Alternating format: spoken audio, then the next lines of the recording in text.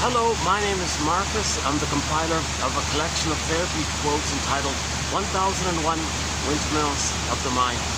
A collection of advanced self-help quotes taken from what's often called the psychodynamic or the psychoanalytic perspective, which long ago, as I understand it, was referred to by some as philosophical medicine or narrative medicine, helping one to be their own story doctor, to know their story, find their story, to know themselves, their own existential detective, who am I detective, psychological detective, emotional detective. That's a sign of trauma if we're out of touch with our feelings, don't know what we feel. And that prototype of trauma or response to trauma can be stuck in a frozen state whereby we live in that condition in response to the original trauma that took place early on, either in the uterus, at birth. Oh, there's our bird, all right. And say hello to Charlie over there. Yeah. Oh, his buddy's sleeping like over there, yeah. They got two swans here, it's kind of nice. They got some little rabbits for the kids. Actually, even they have a peacock at the other end, yeah. Nice little venue here. A lot of functions and birthday parties and events take place. And, it's packed at nights and weekends, and of course when there's an event. But there's these odd times in the afternoon during the week where it might be kind of quiet like this. So I always come here first now. If it's busy, I'll come back another day kind of thing. So yeah, my fourth day in a row here actually, ironically. And we're in the middle of a marathon of quotes by the author, by a guy named Arthur Janov. A bit of a rock star in the 70s. And so this will be part 4 of what may be possibly a 7-video run. We recently did a 7-video run on quotes by the work of Martha Stark. Very clear writer, so we got a lot of good quotes from hers. Very helpful, very clear. And I feel like Janov is sort of in the same, he covers things, his writing, it's his topics, he's more deeper a little bit, so it's a little more emotional. He's talking about prenatal trauma, birth trauma, and how that prototype, like that first primal trauma, leads to a first primal defense. And that trauma defense becomes kind of like a unit almost. And something in the present can trigger that, and then we relive and reuse that past response in the present as neurosis. So one example, yeah. So one example was while in the canal, birth canal, suddenly the mother complained and wanted lots of anesthesia and painkillers and epidurals and all this. So the baby's trying to come out, and then whoosh, he received himself. It went to the child. The child received himself the epidural and the numbing thing. So he's trying to be born, he's trying to come out, and then whoa, he lost it. Like, whoa, where am I? Like, woof. And that's like a pattern. And that might be like a pattern for life. So in life, he might try new things, start new hobbies, and then, oh, I give up, I don't know, I guess I can't do it, I just give up. Where'd that come from?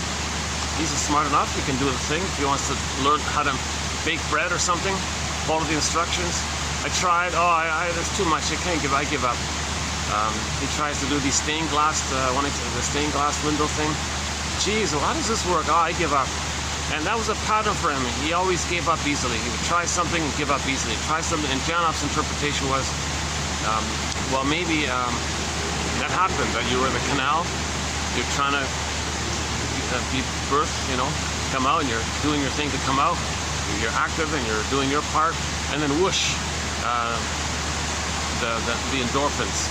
So the mother didn't want to feel pain, but the problem is, it goes to the child. That's the theory, that this so-called barrier is not fully there. Things can go through easily. Yesterday's video was about one example about the smoking one, on this topic, that if the mother's smoking while pregnant. They're saying, well, Janov quotes a lot of researchers. He does research himself, but he reads through all the journals, medical journals, and he picks out little interesting tidbits kind of thing. So I'm picking out a sample of them. And so one of them was, if the mother's smoking, the child's going to be affected.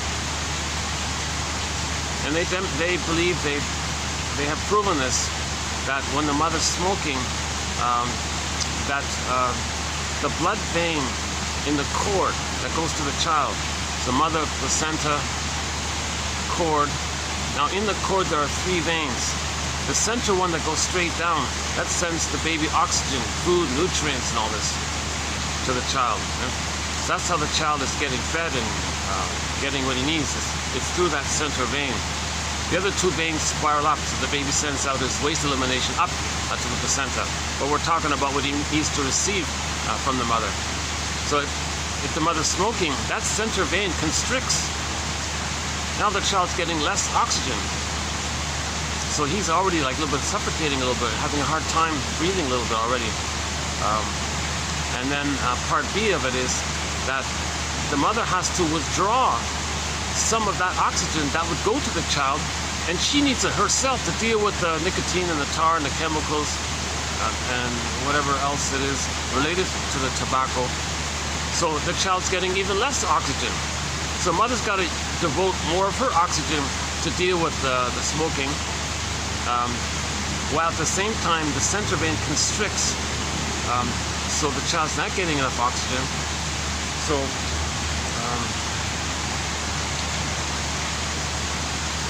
let's see, do we have it here again? Hold on a second. It's not really a topic. Smoking is not we have 60 threads in our collection. Smoking is not one of them, but I thought I would just include this one here. Hold on a second. Where is it here? Yeah, I've got the poster previous days. Hold on, bear with me. Oh, here it is, the third one. If you go to TQ 2746, this is the third one. Researchers have described fetal distress syndrome, i.e. prenatal distress syndrome. It's a battle to stay alive for the unborn child who is choking and suffocating against the smoke a mother inhales.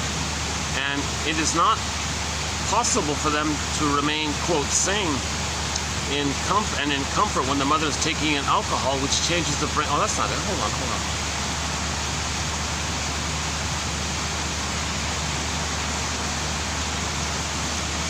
Hang on.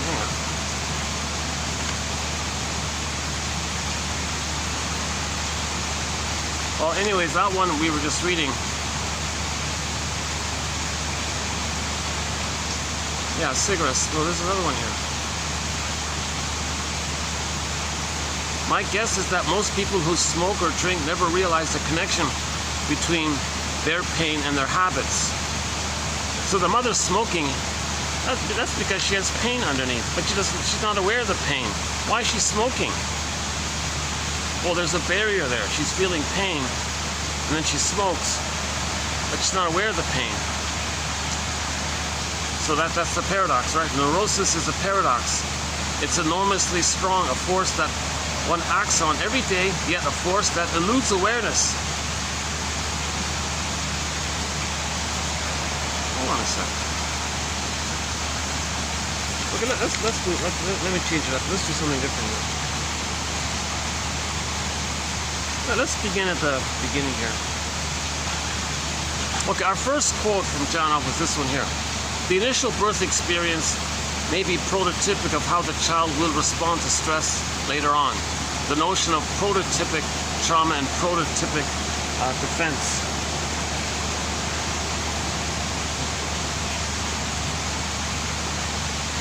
Okay, a continuation of this.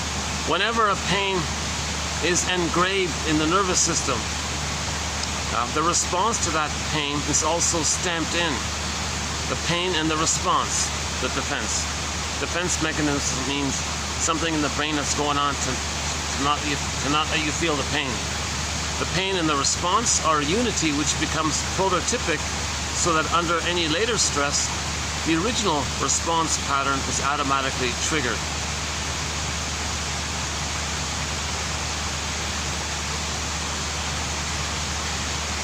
Oh, here we go. The unborn child must receive all their nutrients and their oxygen from the mother's bloodstream through the placenta. What this means to the unborn baby of a smoking mother is 5 minutes of suffocation and poisoning each time the mother smokes a cigarette. I assuming the average length of time it takes for a person to smoke one cigarette is 5 minutes, is that right? Tobacco robs the blood of oxygen so that the mother's blood is forced to take up the gases in the tobacco at the expense of needed oxygen. Tobacco constricts the size of the mother's blood vessels so that they carry less blood. So there's less blood and there's less of a tube to deliver blood as well. So that might mean that in later life,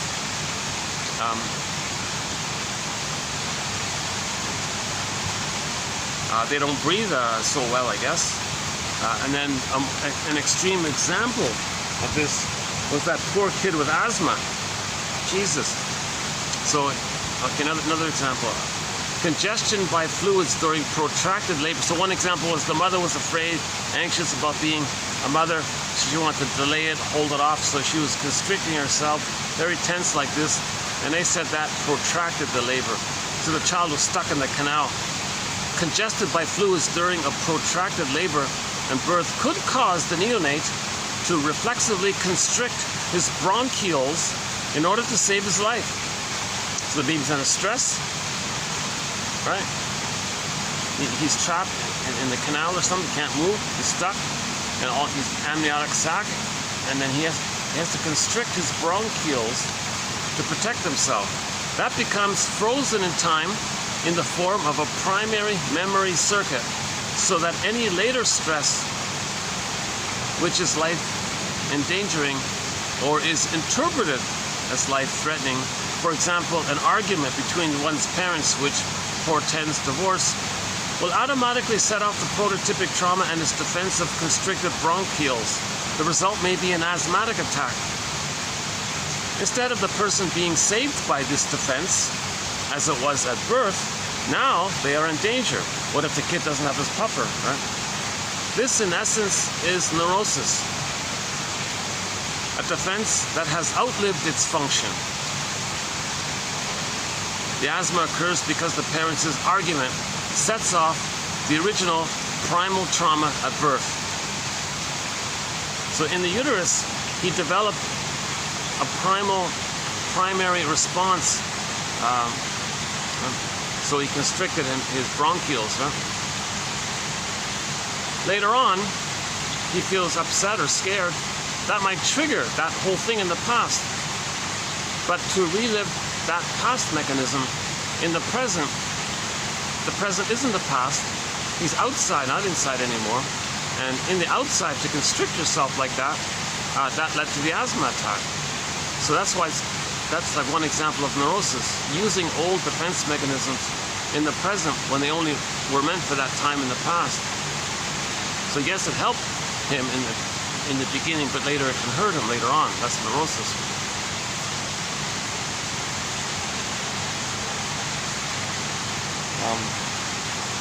And yeah, we gave some examples, like one lady said she always feels stuck in life. All the time, I feel like stuck. Oh yeah, I do this, I feel stuck. I try this, I feel stuck. Why can't it? She always had this sense, this constant feeling all her life that she felt stuck. Interpretation was, she spent a lot of time stuck in the canal. And she was kind of stuck like that, with that stuck feeling. And transfer that past into the present, seeing the present in terms of the past, because that's unfinished emotional business. So he's dwelling in the past, living in the past, lingering in the past, because he couldn't really live it, he couldn't process it, he couldn't metabolize, he couldn't accept it, so he's stuck there. That's a symptom of trauma. So we transfer the past into the present, hoping to somehow change the past, undo the past, correct the past. We do it because the pain we're still feeling, we're still trying to work through that past. So we carry or transfer the past into the present with the hopes that something in the present can undo the past.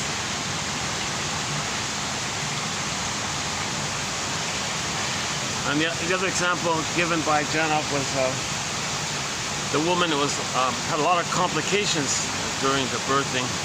So she was constantly overwhelmed during what they call prenatal distress syndrome. Smoking, mother smoking, drinking, heavy metal concert, arguing. The baby was kicking and always overwhelmed with stress, So later on, some little pressure on her, some little expectation on her, it could trigger this old feeling of being this very overwhelmed. So the husband said to her, oh yeah, the bus is leaving in 10 minutes. Oh, back off, you're pushing me. Like she easily flew off the handle because she quickly could feel overwhelmed, kind of thing. The other example given was the rhythm one. Yeah, go to 45, about the rhythm one. There's supposed to be some kind of affective communication between the baby and the mother. The mother's attuned to the baby. The baby recognizes the mother's attuned to the baby. So there's a kind of like a little rhythm between the two, some kind of back and forth between the baby and the mother. Now if the mother's all upset or something she's disconnected from her body or whatever's going on with her, then the child is saying, hey mother, where are you? Don't you understand me? Where I am? Where's your attuned response? Well, the rhythm's broken here. Mother, I can't get through to you here. Mother, are you there? Are you understanding me? Are you recognizing my signals? So those are kind of things were disjuncted. There was like a rupture like this. And then the person said in life, they found themselves always in a situation where nobody understood them. So they talk to somebody, I don't think you're getting it. I mean it this way. You don't see, how come you're not understanding? They're recreating that in the present, trying to master the past. So they're recreating so they can choose people whom they anticipate will not understand them or not want to cooperate, or be passive aggressive or be in a bad mood or whatever.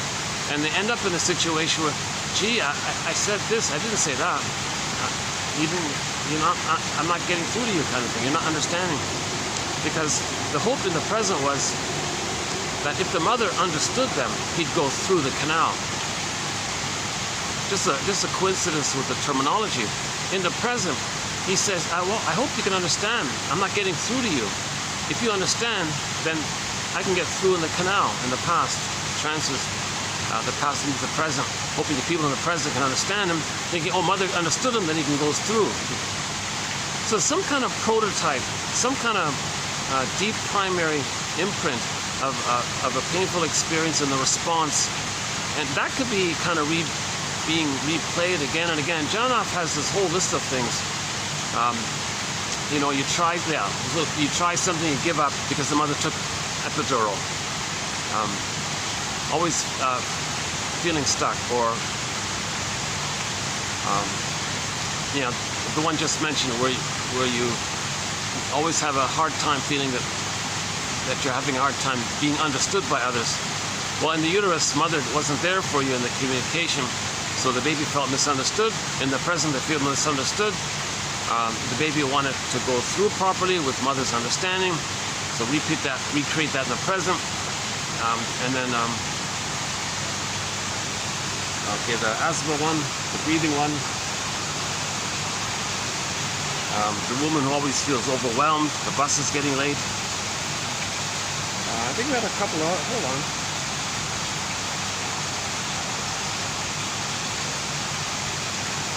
Okay, I think we had one or two other ones. He's got a whole list of these kinds of examples.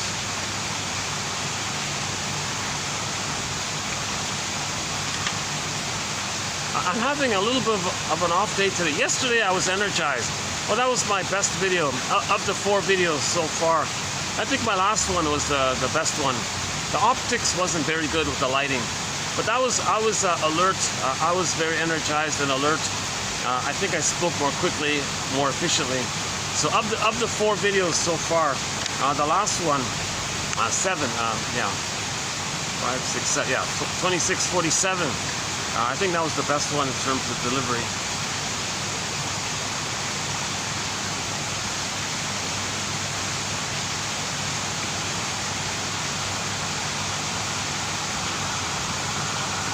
Okay, so in summary again, the initial birth experience may be prototypic of how the child will respond. So in other words, there's a blueprint. The child creates a blueprint of how to, of what's going to happen when something in the present triggers some stress. So when some stress in the present takes place in the present, it triggers the blueprint, and they're going to respond in the present the way they responded in the past. Like they're going to replay that blueprint, schema, script, traumatic script, working model. So this is the notion of prototypic trauma and prototypic defense. Whenever a pain is engraved into the nervous system, the response to that pain is also stamped in. The pain and the response are a unity. Right? Well, the other example was, the moment someone feels lonely, they eat cookies. Like they did it reflexively. Because the cookies are a symbol of mother, food, symbol of mother. You can't get the actual mother. Well, you spend your life searching for symbolic mother as a hope that the symbolic mother can be the actual mother. So you're in this relentless hope. Martha Starr calls it relentless hope that the cookie can be the proper love experience that was needed back in the nursery. That's relentless hope, and you keep doing it again and again. Yeah, the pain and the response are unity, so disappointing fluids, breast milk wasn't there, powder stuff maybe. So symbolic, a person drinks spirits, so they excitedly do it on their own. I can take charge. I don't have to be the victim of my mother not giving me the proper breast milk. I will drink that beer. And that's the joke host. He's excited because he's leaving the abusive mother. He's going to take charge. So he feels autocratic and all this, and omnipotent, grandiose, egocentricity, and he's going to chase for this symbol. So the spirits, the beer or the whiskey or whatever, some spirits, that's like a symbol of the missing maternal spirit. I'm going to get here. I'm going to take the spirit, the symbol spirits. So that's the jocose phase. Now, he was disappointed. Of course the beer is going to disappoint. No beverage stimulating fluid can translate to the proper breastfeeding experience that was needed back then in the nursery. So after the jocose, the excitement, chasing, dopamine, going to get the love. Leaving the mother, he's free. Chasing the love he's going to get. Excited, dopamine. Free, so that's the jocose phase. He's very kind of excited like this. So he relives the disappointment. That's the morose phase. Now he feels the sadness of what happened in the past. He might be angry. That's the bellicose phase. Says all these negative things, or is belligerent or something. And then there's the hangover, the comatose phase. So check out Edmund Berger's quote about this. It's entitled Jocose, Morose, Bellicose, Comatose. You're just repeating the kind of thing, right?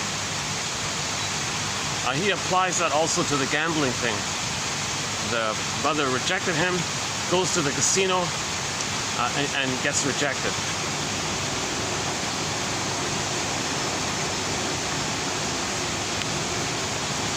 So he's recreating the rejection. But the casino might be symbolic mother. Money, right? Material mother. So you chase for symbols all your life. So that's repetition compulsion. But no material you get in the present, no jackpot winning or whatever, can translate into having been nursed properly back in the past. It doesn't work. Nothing you get in the present can change what happened in the past. So if you didn't get the real thing, you're searching for symbols of it, it always disappoints, and you're in this kind of endless loop kind of thing. And you're dependent on this loop and the beliefs about that justify the loop as a mask for the pain.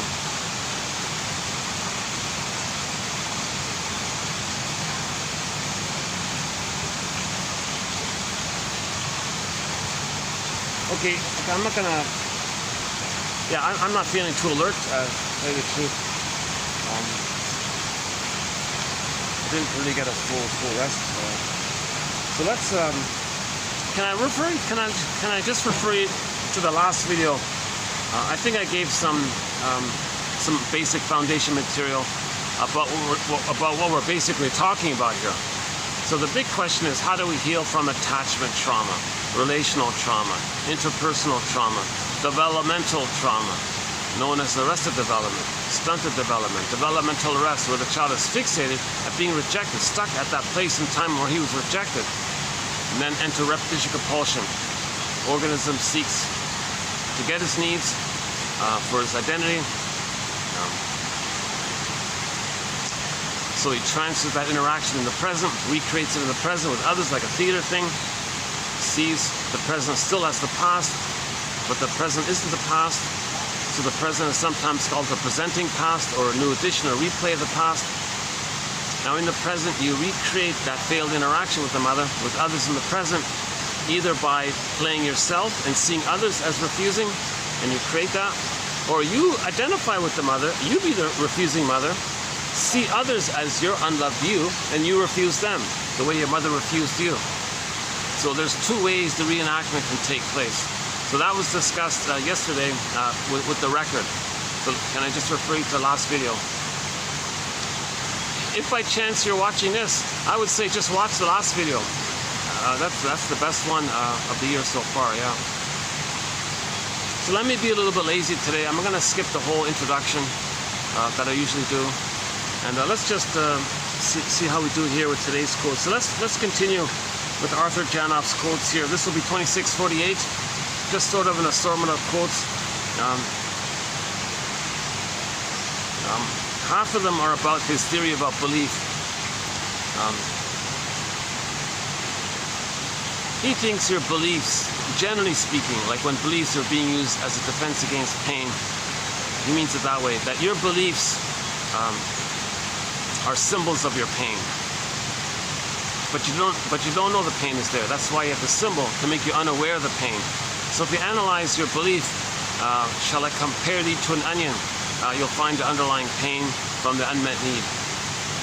So the baby had a need for a secure attachment style, mother's reverie, mother's attunement, mother's loving response, mother's loving, soothing response, and seeing the child, being there for the child, the warmth, connection with the child, emotional communication.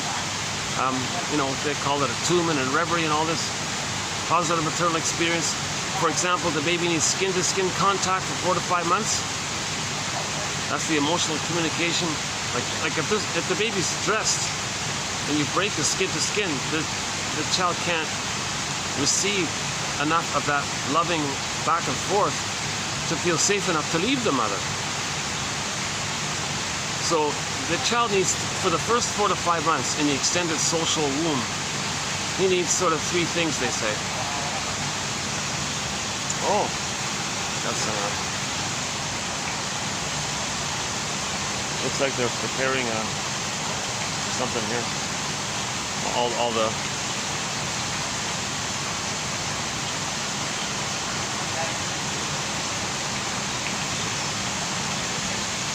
they're doing some kind of, I think they're doing some kind of photo shoot of some type. Oh, he must be some kind of actor or something. Oh, maybe he's a news guy. He's reading something. I don't know. Okay, never mind. Oh, hopefully not getting, am I getting him in there? Let's look just for this one. Let me make sure I'm not violating any kind of privacy. So what did I,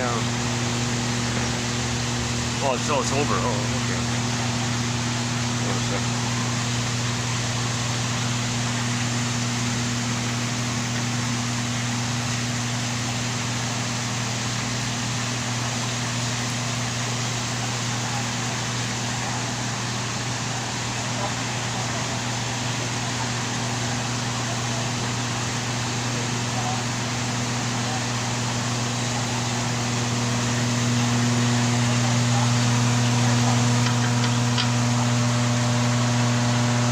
that is some kind of news thing. The real star is Charlie over there. What a cool bird, yeah. You'll see him in other videos. I don't know if you'll see him this time, but in the past 3 videos, he's made an appearance. Sometimes he would flap his wings and all this. And his buddy, he's sort of usually sleeping over there.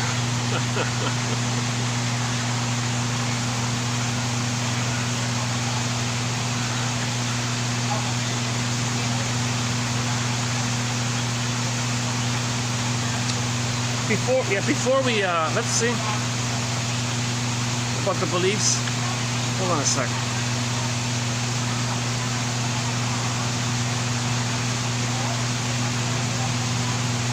Oh, okay, before that, the symbolic fulfillment, yeah. So breastfeeding, an absolute essential for a healthy child.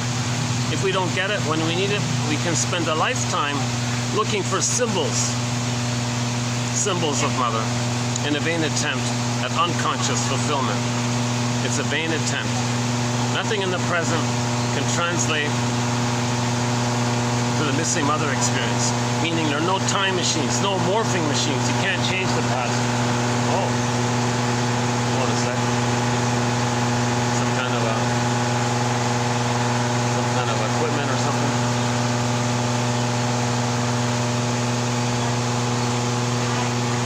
Can you still hear me okay?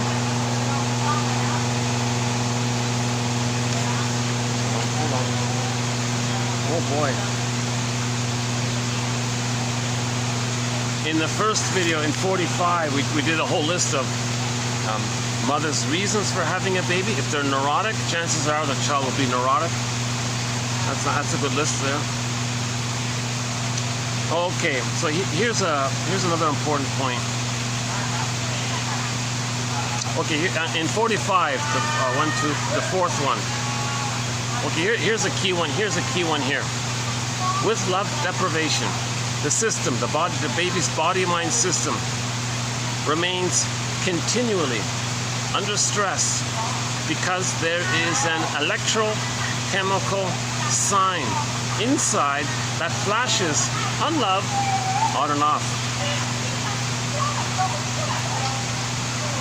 That sign gives a string of orders. Okay, brain, secrete this chemical, stop that one, reduce that one, etc. These deviations are the compensating mechanisms. The natural order of things is love. The lack of love is unfulfilled need that sets off the alarm. So put it this way, the baby has an authentic self, right? A core authentic self. It's emerging. He's biologically born, but he needs enough safety and experience with the mother and later with the father up until age 3 to get his psychological birth. So he has this authentic emerging self coming out when he's born.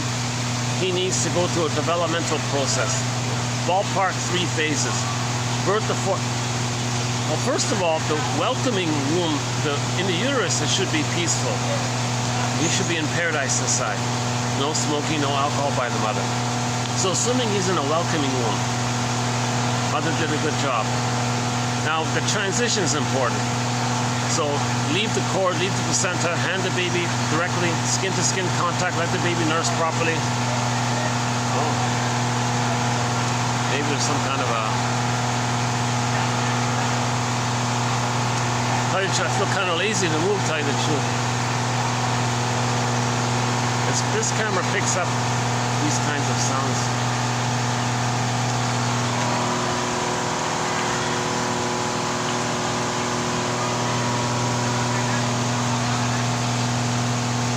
Well, I don't think this noise will be copyrighted, so that won't be an issue.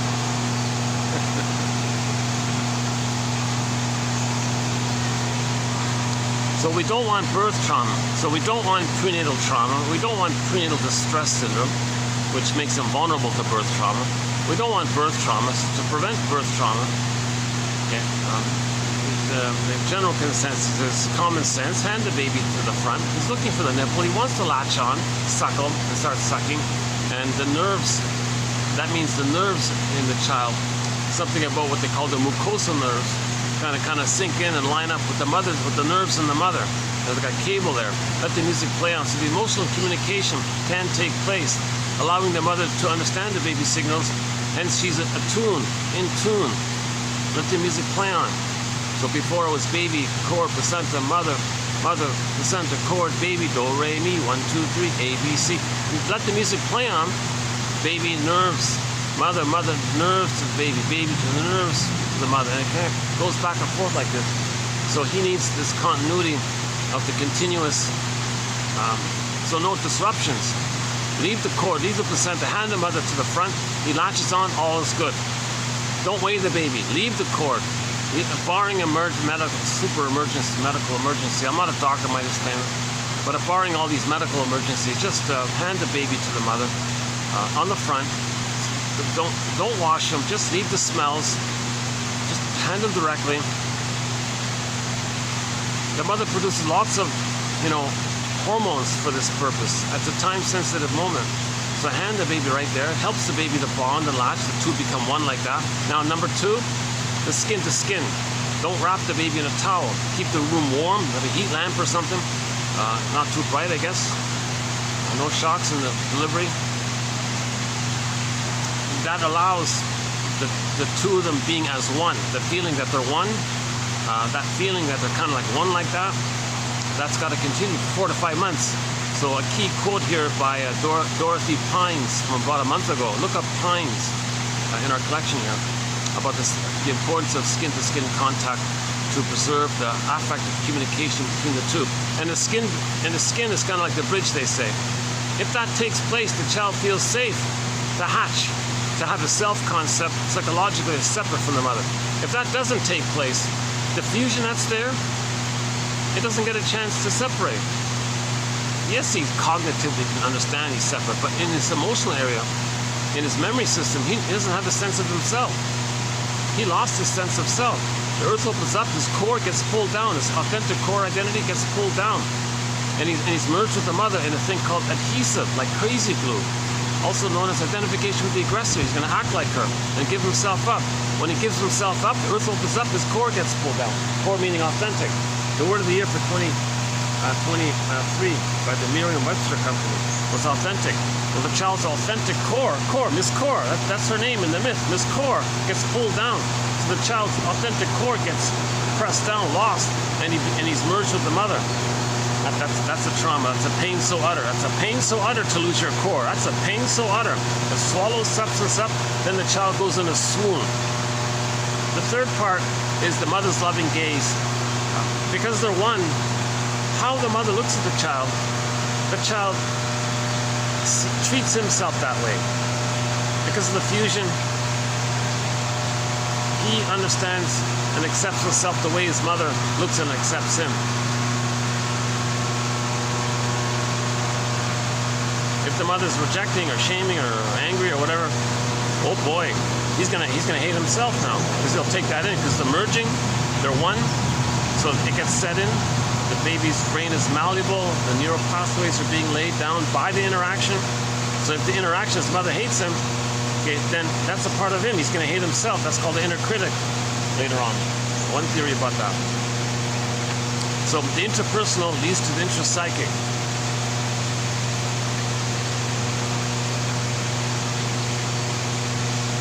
So if the baby doesn't get this extended paradise, skin to skin, natural breastfeeding, mother's loving gaze, doesn't get those kind of things.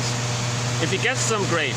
He can have a self-concept that hatches out of the blurred unity of the two. In the beginning, it's undifferentiation, symbiosis, unico mystica, this blissful oneness, it's a happy, blissful oneness.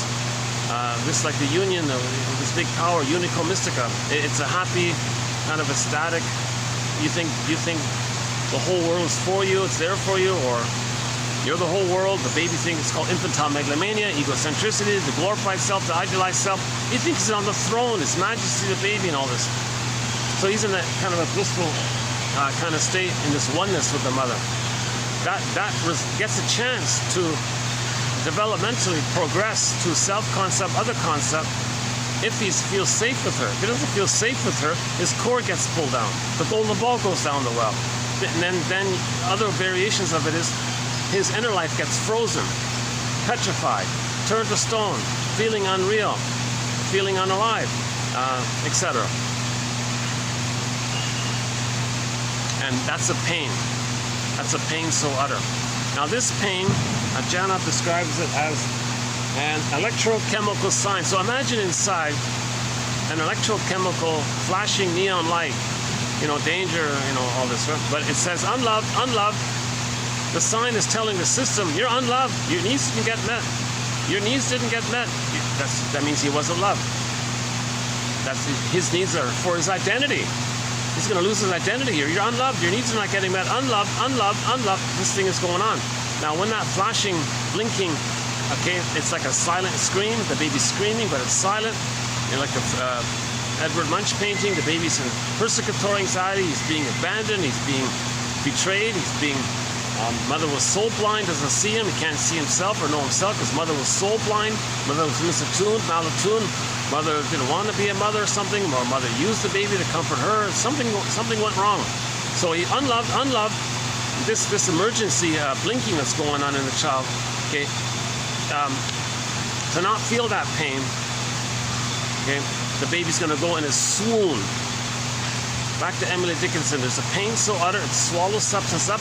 Then the person goes in a swoon. That's the mercy numbing endorphins. So as a self-help exercise, imagine this. Just like step back a bit. Imagine simultaneously in the psyche, there's like a screaming, voiceless scream by the baby. Enter the song, the acoustic version of After All by the band Delirium. Okay, check out the acoustic album, the song After All. Silent screaming or something like that. So imagine the baby's in a silent scream. It's frozen, he's screaming, like the Munch painting. He's in pain, he's screaming, he's frozen. It's kind of alive, it's pain, he's frozen. And with it, there's a blinking light. Unloved, unloved, unloved, while he's screaming. Unloved, unloved, that's why he's screaming. Unloved. And then imagine like an umbrella of swoon, like a sponge of endorphins that's numbing the person. So it's there and he's numb. He doesn't feel the pain, but he's numb. Somebody said, what are you talking about? If I feel numb, what's the problem? Well, shall I compare thee to an onion? If you're feeling numb, that's because you're hurting. You only get those endorphins if you're in pain. If you don't stub your toe, you don't get the numbing thing. If you stub your toe, then you get the numbing thing. So if we feel like we're sleepwalking through life, that means there's this constant blinking going underneath. So as a step back, imagine that kind of, hold that kind of 2 points there, but like broadly and like in a distant way, it kind of capture that idea that we may be sleepwalking through life again and again and again, all through life, going through the motions of life, feeling that you're living the provisional life, the unlived life, when does life begin kind of thing. Life is passing me by. They play Zaz's song called Et Boule Pareni. Life's not supposed to be dress rehearsal, these kinds of things. Oh, there he is. Hold on.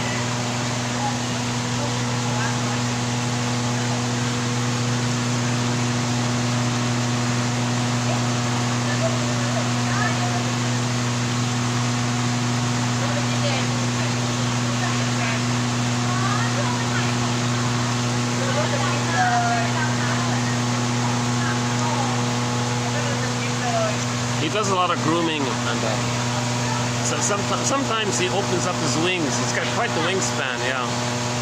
Wings of Love, yeah. Oh, okay, April Wine, yeah. Not a big hit, not a great song. I remember it. It's an okay song, April Wine, yeah. The lead singer passed away 2 weeks ago.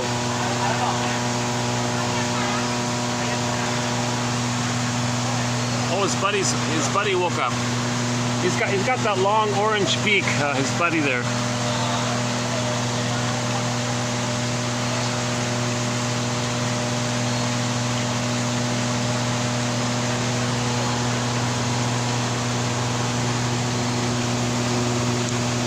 They're very that white swan is very popular. He's a rock star here. People come from all over to take a photo of him. I'm just guessing. I don't know. Maybe. Oh yeah, yesterday there were people behind me taking photos of him, yeah.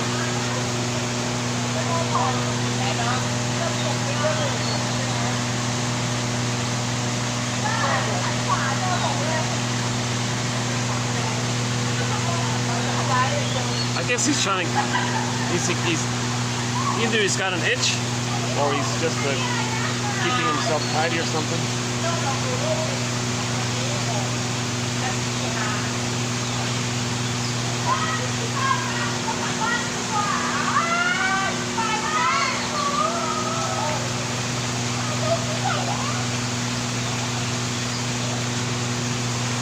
Oh yeah, while I was here, yeah, and was the first video about the maternal symbol. There was a little kid running around.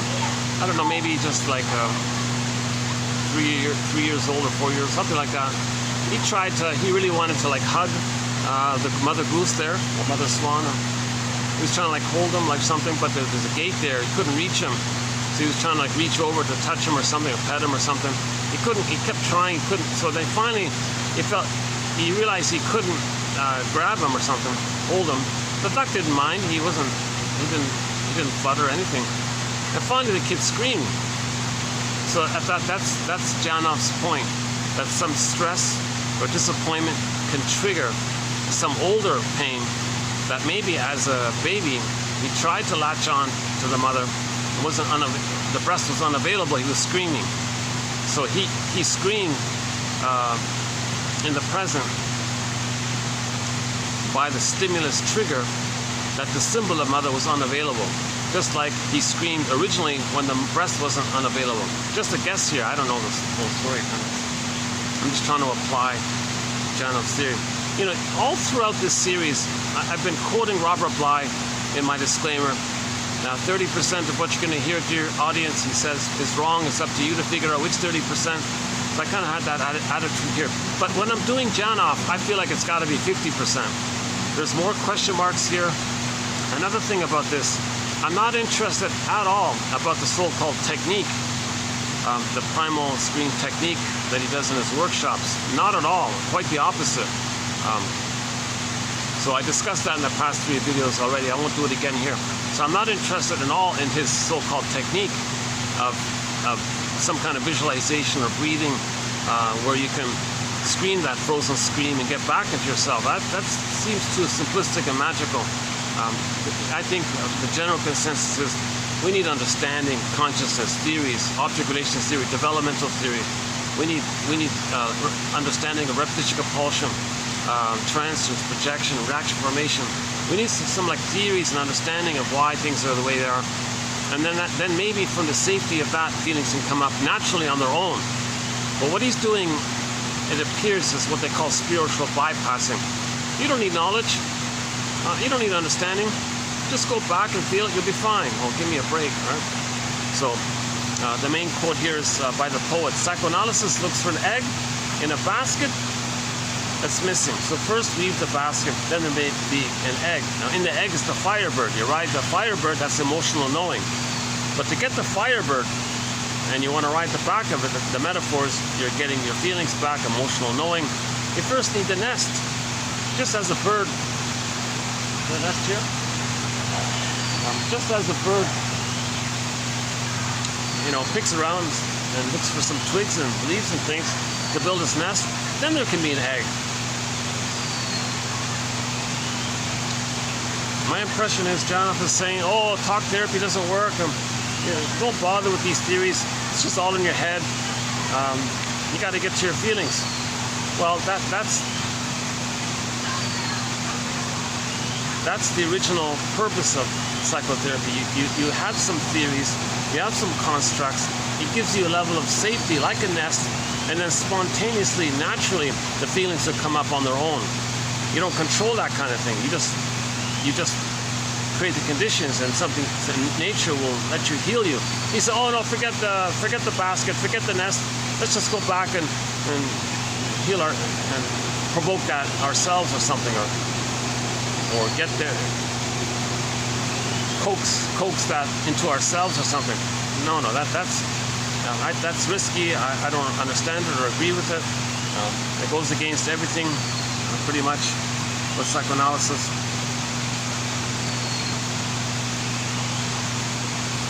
So we need a strong ego. If you have a strong ego, you know things, you feel safe.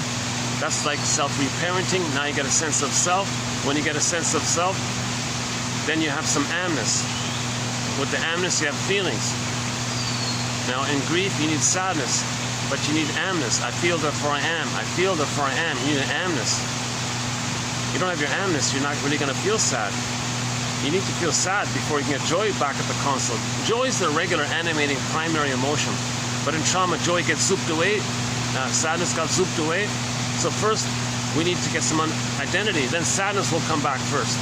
So we mourn the loss of not having a proper mother experience.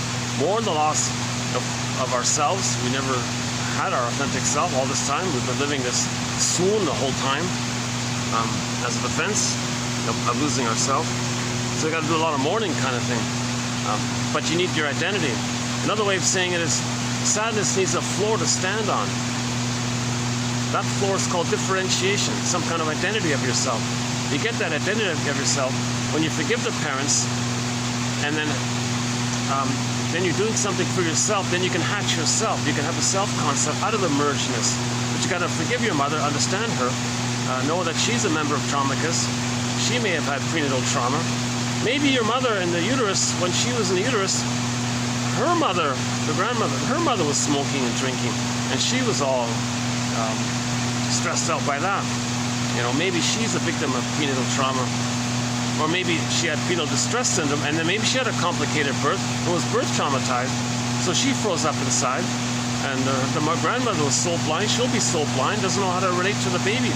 Intergenerational trauma. So we got to kind of understand, be a detective. This idea of being a psychological detective, it's understanding. Saved by understanding. It leads to empathy. It leads to recognition, understanding, forgiveness. Okay, then you have that's like self-reparenting, understanding things. Then sadness, simultaneously sadness can appear on that differentiated floor concept. There's like a land. If you don't have differentiation, you try to get sadness there, but whoop, it just zoops away again, like in the tube in the Disney film Inside Out. It just zooped away. It's kind of like a gap there, and then sadness falls down the gap, like a psychotic gap. There's a hole there. You got to have a bridge, like a land there for the sadness to come on. Oh, finally finished it. Must be some kind of like a fan or a air conditioning unit near me. I didn't have it last time here. Yeah, of course not.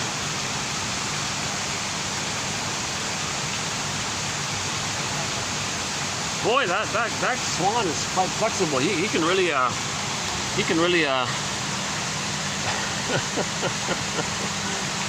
Oh, there's the other guy, yeah, with the orange beak. Oh yeah, I don't think I see it. They got some carp in here, yeah. They got these orange fishes. They're either orange or orange and white, or white and maybe goldish, and some of them have black spots on it. There's an orange and white one. Oh, there they are. There are the two.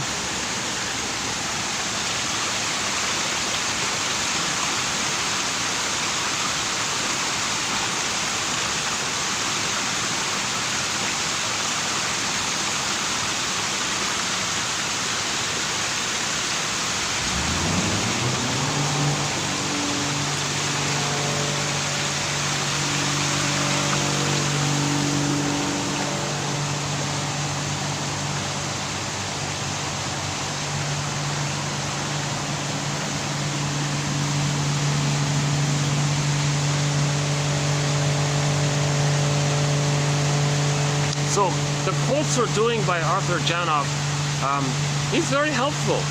He's an excellent researcher, excellent communicator.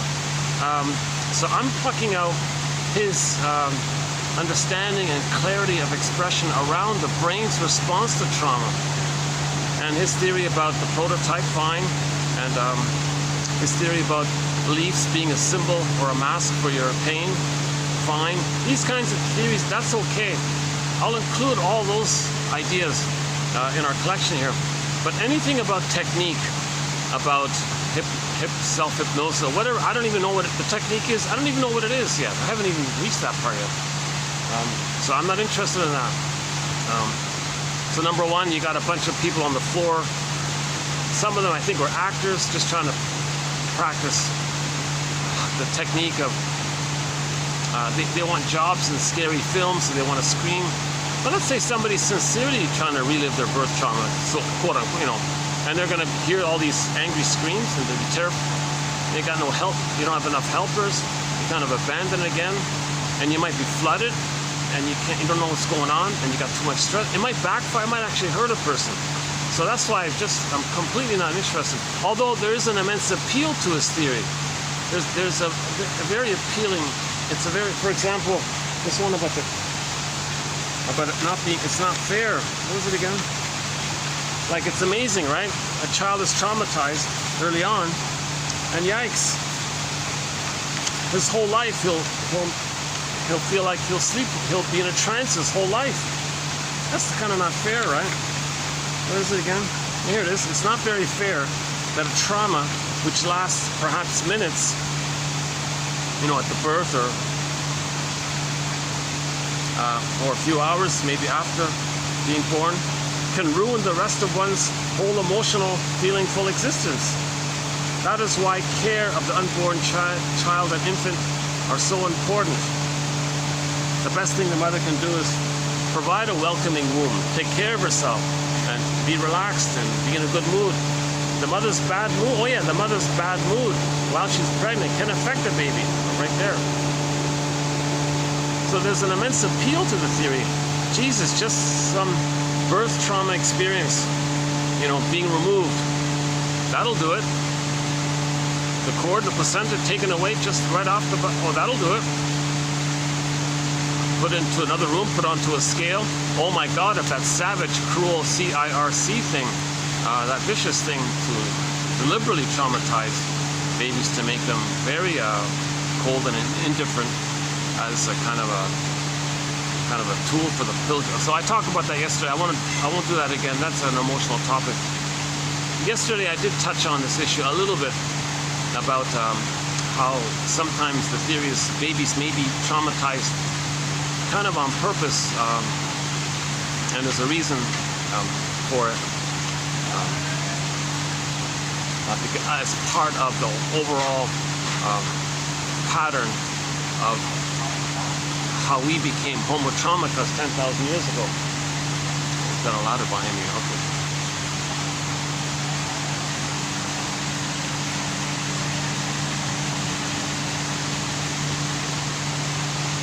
But yeah, today's Friday, so things are a little different around here. What is it here? 3 o'clock? Yeah, I tried to get an earlier start today.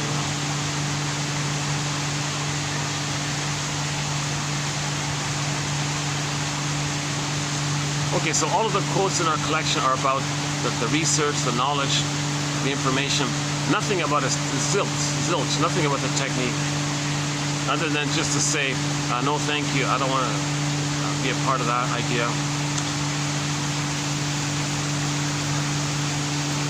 And my theory is, if some people were helped by it, they had a strong ego already. It was going to happen anyways.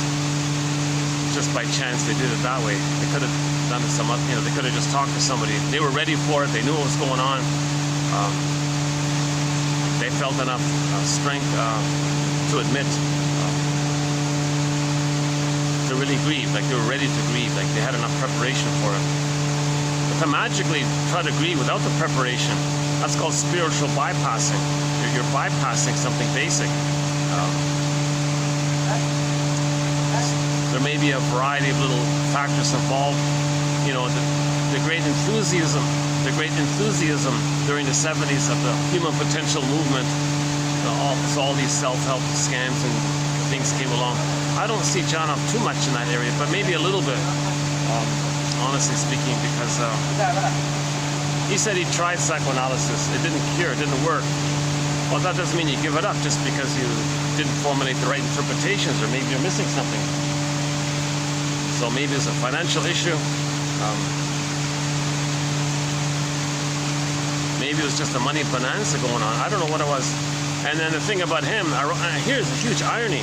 He got a huge endorsement by a major celebrity, like a top rock star or musician, pop star at that time, gave him a massive endorsement, and whoa, it boosted his whole career. And then gajillions of people were flying to California to do this kind of thing. And so that kind of fueled it. And then maybe there was a loss of interest in it. But here's the funny thing. He got famous from that first book, 1969, Primal Scream and all. But his follow-up books, up until his 90s, like his last book, actually some of the quotes here in today's video are from his last book, written when he was in his 90s, about the belief topic. So he's got books like called Prisoners of Pain, kind of a play on Alice Miller's Prisoners of Childhood. He sometimes calls them prisoners of your belief, because you're a prisoner of pain. Your belief is a mask to not make you feel the pain, so you're a prisoner of your belief because you're a prisoner of your pain. You question the belief, you're afraid to question beliefs because it triggers the pain. So people are invested to believe these things. Okay, enter scams. People who just promise you something. Oh, one day you'll be loved, but you got to send me money. And he quoted some televangelist who made $1 billion and lived this incredible lifestyle of dozens of not ordinary mansions, like massive mansions all over the place. And all they did was say, "Oh, one day you'll be loved. One day you'll get mother's love." So that kind of soothing belief or promise is synthetic. When we don't get the real thing, we're always chasing a synthetic, hoping that the symbol can magically be the real thing for the past. And that's like this relentless hope kind of thing. And it has a neurochemical response by this. That's this theory. Work in progress on my end to understand fully. I'm just partway through the book. So why don't we? So let's just begin here. See how it goes here. So most of these quotes for today are from that book. It's called Beyond Belief. Oh yeah, here's a good thing. I think his book, his final book, before he passed away, called Beyond Belief. I think this would be a very good follow-up to Andy Thompson Jr. His book called Why We Believe in Gods. Okay. So he's got Andy Thomas Jr. We've got some good quotes from him. He's got this tiny little thin, like mini booklet, like a pamphlet book almost. Maybe 2 hours to read, maybe 3 hours tops. It's jam-packed with insights. He's a psychology professor, shrink and all this. And he analyzed this whole issue of why we believe in the good breast in the sky, a goddess in the sky, and all this. Now again, my disclaimer again, whenever we mention any reference to religion, it's only and always in reference to when religion is being used as a tool of the pillage and the plunder. So the introduction to this point is TQ 1203. And we got a major thread on the psychoanalysis of religion, but again, it's only in the context of when religion is being used as a psychological underpinning that supports the pillaging and the plundering, i.e. religion is being used to prevent healing. Babies are traumatized, they repeat, see things in either or, entitlement, don't care. Well, religion keeps it that way by promoting splitting. Oh, imagine a good breast in the sky, feel good? You remember the bliss you once had. Oh, put money in a basket, you're a believer? Do it again and again and again. That maintains the splitting. So in the last video, I talked about this goddess-demon split thing, and religion wants to promote, keep on splitting. That means stay traumatized, stay angry, and then you repeat and treat others the way you were treated as part of the plundering. Your mother gave you emotional poverty, mother short-sold your soul, she took your soul castle, your soul land. Well, you identify with her, do that outwardly as a reenactment of what she did to you. That's like the psychology of plunder and pillage that took place 10,000 years ago when we accidentally traumatized ourselves due to the mismanagement of our discoveries. Whole topic there. So TQ 2725 part 3 of 3, there's a 7.5-hour video that runs through what we have, which is called the 48 symptoms of Homo Traumacus. Religion is one of the symptoms in there. It's part of the symptom of pillaging and plundering and how that began. It's a theory, a work in progress. Like Robert Bly says, 30% of what you're hearing is wrong. It's up to you to figure out which 30%. These are just clues, speculations. invitations for mutual exploration, hypotheses, guesstimates, ballpark approximations. Some clues lead to other clues. Some are stepping stones. Some are prompts to free associate with. Maybe some two clues put it together. Maybe it leads to a better clue. So that we're sort of in this exploratory detective kind of thing. So these quotes are helping us to be our own detective. They're helping us to give us night vision. Night vision. A lantern for the unconscious. Dark. Forest. Dark. We need a lantern. Night vision. We need night vision. Leave a basket. Theories. Then maybe the feelings can come in. Janov, that's Janov's big point. He says you can read psychoanalysis. He didn't get any feelings by it. Well, that's just him. But a lot of people will have testimonials to the other effect. But nevertheless, he gave an immense amount of wealthy information. And I've learned a fair bit myself the past couple of days. So let's continue here. And in his final book, he talked a little bit about the cults and the religion and all this. Again, he's trying to understand why we believe stuff. Like, why do you believe you're okay and others are not okay? What do you mean? Like, why would you believe you're higher, superior, and others are inferior? Like, whoa, why would you believe such a thing? That's a sign of trauma. Trauma is a sign of pain. You believe that. It keeps you away from the pain. And again, yesterday talked about that in more detail. Okay, when asked why Mr. Fill in the Blank stayed so long in a cult, he knew, which he knew to be damaging. He answered that his recent reliving of the cord twisted around him. And so here's the theory. See, okay, question mark. This is another question mark here. This client claims that he felt in his nightmare the umbilical cord being twisted around him. And that led to a primal prototype belief, not to make any move. It became this prototype. So back to the prototype. So the theory here is he was in the uterus. Mother went to a heavy metal concert. Baby heard the loud noises. He was frightened. He started kicking in panic. While he was kicking in a panic, listening to fill in the blank.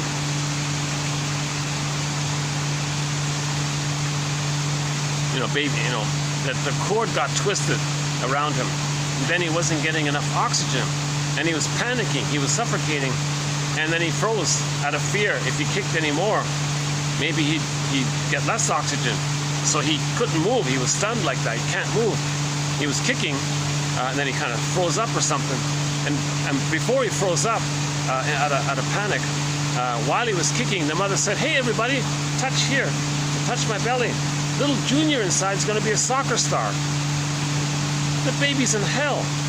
The baby's suffering in great pain and misery. "Mother, help! Stop scaring me! Leave this place!"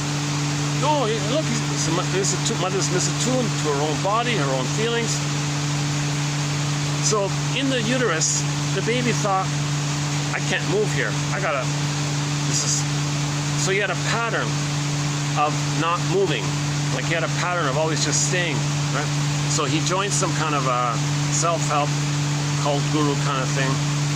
He talks a lot about the ashrams and all this. So he joined one of these things, and he knew, a part of him knew it was unhealthy. Nevertheless, he found himself stuck, afraid to move. It goes back to the prototype. It's neurotic. The prototype in the uterus was, don't move.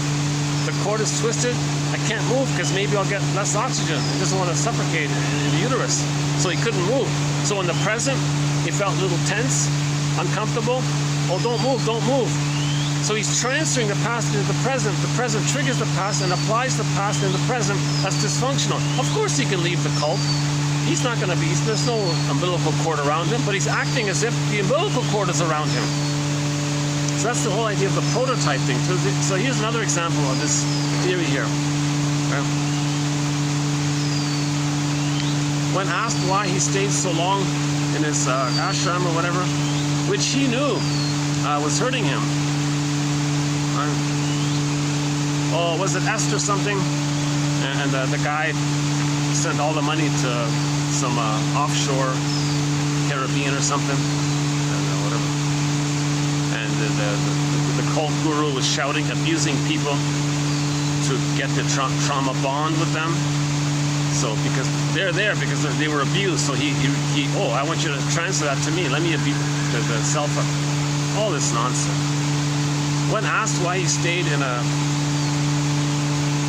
abusive group or something, and at the same time he knew was hurting him and losing his money or whatever, he said, well, I think I figured it out.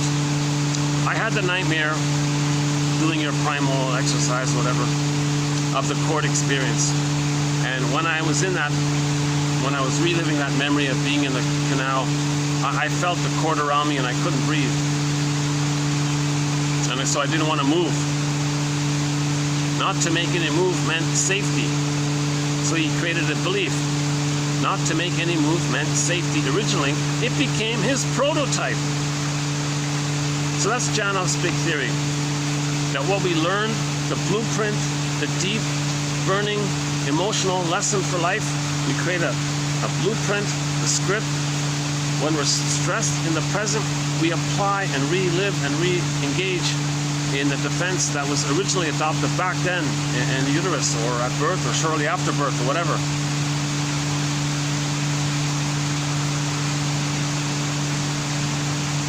It's a stretch.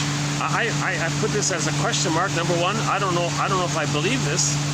I don't know if this guy really had this nightmare of reliving his umbilical cord suffocating him, and he stayed in a still state, afraid to move. And he thinks that's why he doesn't leave dangerous situations or harmful situations. Don't move, just stay. I don't know. It sounds simplistic, it sounds reductionistic, but I want to entertain this. It's a piece of the puzzle. It's worth exploring.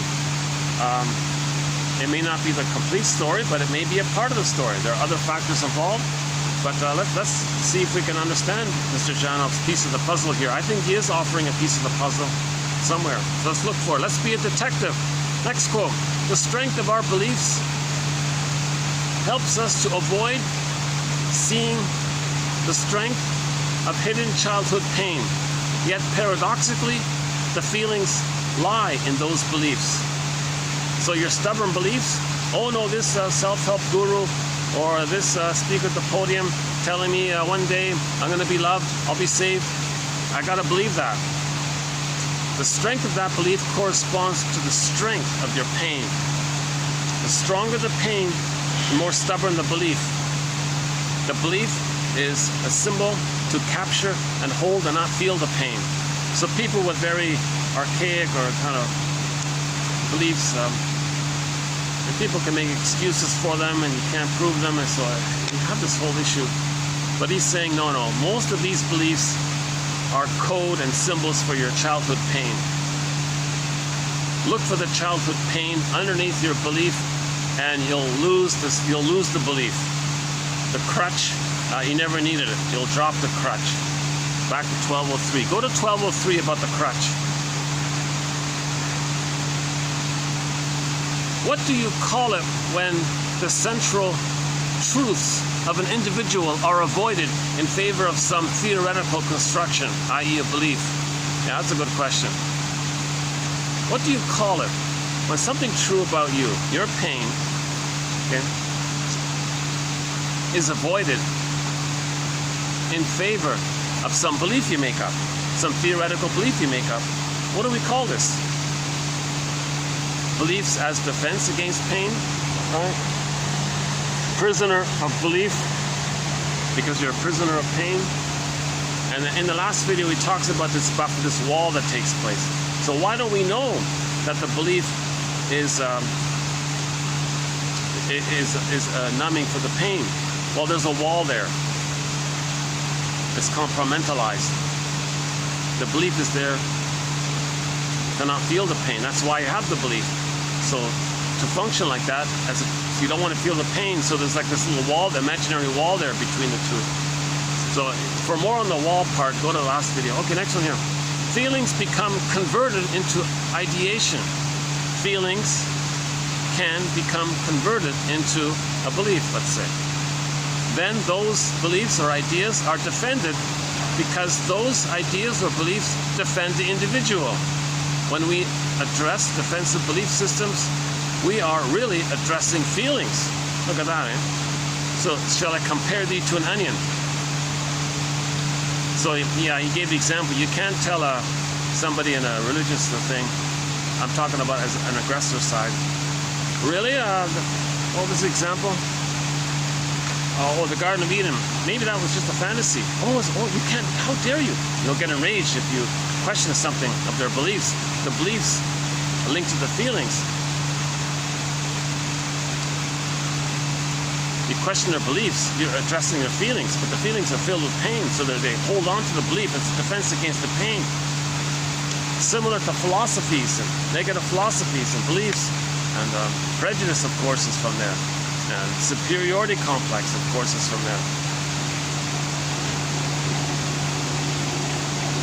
Anything other than a humanistic, I'm okay, you're okay, we're all family, anything other than that, because there's pain and trauma. Nothing is more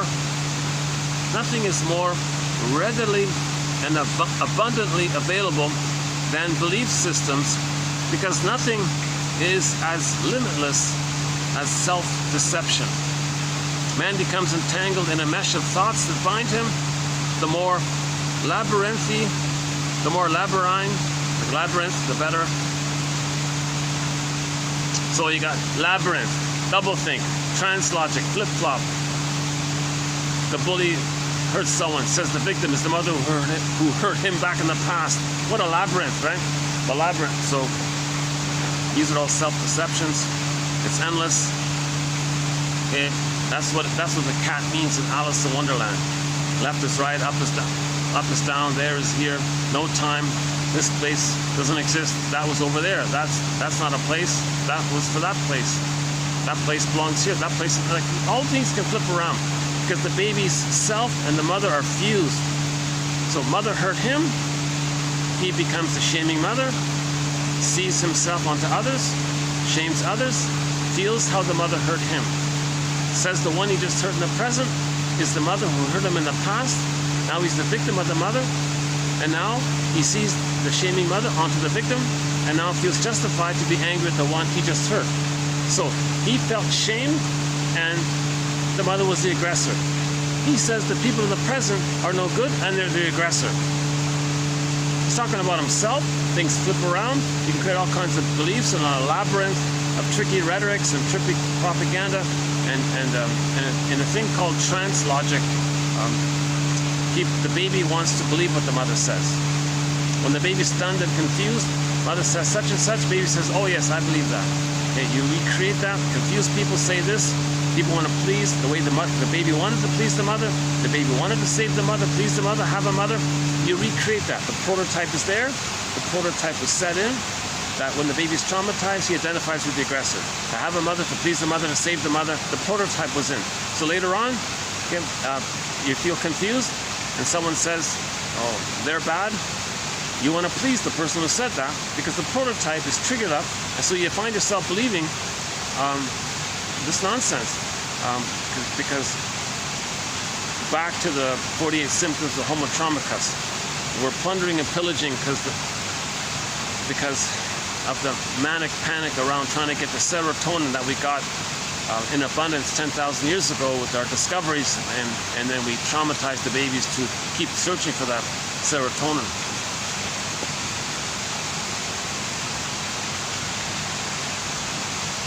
Growing up, quote, growing up with my family, I was in a trance. I was not myself. I was not the center of my existence. And then I was with this guru. That was another trance. Unquote. She had little connection with what she felt. Like so many prisoners of belief, her unfulfilled childhood needs reassured her of her need to be led. Symbolic parents. So the gurus religious guys or speakers of the religious guy, they're like symbolic parents. If the baby's on love, he's looking for a symbolic parent. So the religious thing is like a symbolic parent. The pain goes from the primitive processing mechanisms to cortical processes, forcing the person to seek symbolic fulfillment. Yeah.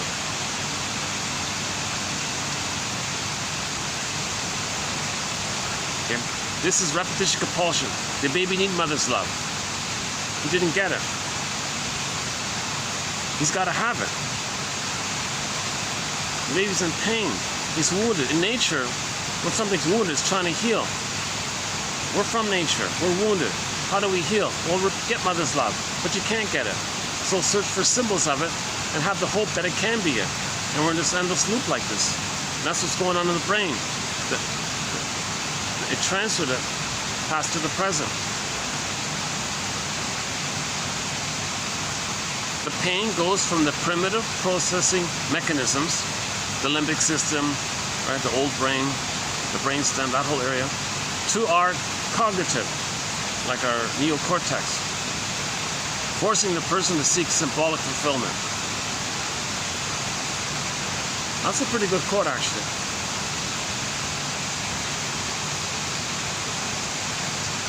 That's a good quote. I think that's a good quote. Let's see. 1, 2, 3, 4, 5, 6, 7th. Read the 7th one in today's list. The 7th one, beginning with the pain goes. That one. A loved child will have no need to believe in ideologies full of hope and magic. When childhood developmental needs go unmet, the foundation of a personality that will grasp at belief later in life is being built. The more unloved the baby is, the more he's set up to believe any charlatan that comes along, any con man that comes along, any salesman, any propaganda nonsense. Okay, they're primed for it. They're looking for symbolic parent to provide safety, symbolic parent to provide reassurance, symbolic parent to provide the warmth and comfort they need. More consciousness, fewer beliefs. Less consciousness, more beliefs. Neurosis is what we do to keep ourselves feeling okay. Neurosis and its scaffolding of repression numbs the feeling. That's the thing about neurosis. It keeps us numb. We're not happy, we're just numb. We're not feeling the pain, so we're okay. We're not feeling the pain. We're not happy, but we're not feeling.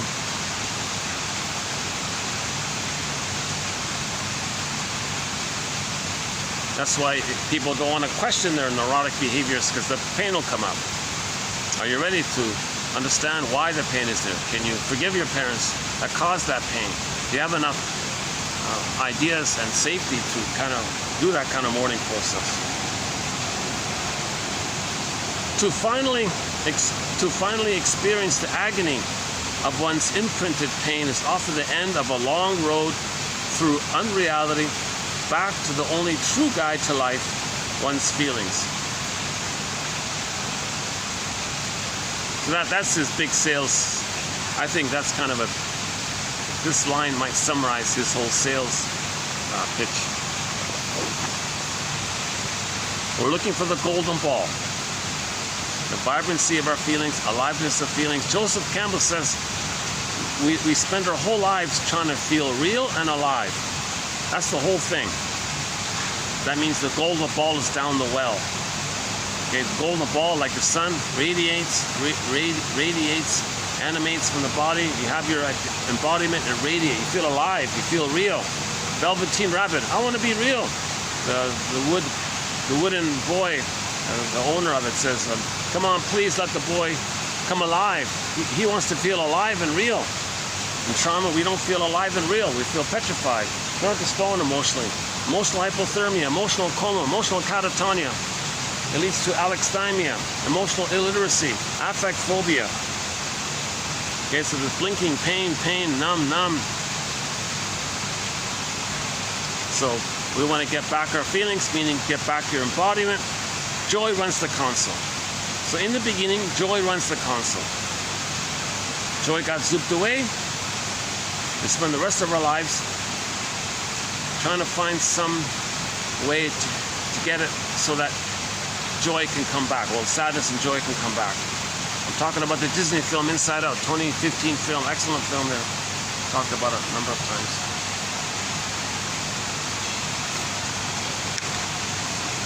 Okay, back to the symbol idea. There's no basic need for prestige, fame, fortune, etc. These are not hardwired. Rather, they are symbolic derivatives of real need that come into play when basic need cannot be fulfilled.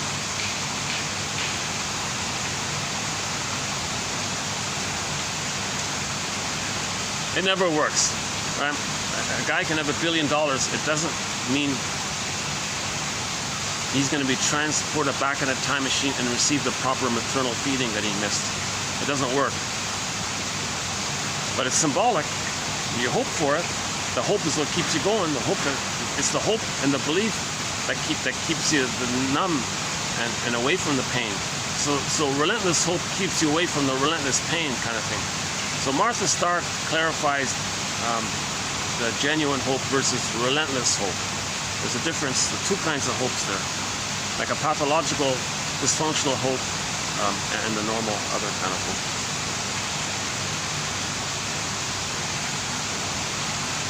Yeah, I'll refer you to Martha Stark on that one. Martha Stark, the client gets better as he grieves.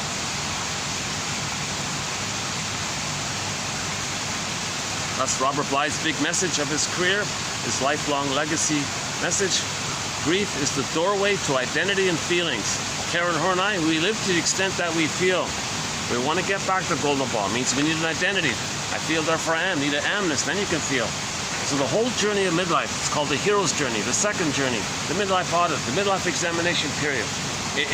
There's this drive for it. And this comes up usually at midlife when people have a hunch that something's missing. Or they may, and things from the unconscious slip through. That's called the Freudian slip. A frog in the swamp, in the unconscious. Unconscious sometimes is symbolized as a forest. It might be a swamp, there's some frogs in there. Maybe a frog leaps out. You're talking to somebody and you say some angry thing because you bottled up all that pain, hurt, and trauma, and you maybe say some angry thing because you're angry at the trauma. That's like a Freudian slip kind of. So it's coming up to get your attention. Sometimes the frog leaf goes into the body and you get a physical symptom. That's another version of the Freudian slip. We don't call it that. We call it psychosomatic symptom. So the psychosomatic symptom is the conversion of your frozen feelings that can't flow. It goes into the body.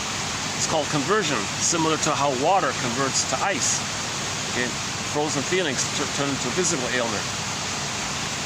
So the physical symptom reveals, but it conceals. It's that compromise like that.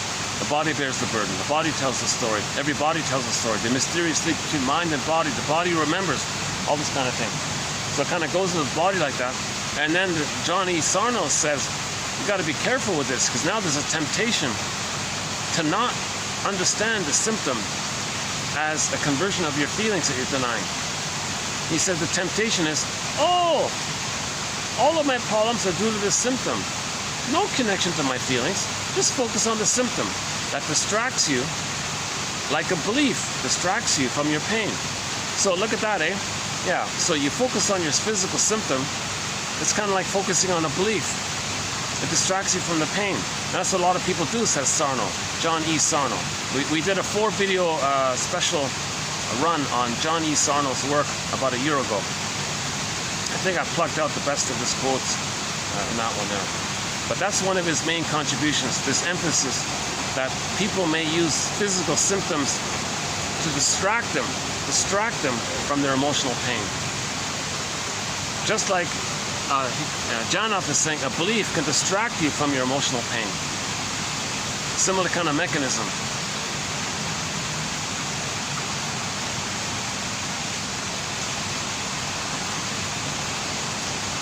Okay, so usually with those who are traumatized before 18 months, okay, there's a real emphasis on symbolic mother. So fame, prestige, money, power, status.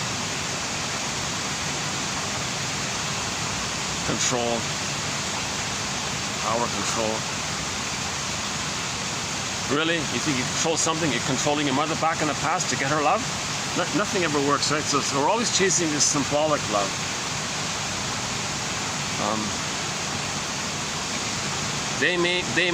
This search for glory or prestige or fame.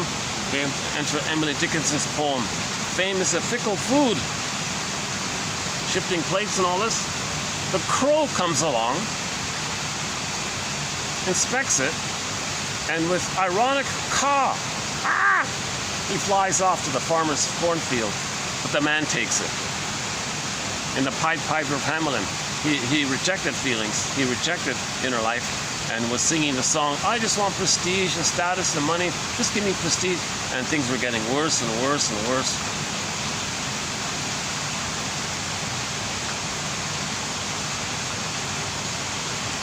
But the urge, or the Don Juans and the Peer Gynt's and the Playboys, or anybody who's very greedy and selfish and envious, and okay, that kind of urgency, okay, they may have the urgency because real needs have been diverted to it. So you have this compulsion to get mother's love. So you're urgent to do the thing you're doing in the present because you've funneled, you've channeled, you diverted unconsciously your burning need for mother's love into those behaviors in the present. So the behaviors in the present are just symbolic, it's pseudo-aggression, it's not real, it's not going to work, but it reflects your unmet needs. So shall I compare thee to an onion?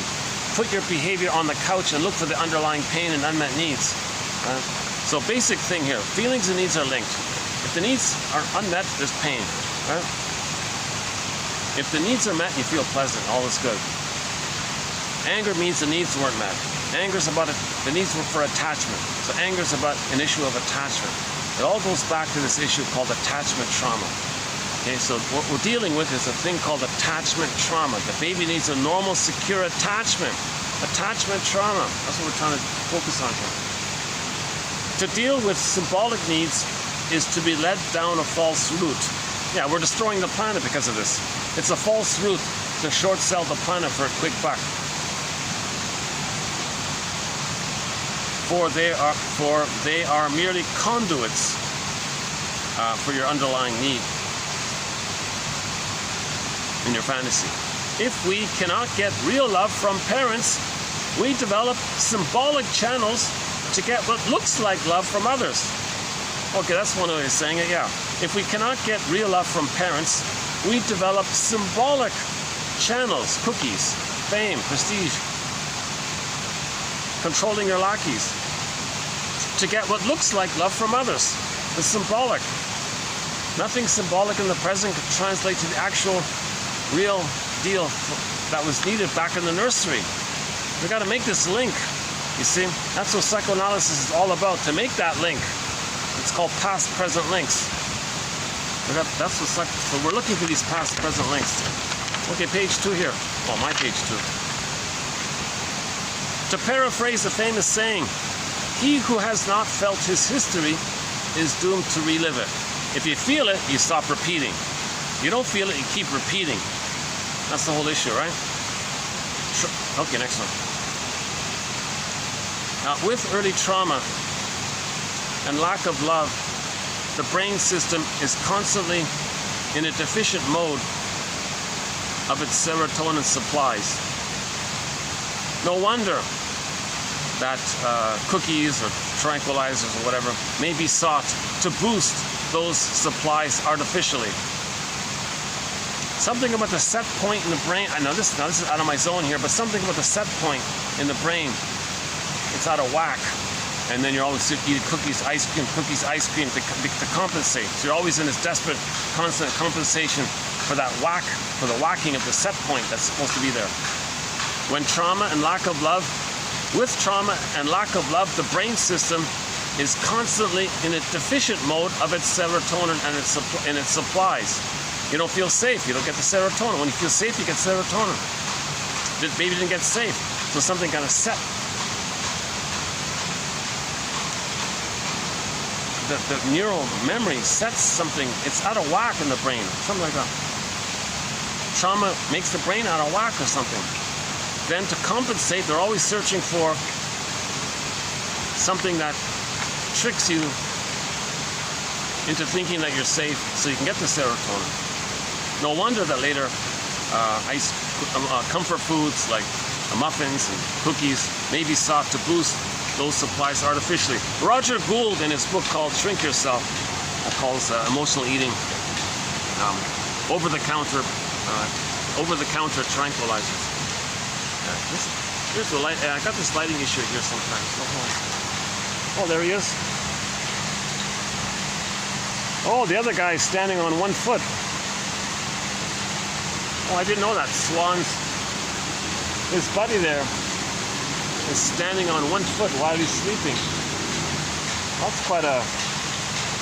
He's put himself in quite a pretzel. I don't know if you can see him there, but the black swan, he's got himself in quite a pretzel. He's sleeping while standing on one foot.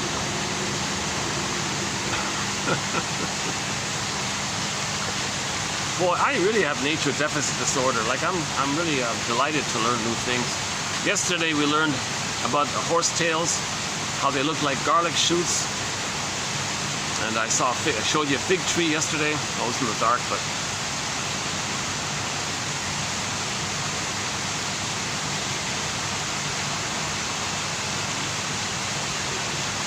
long before we discover cookies to numb the pain of living, our bodies produce endorphins. Comfort foods aren't going to do anything but keep us unaware of reality, like the beliefs, like your body, psychosomatic symptoms. Emotional eating, comfort foods, they don't really heal you. They just keep you unaware of the pain. It is not an end in itself. A psychological... Back to the light. Okay, let's do this. A psychological event changes us physiologically. Early life stress and trauma change the opiate receptor system so that there is an increased need for these neurotransmitters later on to put the pain to sleep. That's the numbing. There's a pain so utter, it swallows substance up, then we go in a swoon. That's what he means by putting the pain to sleep. We want to be numb. And then we're addicted to it, depend on it. Most of us are addicted. They may take the form of overeating, drinking, etc. But the real addiction is to ourselves, to the chemicals we produce in the brain that make us feel better when we get what we need. So he frames it this way. You're addicted to your own inner drug pharmacy or something. You're addicted to your own system within. You're addicted to the release that you get. You're searching for the release. The cookies are just a medium to get the release. It's not about the cookies, it's about what the cookies release for you. The paradox is that the most evolved part of our brains often knows the least about the rest of us. Interesting comment, right? You'd think that the cortex, this advanced prefrontal lobes and all this, with all this knowledge, it knows almost nothing about our brainstem and our older brain. And he says when there's pain in the older brain, emotional pain, we swirl around in the cortex, okay, in the labyrinth of thoughts and ideas and things to get us away from the pain.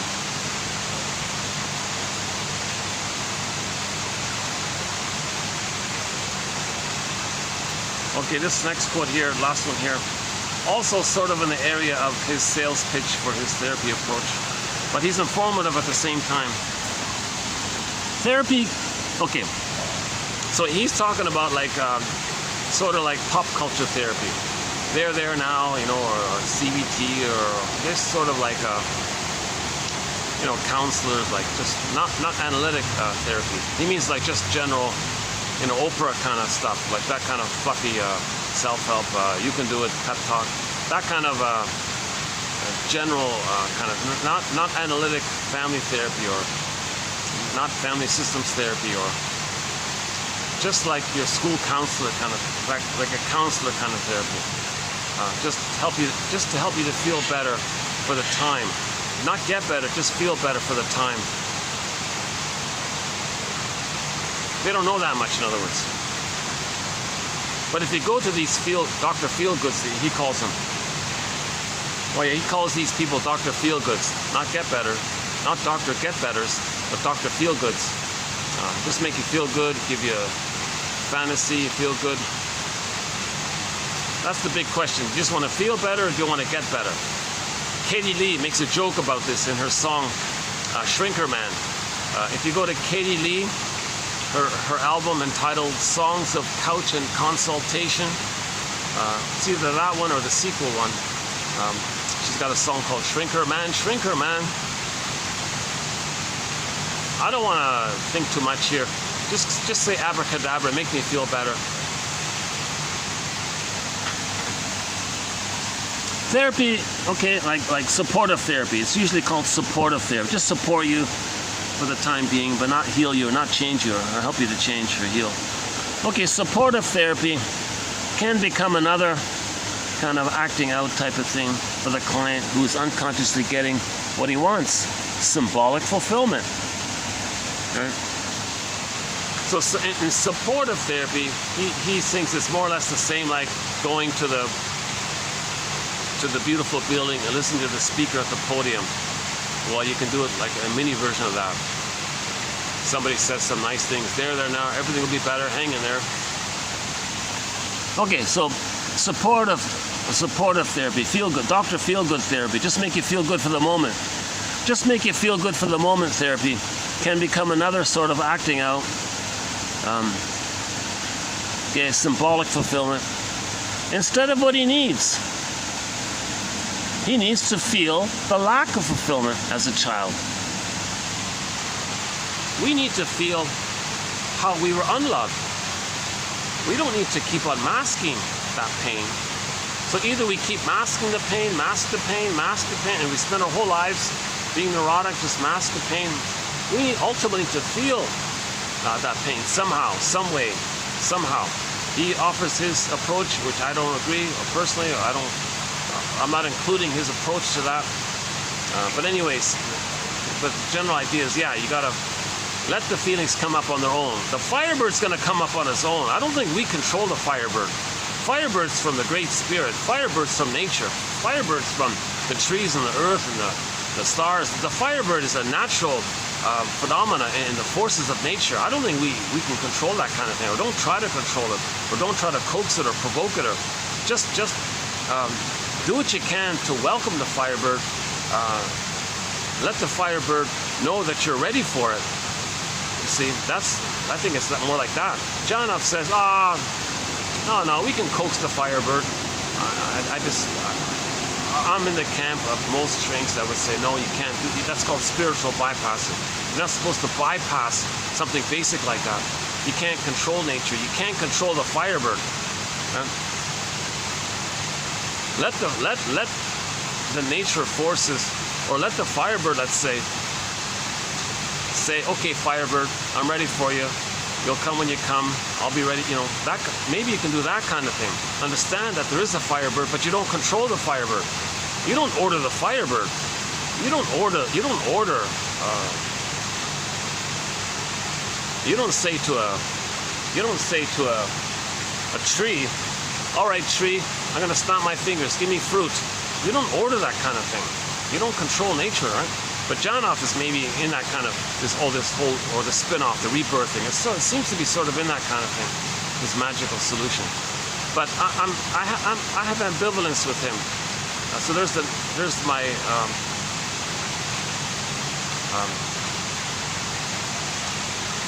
the parts that I don't like about him.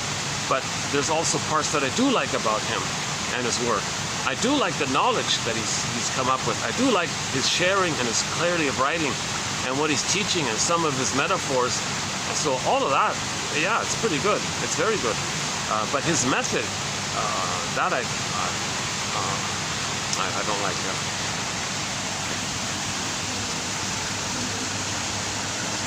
that. So the implication of supportive therapy is that you can just say, okay, yeah, I'll be nice to you and you'll be healed.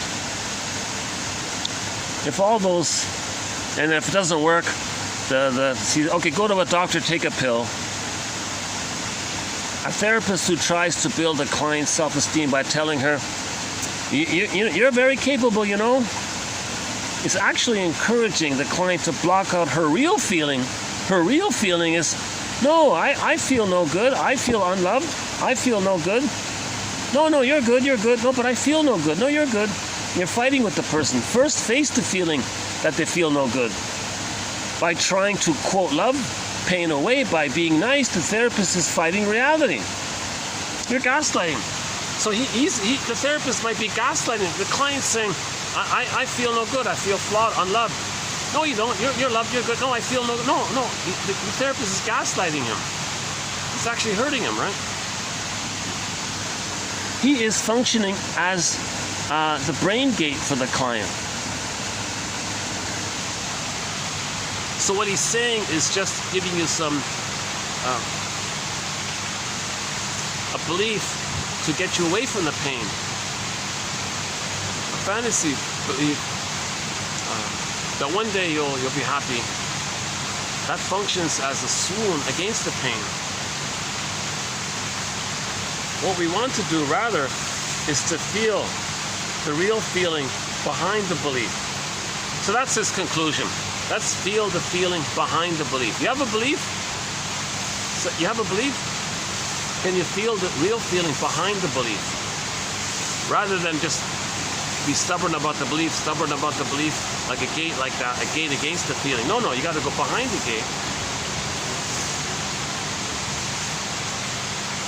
Don't push it, of course, but just have the attitude that you want to feel the feeling behind the gate, and maybe the Firebird will come up. Don't push the Firebird, don't order the Firebird. The Firebird will just laugh at you and fly off away, and then you'll never see the fire. Myths and fairy tales do that. Oh yeah, in myths and fairy tales, there is a motif about this. You know, the person is told, don't look. They look, and the thing flies away. You can't control that kind of thing. You can't control the healing force. You can't control nature like that. So in myths and fairy tales, yeah, we haven't mentioned this yet. In myths and fairy tales, they'll be like, yeah, in the White-Bearded King Valamon, it's in there as well, right? In the White-Bearded King Valamon, when the lady there, when the princess there,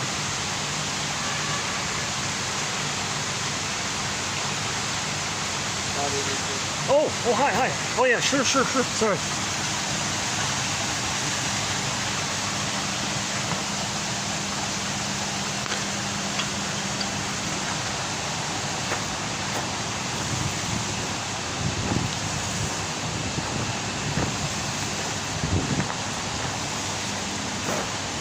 Well, the staff had to get some buckets on the other side there. Good timing, because I was kind of stuck with what I was saying. Yeah, that's another pattern. You feel stuck, confused, you go numb, right? So I was a little stuck there just before you interrupt me, right? I was like, what am I gonna? Searching for the right words here.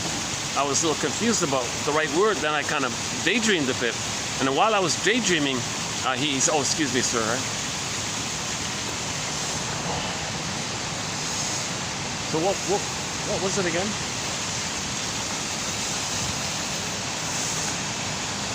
Let's see.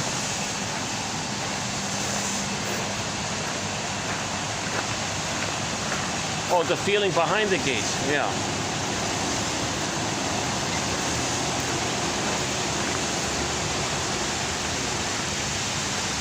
Real feelings behind the belief.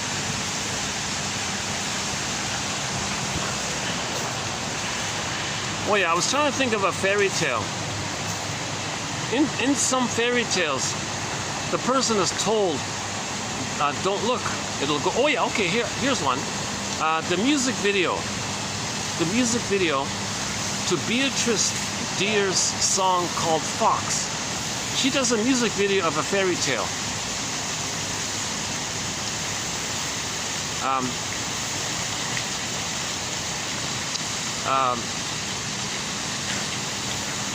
The person is told not to look, right? If you look, he goes away. So the fox woman changed like the feeling day and night, unconscious, don't push things kind of thing. Don't control this nature's efforts to heal. You don't control the Pied Piper. You don't control Hermes. You don't control the Firebird kind of thing. So they were saying, yeah, don't interrupt with this kind of thing. But she was curious, right? The guy was curious. Meaning we make that mistake, thinking we can control it. That's our egocentricity. That's our narcissism. That we're above it. Like the Pied Piper guy, I control everything. And then things got worse. The children went into the mountain. Things got worse. So he thought he could control. Hey, how about here? Not a bad little spot. Nice place. They've got two fountains here. The main one and that one over there. A little waterfall.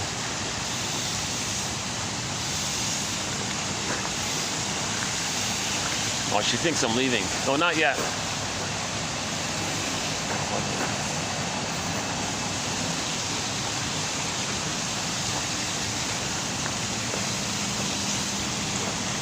I'll leave in a minute. This will be a shorter video, yeah. Oh, she's gonna take my cup, but my cup is holding down the papers. It'll blow away. Okay.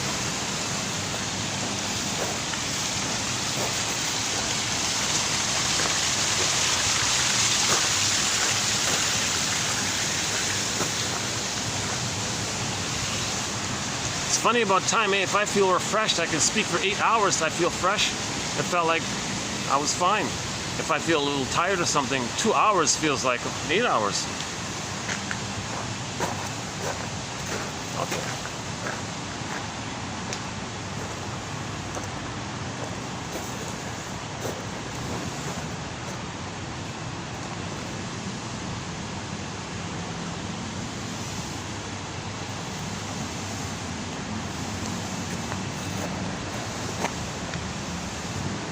Here for a bit.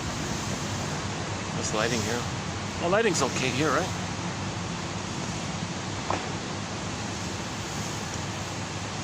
Yeah, check out that music video called Fox by Beatrice Deer, one of our musical voices, Beatrice Deer. We've got about 8 or 9 of her songs on our soundtrack. My favorite album of hers is one called My All to You. That's a good one, yeah. But there's another album called Fox, and we've got 2 or 3 songs from that album on our soundtrack, including Fox. Another one was called Pinang or something. She sings in Inuktitut in English. Oh no, but in the music video it's in English. She sings in English, French, and Inuktitut, her first language. Inuktitut or Inuktitut, I'm not sure.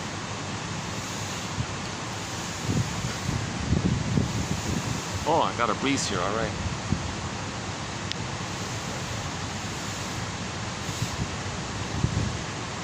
Yeah, so the guy was told,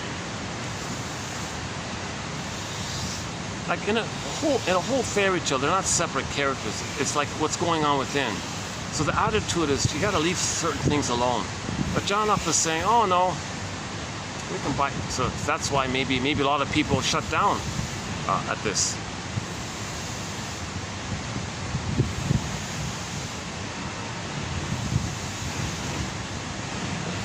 Doing it. Let's see. What is it? 4 o'clock. Yeah, this is the earliest. Yeah. I've got about an hour left of light here. I could just leave it as a short video. Yeah. Okay, the last video is way better, 10 times better than this one. I was energized, speaking quickly and smoothly. I think I crammed in some good points in a short time.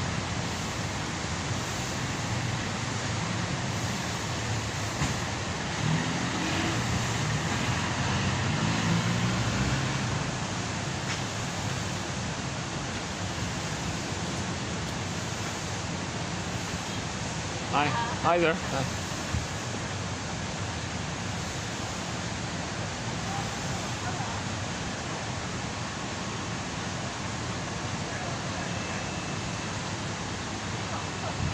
Oh, maybe she's the owner or something.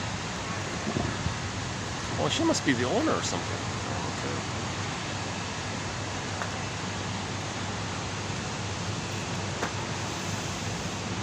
Let's go to the parking lot. Hold on a second.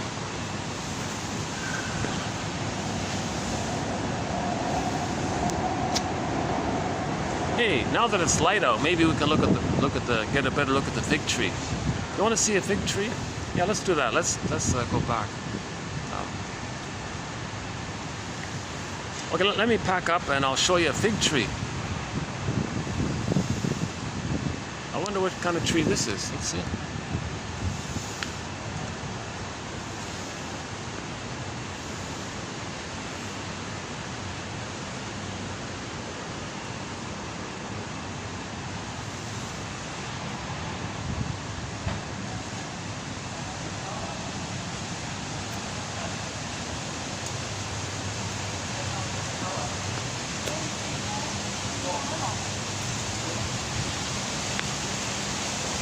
I'm gonna leave now. Thank you. Thank you very much. I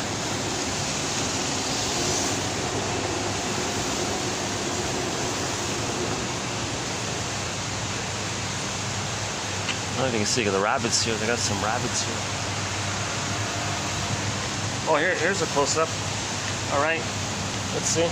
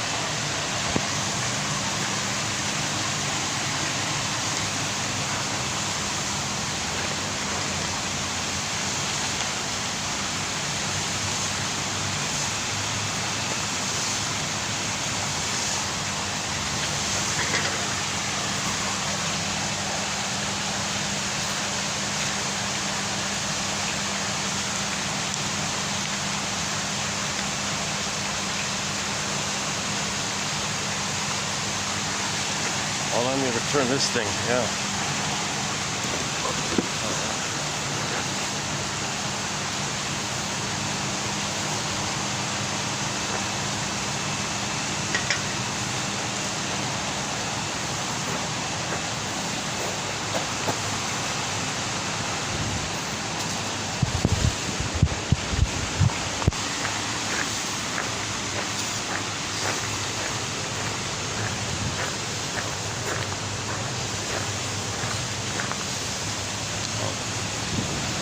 There's two of them here now.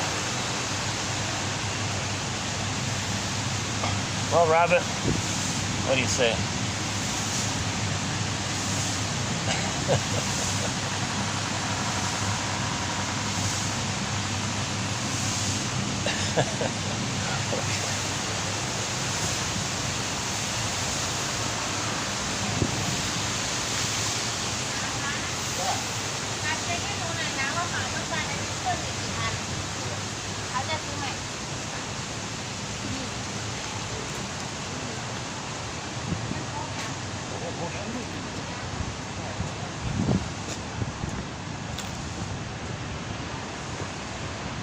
Are we still recording? Yeah, okay, good.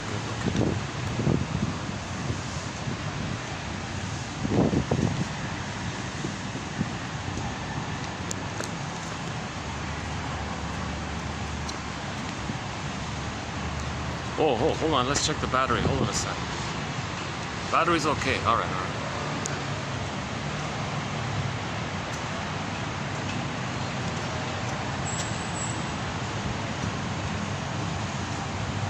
In conclusion, every woman, before having a baby, if they can read some of Janov's material, right, he'll stimulate an immense appreciation of the feelings and needs of the baby, and that'll help the mother to not be so blind to the baby. So there's a huge area of preventative medicine here, with awareness of the sensitivity. The baby's a person, the baby feels, the baby Feelings are us. One of his slogans is, feelings are us. Us. I feel therefore I am. Identity. Us. Identity. Feelings. I feel therefore I am. We are feelings are us. Here's an amazing, this looks like, this one across the road there. Makes me think like we're in Africa almost. That's a great tree there. Wow. Love that one.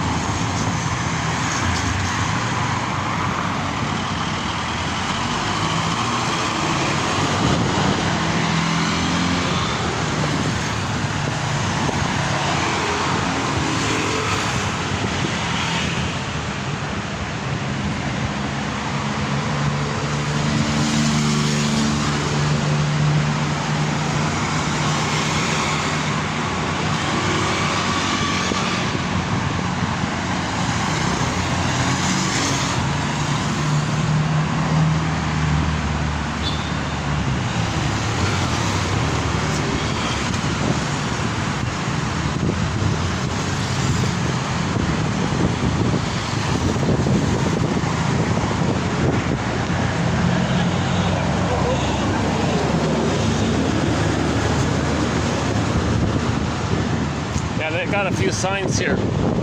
This is the silver-leaved buttonwood, right? Like it's got a silver. The leaves have a silverly color. Buttonwood. Silver-leaved buttonwood. Right. Notice the leaves have sort of a silverly kind of color to it.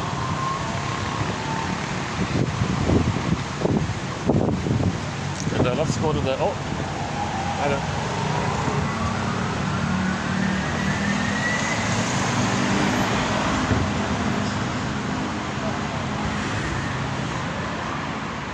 And they got spider lily. Is that what it's, right? Yeah, spider. These are spider lilies. I'm having an education myself, to tell you the truth. Spider lilies. Spider lilies.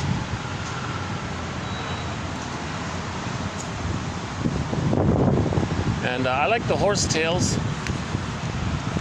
I don't know why they call them horsetails, but they look more like garlic shoots. Horsetails. Oh, okay. Cape jasmine. Cape jasmine. I wonder if it smells or not.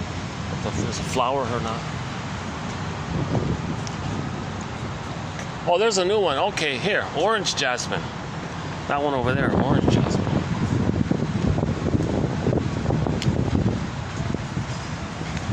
Okay, can you guess what this is?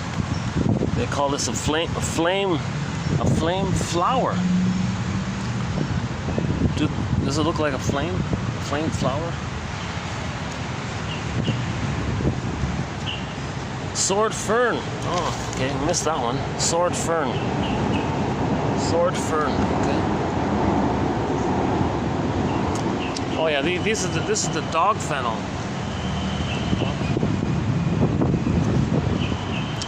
Oh yeah, here's the fig tree. Yeah.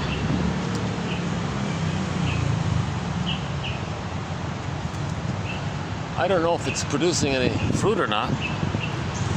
Can't see it too well, eh? Well, there's the main.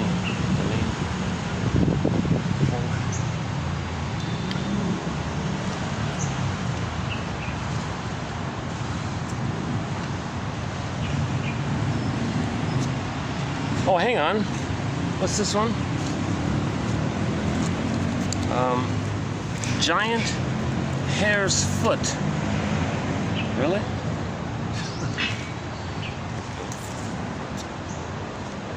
Oh, some of the signs that fell down. Let's see. What's this? calico plant. Oh, this one. Calico plant?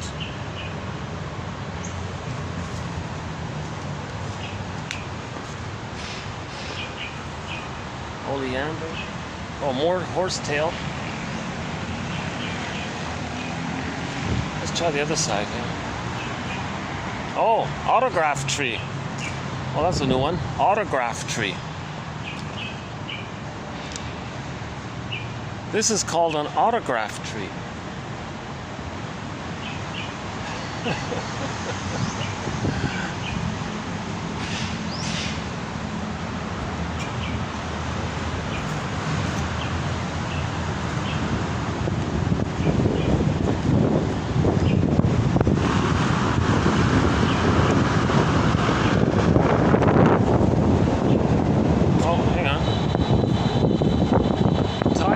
Tree. Kyoto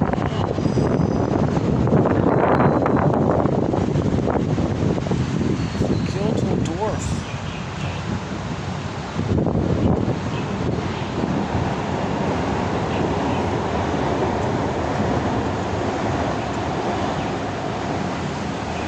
Oh, some more Kyoto dwarf. What's this? What's this little? What, a white lily. Aha. What's this one? These are fig trees? Oh, look at that. Is this really a fig tree? You're kidding. Oh, well, according to the sign, these are baby fig trees. Wow.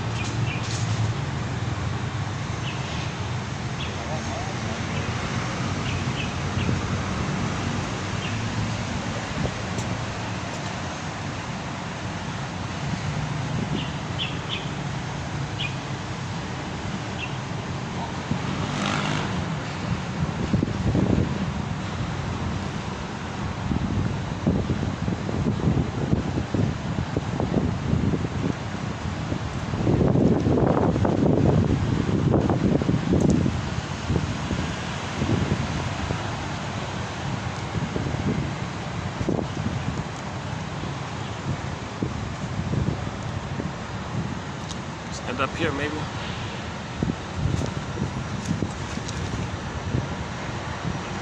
Hold on a second. Okay, so we just completed 4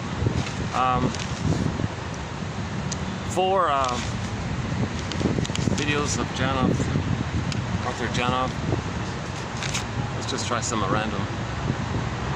To paraphrase the famous saying, he who has not felt his history is doomed to relive it. We repeat because we lost our feelings. When we get back our feelings, we stop repeating.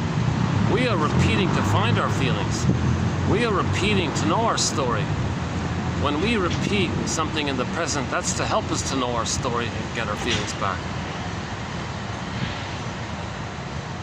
Okay, we talked about comfort foods. Biochemicals of love. Most of us are addicted to love. Our need for it. It takes the form of over-drinking, eating, cookies, but the real addiction is to ourselves. It's what's released by the cookie, to the chemicals we produce in the brain that make us feel better. If a carrying mother drinks 4 to 5 cups of coffee a day over several days during the critical period of synaptogenesis in the unborn child, the possibility is there for an imprint which will change the set points of the baby for a lifetime. So maybe the baby's going to be revved up already, and he'll always be kind of manic and revved and want to do things in a rush, in a hurry or something. If he's revved up,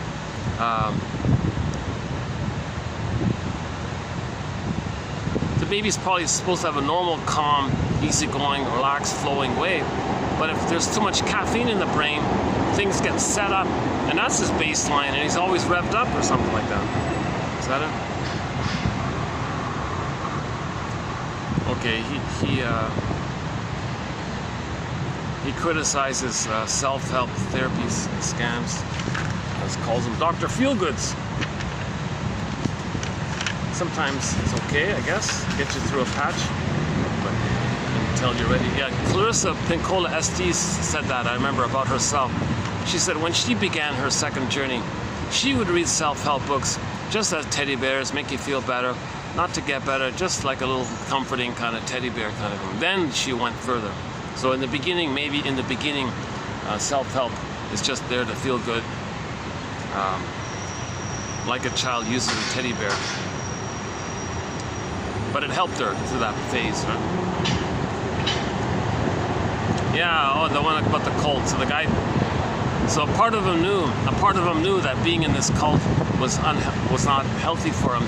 Nevertheless, he found himself afraid to leave, afraid to move, because the prototype was in the uterus, the cord was wrapped around him, and he was afraid to move, to not get enough oxygen. Right? When asked why he stayed so long, he answered that he unconsciously thought that to make a move could be dangerous, because he had the nightmare and the memory of the cord strangling him in the uterus. So not to make any move meant safety for him originally. This became his prototype. So he had a tendency and a pattern in life not to move. He's in a difficult job, doesn't like the job is unhealthy, the boss is verbally abusive, he's afraid to move. He's operating from the past. Now in the uterus, yeah, it was right for him not to move because he needed oxygen. But in the present isn't the past, but he's acting emotionally like he's in the past, transferring the past into the present.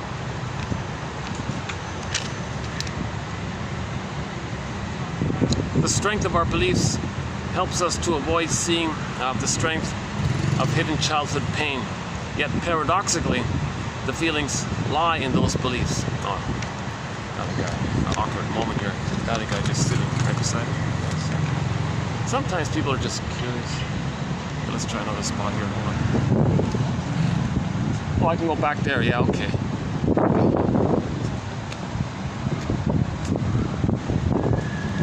Let's go on the other side. Do you ever notice that? You got 10 empty spots, but the guy sits right beside you, right?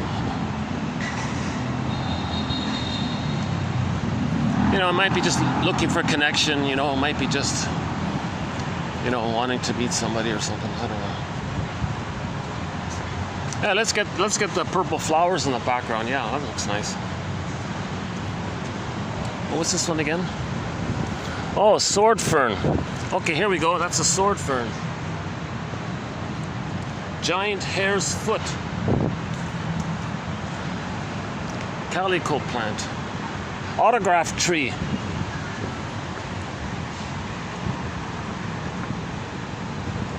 Yeah, these are nice, eh?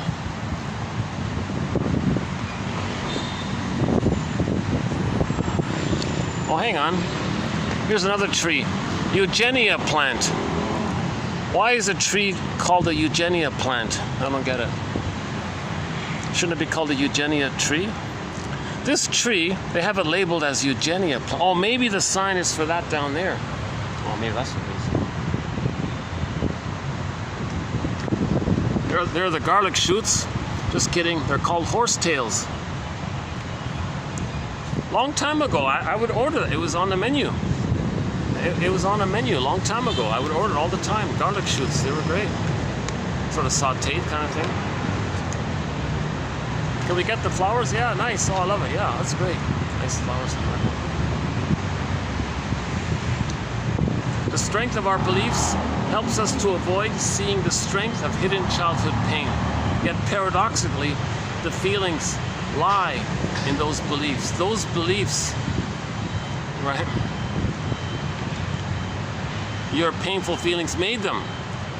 Those beliefs you have, whatever they have, prejudice or superiority complex or religious things or whatever.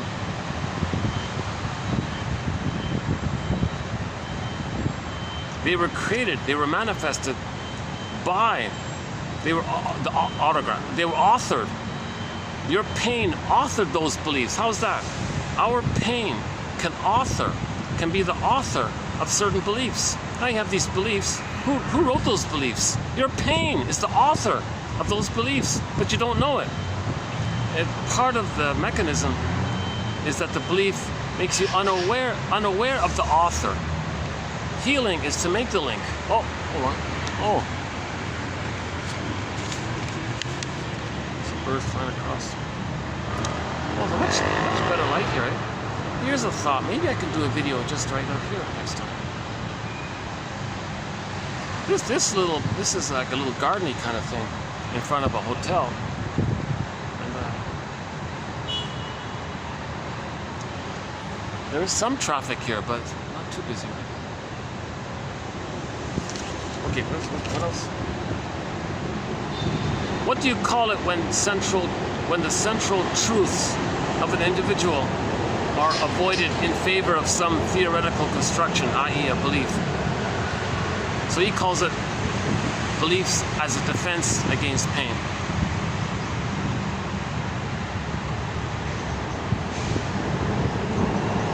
When we talk about defensive belief systems, we are really talking about feelings, but we don't know it.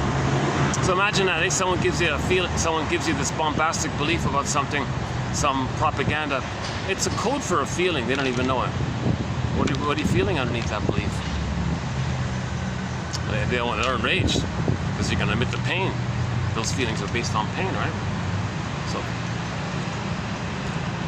So most beliefs are there to mask the pain, in other words. That's this basic idea.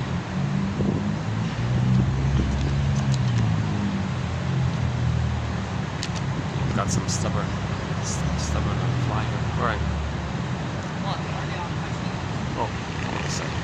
Oh, do I get people that way? Oh, I try not to get people. Maybe I can flip this way. Yeah, let's try it this way then.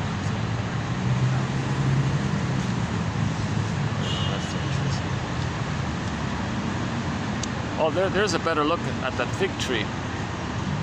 Yeah. Well, sort of. All right, never mind.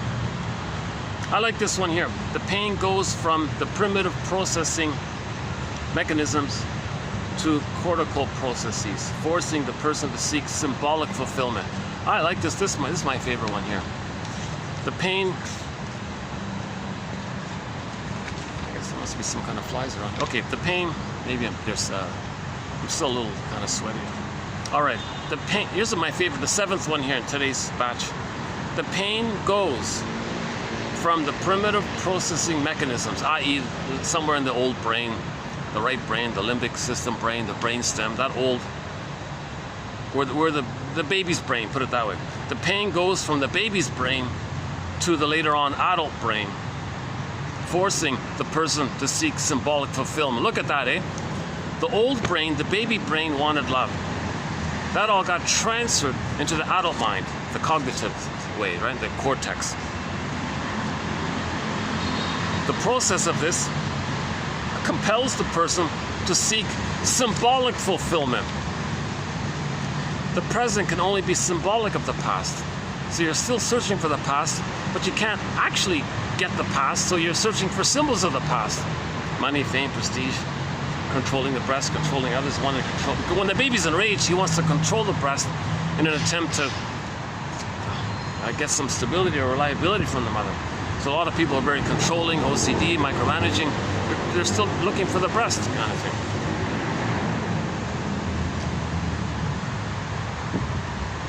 A loved child will have no need to believe in ideologies full of magical thinking. When childhood development needs go unmet, at the foundation of a personality that will grasp a belief later in life is being built. Neurosis is what we do to keep ourselves feeling okay, you know. Neurosis, not like happy or anything. Neurosis and its scaffolding of repression. This is like Berger calls it like a sponge, a scaffolding sponge. It kind of buffers the pain, but the pain slips through at midlife. That's Poseidon saying, "Come on here."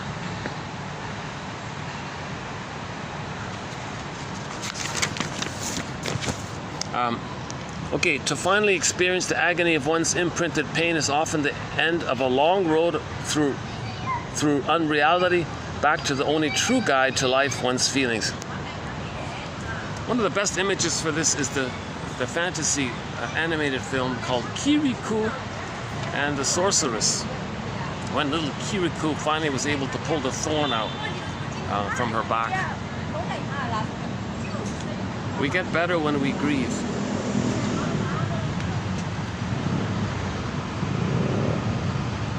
Okay, another one about the symbolic issue. Okay. The initial birth prototype may be prototypic of how the child will respond to stress later on. Okay, now we're dealing here with the notion of prototypic trauma and prototypic defense. She felt overwhelmed in the uterus. She carries this feeling of being overwhelmed all the time. Okay, the asthma one, that's a good one about the asthma. I think that's a key one here. This third one here in 45. And the next one, I like this one here about the chemical sign. With love deprivation, the body-mind system remains constantly under stress because there is an electrochemical sign inside that flashes beep, beep, beep, beep, alert, alert, danger, danger, unloved, unloved, unloved, unloved. That sign gives a string of orders to the system. Okay, release this chemical, stop this chemical, reduce that one, increase that one, etc. These deviations are the compensating mechanisms. Now, the natural order of things is love. The lack of love is unfulfilled need that sets off the alarm. Okay, the unfulfilled need for a secure attachment style sets off the alarm. Unloved, unloved, unloved. This is going on constantly. The voiceless, silent scream, painting. Okay, then there's an umbrella of endorphins over it. Okay, this one about the rhythm. I think women need to read this one here about the rhythm. Childbirth is a rhythmical process. This whole one here about the rhythm, that's a key one. If ever a woman should take good care of herself, it should be during pregnancy. She needs a relaxed system. If the reasons for having a baby are neurotic, neurosis will follow inevitably in the child. And we had a bunch of examples here about the mother using the baby to comfort her, take care of her. And sometimes when the mother parentifies the baby and the baby doesn't look at her, she gets angry in the way her mother didn't look at her and blames the baby. And so the mother shouts at the baby, "Hey baby, look, child, look at me when I'm talking to you." Okay, this emotional overreaction is an old feeling toward his parents, toward this parent's own parents, which had been suppressed and now erupts inappropriately. I'm getting, okay. Okay, let me move again. Yeah, that's too bad. It's a beautiful garden. People gotta. Yeah, the thing we're talking about is taking place just nearby me here. Sort of. Okay, hold on a second. Let's find another spot here.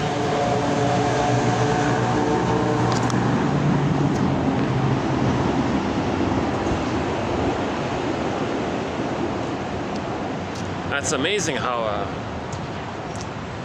Yeah, so if a mother, okay, well that reminds me, if the mother's smoking,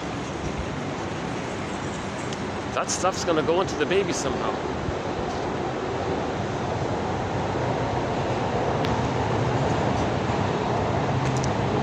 Well, the last time I tried the pool area, there were too many people there.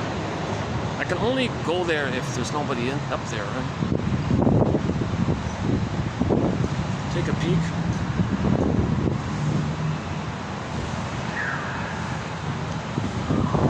Let's I don't want the security guards to freak out. Hold on a second.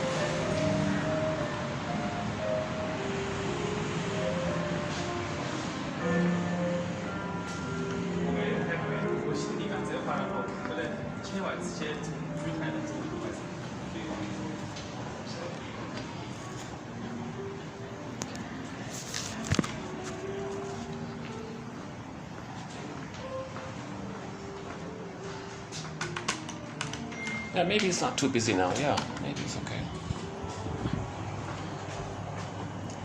Where is it again? Let's try this one first. Let's see if we get lucky. Once there was a small little art show, but it was closed.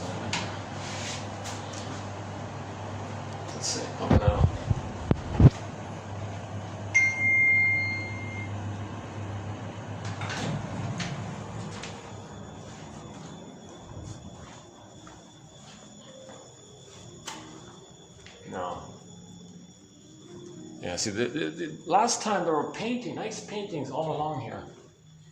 This is the meeting room area. And if there's no meeting taking place, let's see. If there's no conference. Yeah, okay, there's no conference. Good. Well, I'm not going to go in because I don't want to freak out the guards. But they're usually okay if you hang out in the lobby area. Yeah, so let's. It's kind of dark here as well, isn't it? How's the lighting here? Hey, we've got some books here. Hold on a sec. Let's check this out. Let's see. Any good art book? Oh, interior design. Okay. What's this? Oh, some fashion thing. Okay. What's this one? What's this? Let's see. Upside down? Okay. Oh, another one of these sort of, oh, okay, portraits and things. All right. Oh, there's Jack Lemmon. Oh, yeah, some like it hot, huh? Jack, oh, these are celebrities and things. Oh, I see. Okay. Yeah, some like, oh, David Bowie. Oh, okay. He passed away a couple of years ago, didn't he? Ugh. Oh, Robert De Niro. Well, I don't. Ugh. Okay, yuck. Okay. Jesus Christ. That's terrible. All right. This one. How about this one? Fashion Manifesto. Okay. Well, that's okay, right? Oh, that's okay. Brooches and things. All right. These are pretty pitiful, eh? Some of these art books. Eh? What's this one here? Thoughtful Living with Less. How's this one? Okay. Can't do much in it. What about this one? French Riviera. Oh, maybe finally we found one book. Okay. Oh, okay. Finally, here's one semi-decent. Okay, this one's okay, like a travel. Okay, this one makes me feel okay. The rest of them make me wanna make me angry a little bit. Oh, this is pleasant. Oh, yeah, like nice furnishings. Yeah, look at that's nice. Huh? Peaceful places and things. French Riviera. Oh, here we go. Oh, a nice garden here. Oh, that's nice. A fireplace. Well, that's a nice room. Yeah, nice rooms here. A lot of nice stuff here. Well, these are all very nice, eh?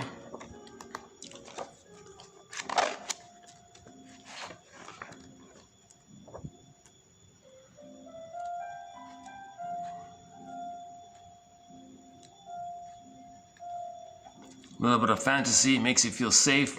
You get a little serotonin, right? But it's symbolic. It's not the safety that you needed with the nursery, right?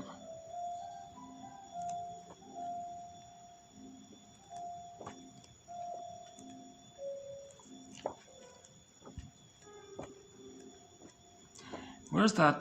There's one. Yeah, where's my? There's one. There's one here that I like a lot. Yeah, where's that one again? A nice tree there. Yeah, here, it's coming up here. Let's see. Oh, that's nice. Yeah, that's nice. Where's the other one? That's nice. Oh, look at that. That's nice. Yeah.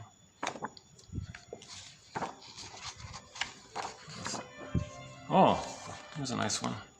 I'm not sure how well you're seeing it if I'm holding the camera at the right angle. Oh, yeah, here's a nice one. Yeah. Wait a second. Yeah, this one's, yeah, I like this one with the big red,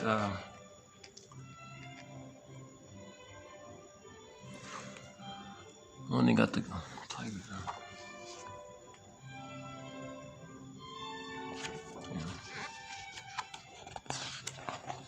Nice waiting room.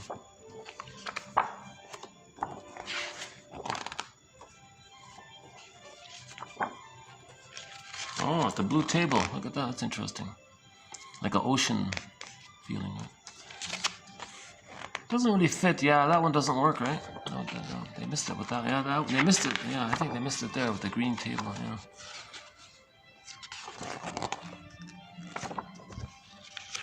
Depends on your associations, your mood, I guess. A lot of things like that. Oh, they got some kind of ancient motif from ancient Egyptian motif in there. Yeah, interesting.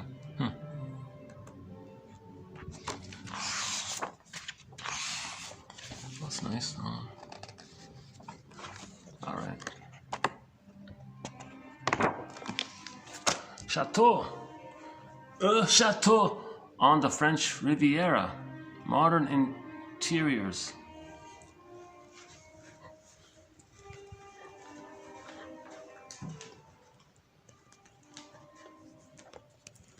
Is the lighting here okay?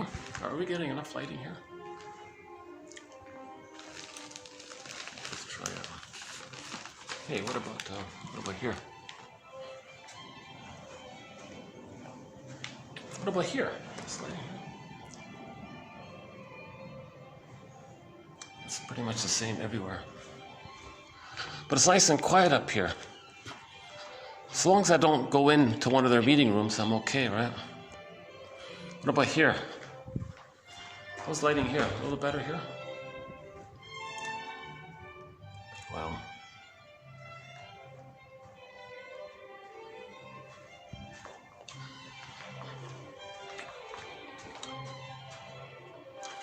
Let's just stay here.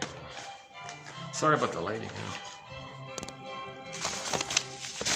Copyrighted music, I'm sure, no doubt.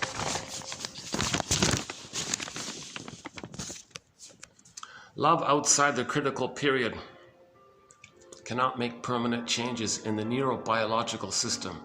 Then you become addicted to substitute fulfillment. You're chasing symbols all the time.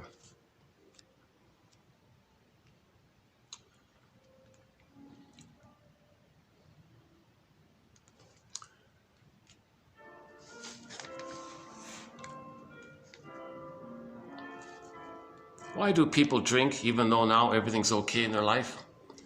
History, personal history.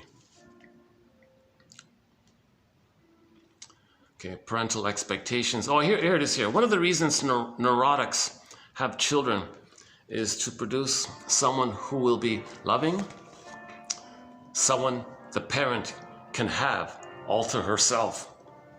Possessive, right? She wants exclusive possession to this person.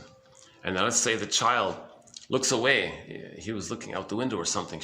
Enraged, she shouted at him, "Look at me when I'm talking to you." Like, whoa. She had the demand and rage at her mother, transferred to the baby. Used her own baby as an emotional reincarnation of her mother. She was originally enraged at her mother, expected exclusive response from the mother, from the baby. Baby looked out the window and she got enraged. "Look at me when I'm talking." This emotional overreaction is an old feeling toward this parent's own parents, which had been repressed. Now it comes up. That's a neurotic reason. So that child's going to be neurotic. The child can't say, "Mother, I'm not your mother who didn't respond to you. Geez, you have a lot of expectations on me, right?" To tackle a problem and then wants to give up right away, the feeling of defeat has happened when her mother received massive anesthesia at birth, which entered the child. So this, yeah, we mentioned this one. They try new hobbies, they give up. They try this, they give up. And I have the personal example of this. I was trying to learn German and other languages at different times in my life. I would try, oh boy, I would give up. Is that why? Like, is that it? Like, I feel stressed learning the new language. I'm trying to learn the new language, like do some initiative. But did that trigger some anesthesia my mother took when I was in the uterus? I don't know.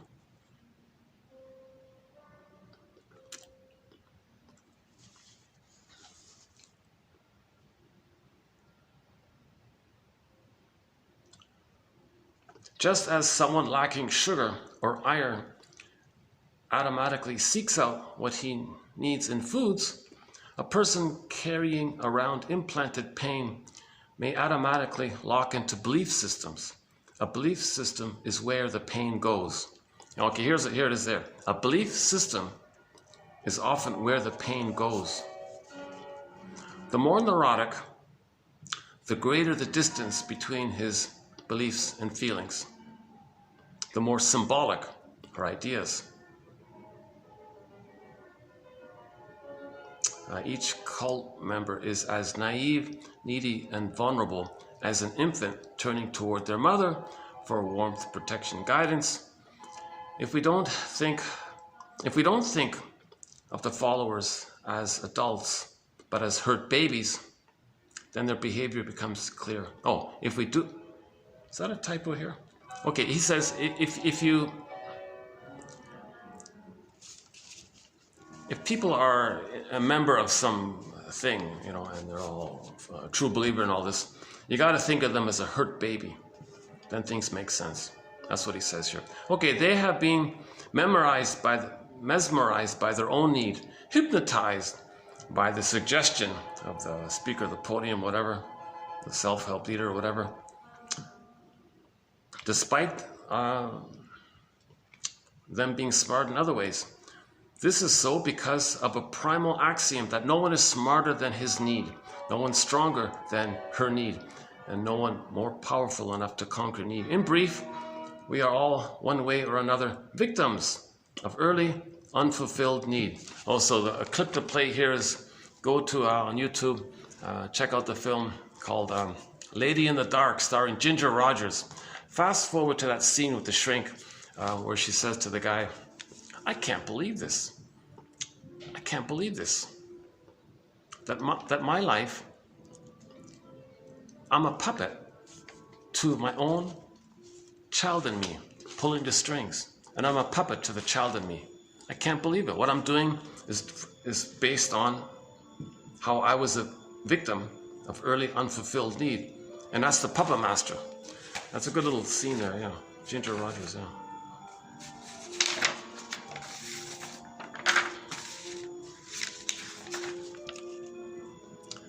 The baby should be sleeping with their parents, not in a separate crib. Well, the mother, the father can be in a separate bed.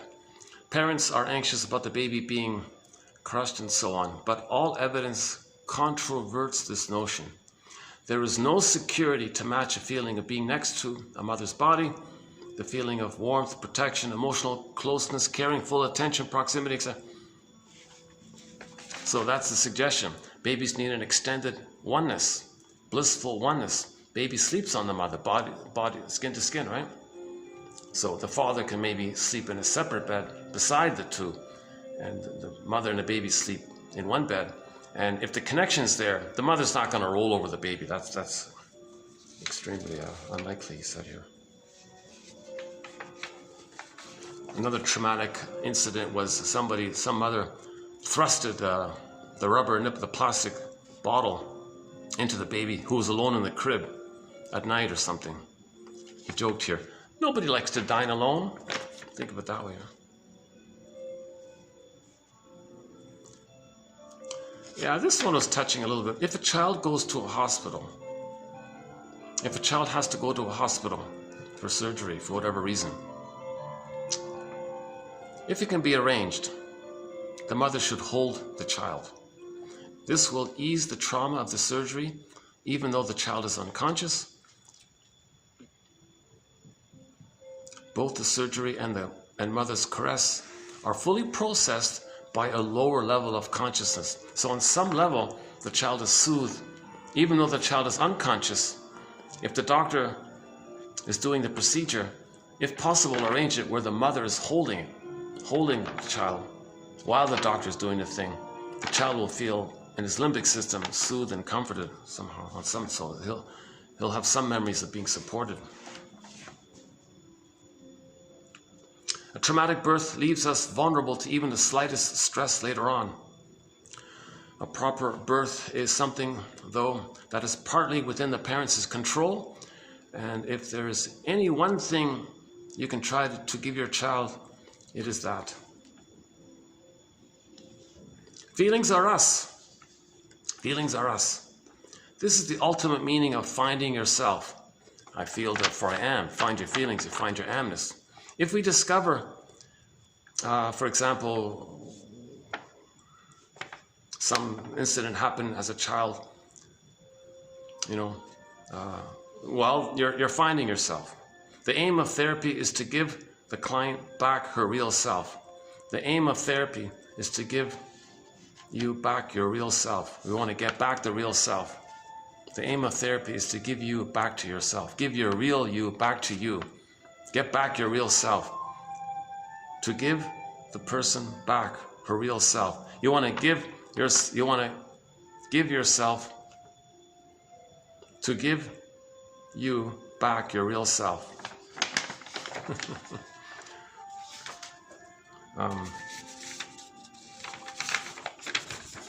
Sorry about the lighting. Whenever a pain is engraved into the nervous system, the response to that pain is also stamped in. The pain and the response are a unity. Right? That's what Martha Stark means. Although you know such and such, nevertheless you find yourself feeling such and such, thinking such and such, doing such and such, telling yourself such and such. That's the ego and the id. Ego and the id. Something real? Okay, the trigger, the response. The pain and the response are like linked, unity. And it becomes a prototype so that stresses later on trigger the old prototype. Oh, we talked about morphine, yeah. Morpheus. The Greek Morpheus. Remember the Matrix Morpheus? Morpheus is a Greek god, right, of dreams and sleep. So, in other words, endorphins, if you were to create a character that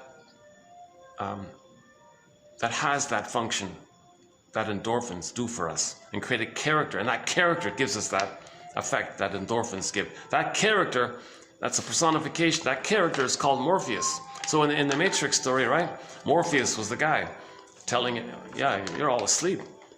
You're in a dream. Take the red pill, the blue pill, right? That whole thing. Do you want to wake up or not? Take the blue pill, you stay asleep. He's Morpheus, you can stay asleep. Or you want to wake up, you take the other one, right?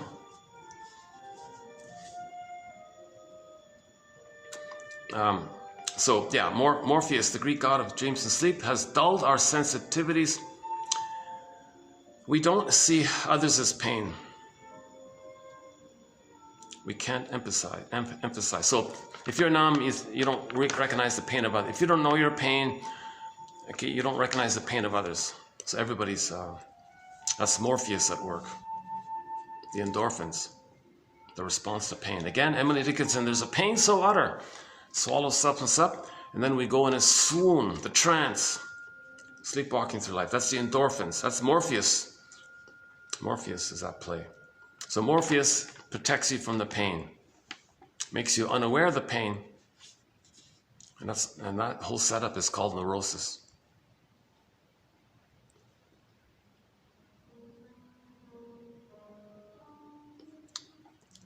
Okay, in the canal, in the birth canal, the child felt he couldn't do anything. He had nowhere to go. He had to tolerate it. So later in life, whenever there's some stress, their attitude is, nothing I can do. I got to tolerate it. So another prototype. So he was in the uterus. He had to put up with it. There's nothing the unborn child can do to change the situation except to tolerate it. This is all unarticulated. But when growing up in a household where one really cannot change anything about one's life, the sensation and the feeling merge to form a powerful force. And it can be triggered later on with the loss of a mate who leaves for someone else. So let's say the guy's wife, she dumps him for another guy, and his attitude was, I gotta tolerate it, because the stress of her leaving triggers the prototype in the uterus. I gotta tolerate it.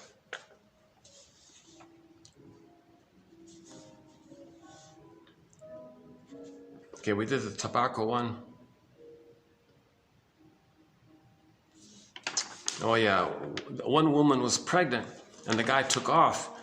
She was stressed out. That affected the baby. So the mother's emotional condition during pregnancy affects the baby within.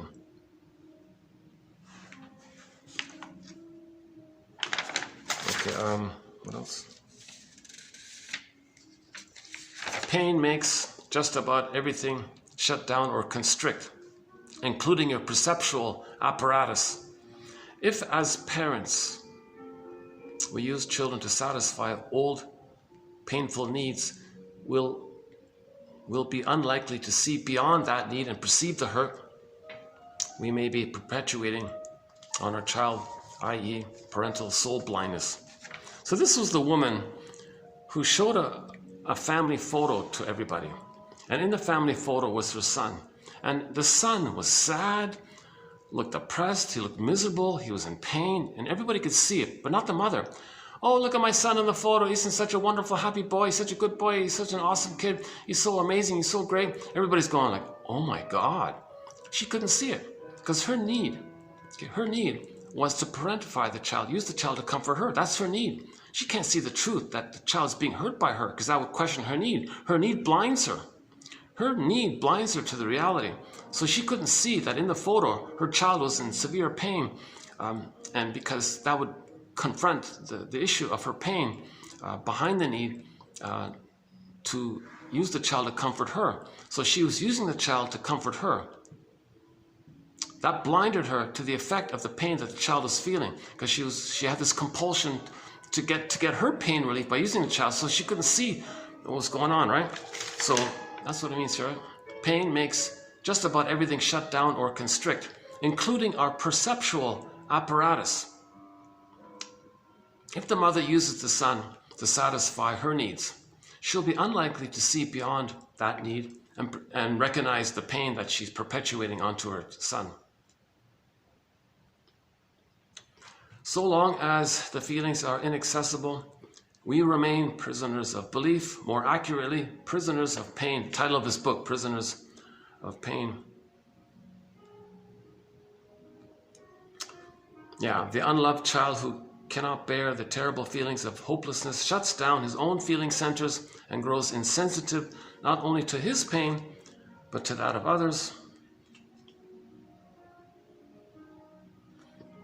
Yeah, the mind of ideas and philosophies doesn't know it's being used. Doesn't know it serves as a barricade against the danger of feeling. It keeps itself going, reinforced as an airtight lock against pain. It is why no one can convince the person out of their ideas. They serve a key purpose. People can get very angry when those ideas are challenged. So if somebody has a rigid belief, that belief was to hide their pain. You question their belief, it brings up their pain, and they get enraged. Don't question my belief, because they don't have enough self-love or self-identity to admit their feelings. So they cling to the belief fanatically, right? In brief, the client no longer sees reality, but rather a projection of need.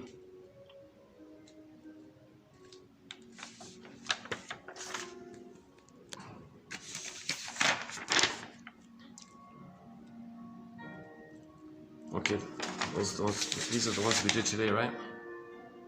Okay. Anything else? Okay, we did the rhythm one. Yeah, so the rhythm one. Okay, I think, yeah, I didn't read all of them, but I just sort of skimmed some of them.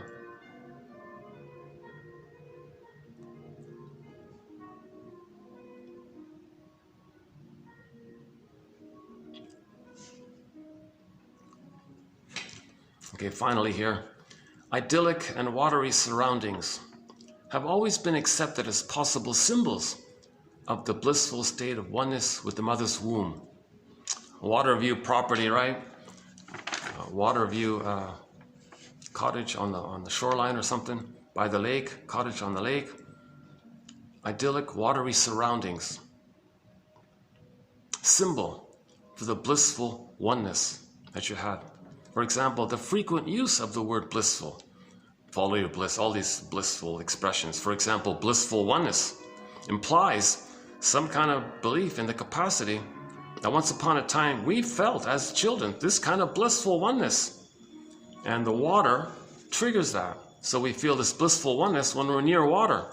So when I do the videos near that where the birds are, that little pond there, I feel a little calmer, a little more relaxed, right? It's a double effect because you got the water there, plus you got the mother goose, right? The two birds, symbols of maternal symbols. Birds like that are maternal symbols, right? The two swans are maternal symbols. So the watery triggers your oceanic oneness in the uterus. So you feel pleasant by that.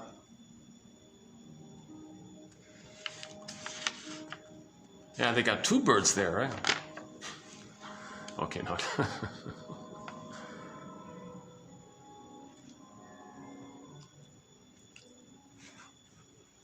And music also is comforting because when we hear, like now there's music above here, hopefully it's not copyrighted.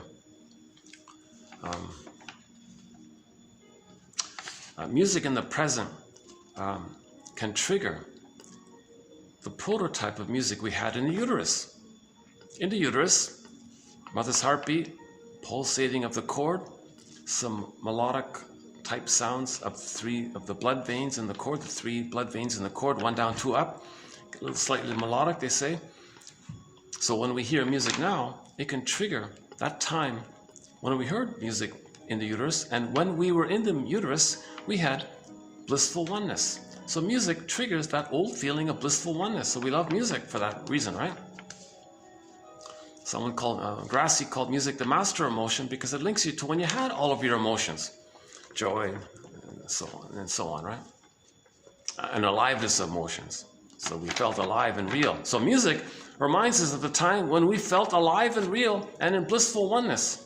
So we're crazy about music, right?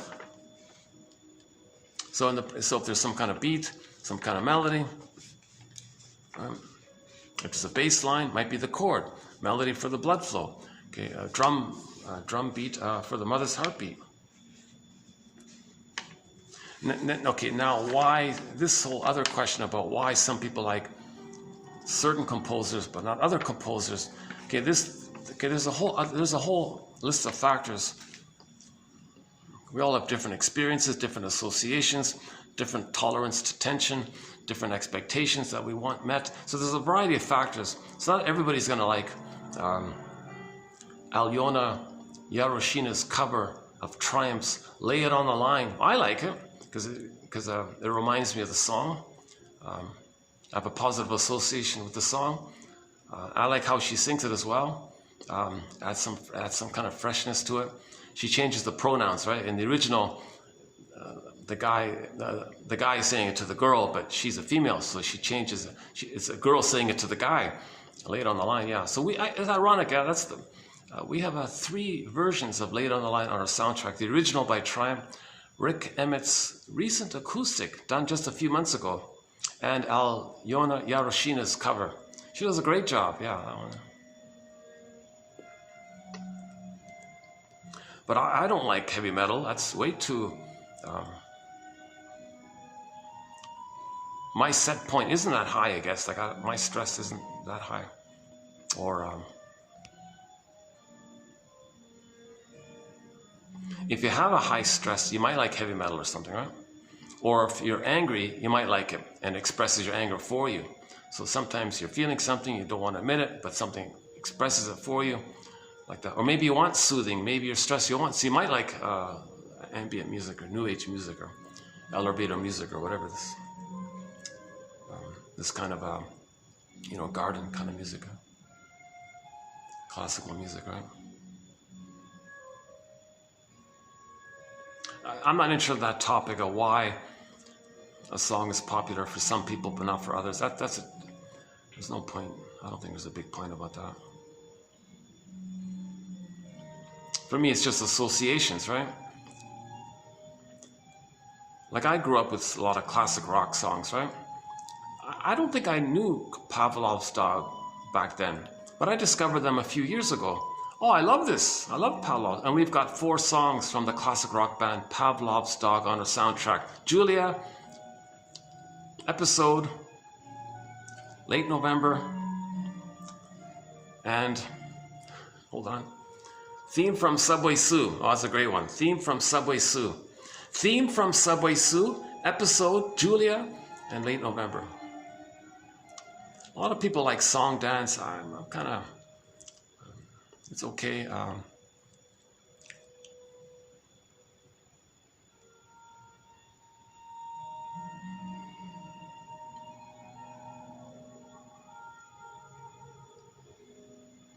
So if I like those songs, it's within my predictability. Like I can predict. So some guy from Montreal was saying, well, if you can predict it, the music's going this way, you expect it to go a certain way, and it fulfills that, so you're not disappointed. Now the tritone effect, that's within your tension range yourself. If there's too much of a grading, then you feel tense. Or if the grading is, if the tritone is there and you do feel tense, maybe you feel a resonance that way, you feel some relief because something's expressing what you're feeling. So I'm not into this whole topic of why some people like certain songs, not other songs. I think it's mostly association. Association, emotions, tritone, memories.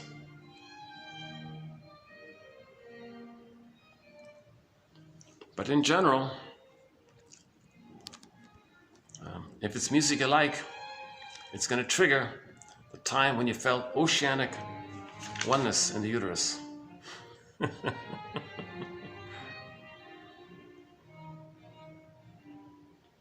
So you may have a belief, oh, this is the best, oh, he's the best composer. You may have a belief, oh yeah, so yeah, here we go.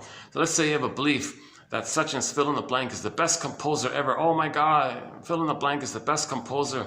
You have this belief, and somebody I don't think so. Oh yeah, how can you not? Oh yeah, sure. What do you mean no? So he may have like a firm belief. That's linked to emotions.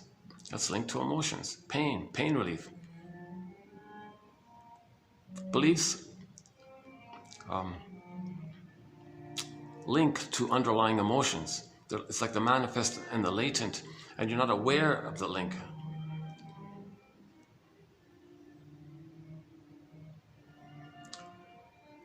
How are we doing here? Let's see, what time is it? 5 o'clock.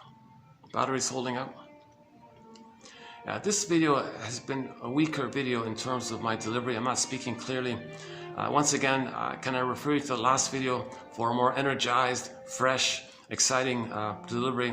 That's one of my better videos, I thought. And I covered some challenging material. I thought I did it not too bad.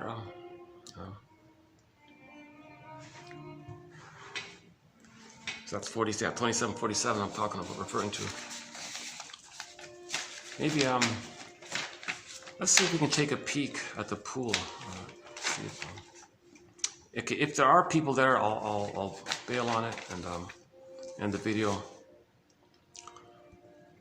But not a bad room here, eh? Every time I visit, this is the first time I found this empty, this place here. First time. You can never predict. It's funny, right? Today's Friday and it's quiet. But Monday it might be packed, right?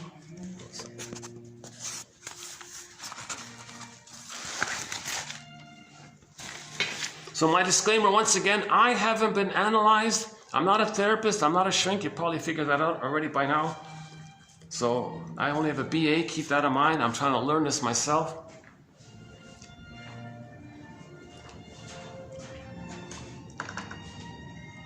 I like this, I like this stone kind of color. Yeah, nice, sort of like a...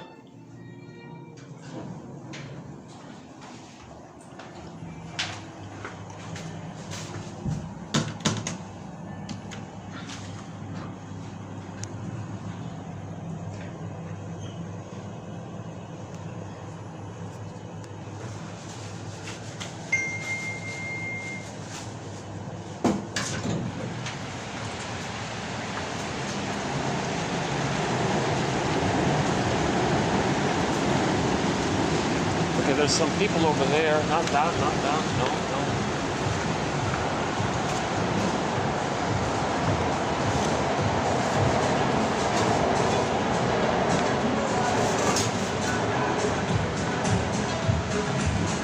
Oh, it's busy here. Okay, forget it.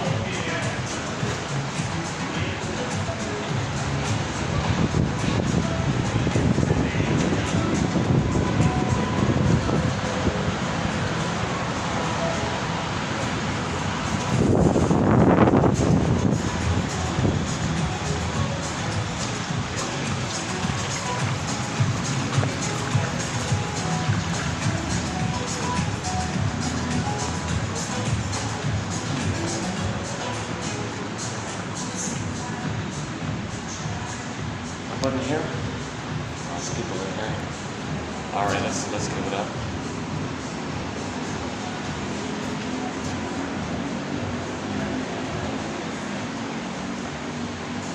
Oh yeah, last time I was here, this was all under renovation. It's all spiffy, yeah, look at that.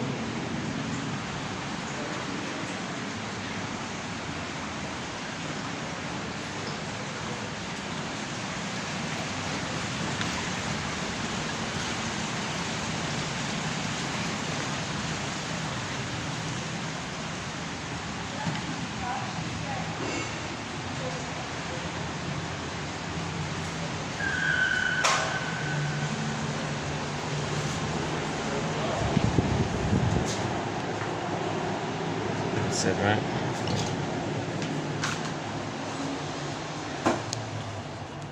Okay, I'll start to wind down this video. The quotes are posted below.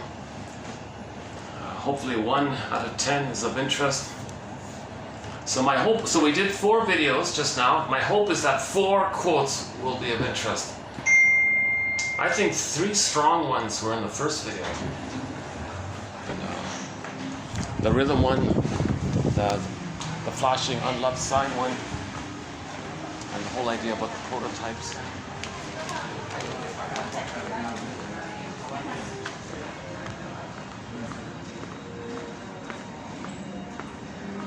Oh, let's go back outside, yeah. I think all that smoking must be over by now.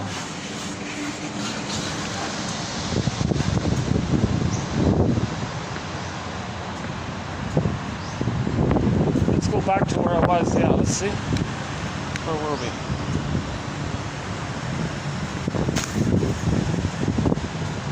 Oh no, let's go back to where the flowers were.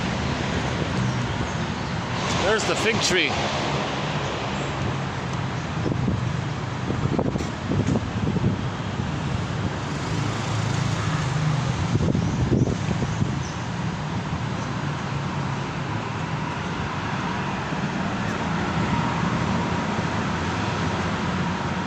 Autograph tree. How do you like that, eh?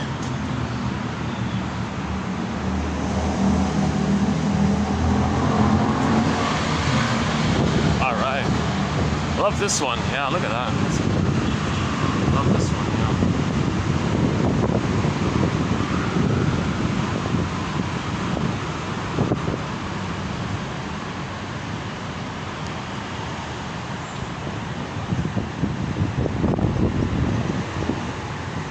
yeah. Any final thoughts here? Yeah, so my hope is that you'll find, one may find 4 good quotes. If 1 per video clicks, I can personally consider that a success. Not my commentary. I have too much. I have a lot of anxiety when I speak. So my ums and ahs and stops and starts, and self-corrections, and little meanderings, and maybe I'm shaking the camera or moving around too much, or maybe I'm looking away because I'm distracted easily. So my delivery is kind of a work in progress. I haven't been analyzed. Yeah, Mr. Janoff was saying. Anxiety, he traces it back to those old fears in the canal, birth canal, uterus time. He traces, that's why anxiety is defined as fear, but you don't know what it is. So, that's funny about that, eh?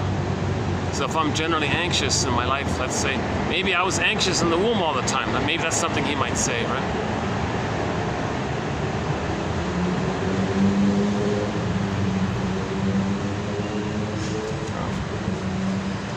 Yeah, let me see, what are my top 4? Hold on a second, let's do this again. Okay, the watery surroundings. I like that one. There's 1. Yeah, look at me when I'm talking to you. That's a good one. I think that's a good one. That's 2. The rhythm, 3, 4, 5. There's 5 right there. 6. I think for me, there's 6 good ones.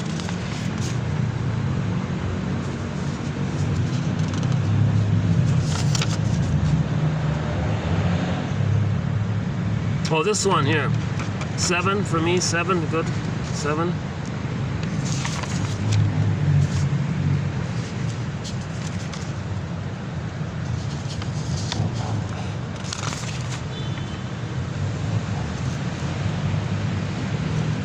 actually, yeah, that cigarette one, I'm gonna call that 8.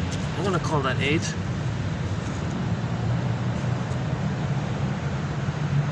Yeah, this one here, that's, for me, that's 9. That's a good one, 9. Morpheus, I like that Morpheus one. Let's call that 10. Where's the one about the narrow of perception? Yeah. Where's the smoke? 10.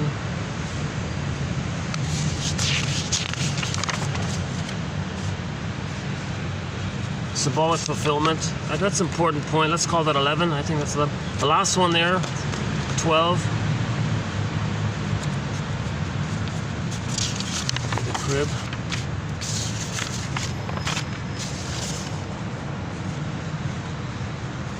Yeah, this whole issue of giving up easily because you remember the time when you were trying to be born and suddenly your mother gave you an immense amount of anesthesia. Now you have the general pattern of easily giving up on things, easily feeling defeated easily. Yeah, maybe that's 12.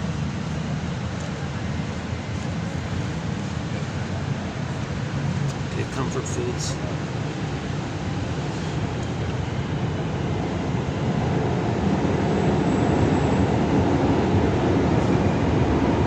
Yeah, there's 12 in here.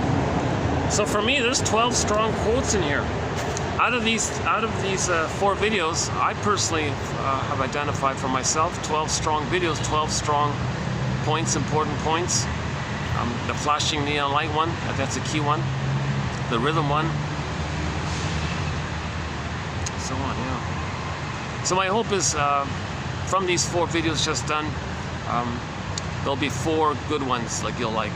4, and you write it down in your notebook. The idea is to pick one for each video, 1 a day. So 1,000 videos, right? Maybe roughly 3 years, get 1 a day. In 3 years, you'll have your own customized 1001 windmills of the mind. Oh, that's right. If I do this, people pass by online, man. I can't get the privacy. Oh, I can't get the... Oh, what if I do this? Oh, it's nice to get the flowers in. Oh my goodness. Oh, how's that? Jeez, that's nice. Yeah, see, the entrance is there. That's why I don't want to get privacy, right? Because I gotta do this one.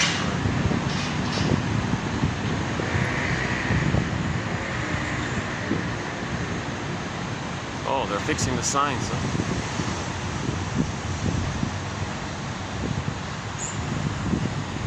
The staff are fixing the signs for the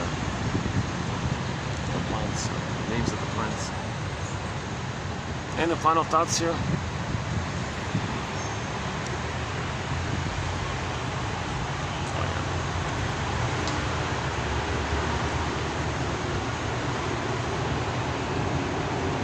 Oh, they just arrived with their suitcases.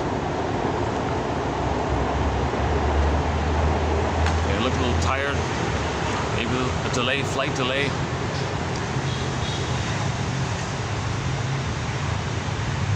That couple, I think, well,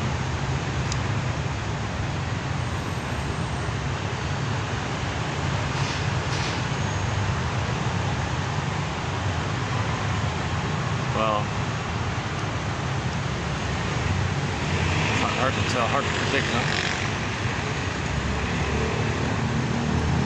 They looked a little tired in their eyes and all that stuff. Just be fatigued. Kind of.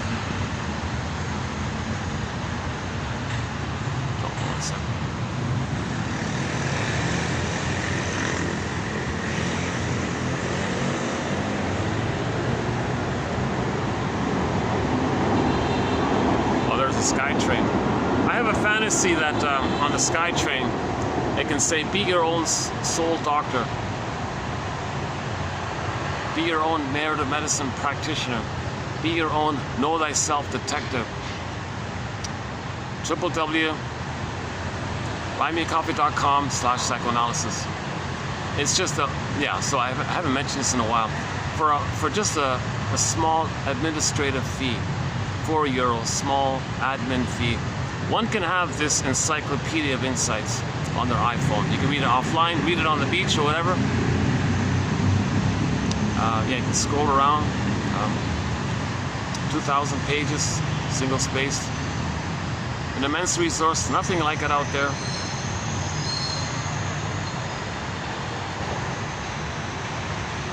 And I considered, personally, I feel satisfied if 1 out of 10 you like. If somebody likes 1 out of 10 and you do it every day, read 10 a day and pick out one, I feel thrilled. I feel that I've contributed, that I've helped, you know.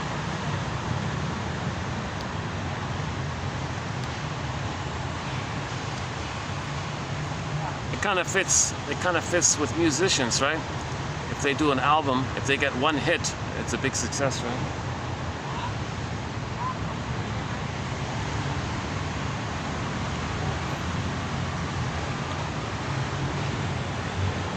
Okay, hang on. Is that also a fig tree? That one there? No, the roots. No, it looks different, right? Okay, it's getting busier here. Yeah.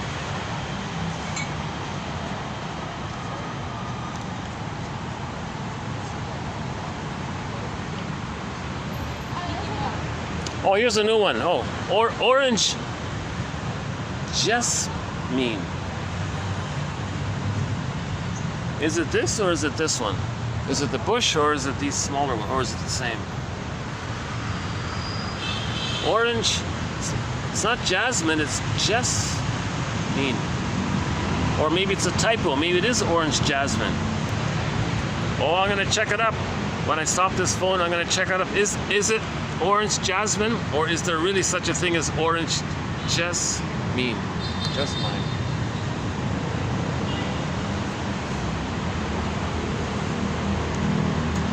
Oh, more new arrivals with their suitcases, things, their bags. Oh my God, they all look tired. Oh my God. All the people that just arrived from the airport, they all look extremely tired. They got bags under their eyes. They look sluggish. Oh my goodness.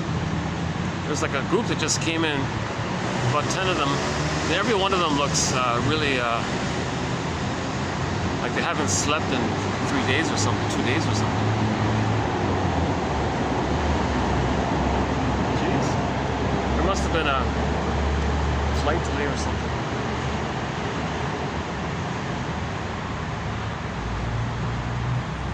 Autograph tree. That's a first for me. Autograph tree.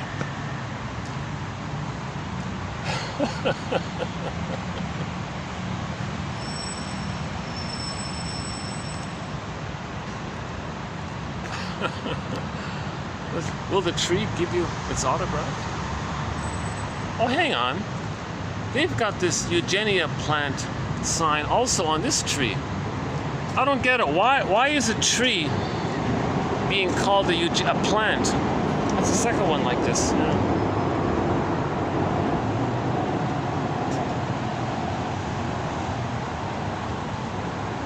Any other ones? Dog fennel? Is that dog fennel? Spider lily.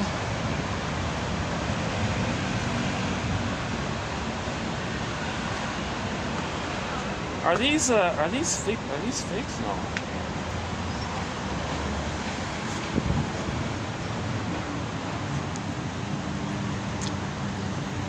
Well, hang on. Here's a spot. No, that's not gonna work either. There's no real spot here where I could do the video without getting people in the background, unless I do it like this or something. That's a thought. What if I brought a chair here? Did a video here.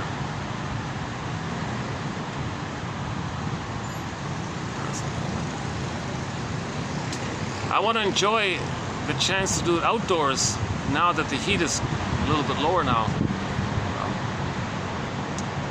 I'm not looking forward to the heat wave that's coming up. Jesus.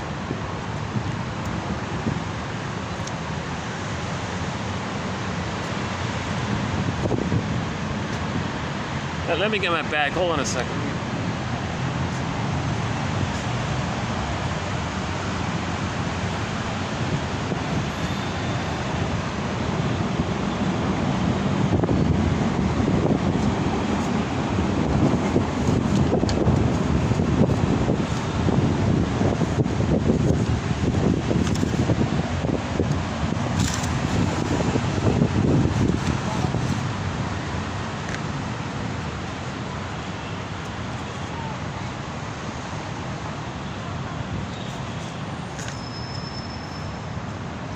Giant hare's foot.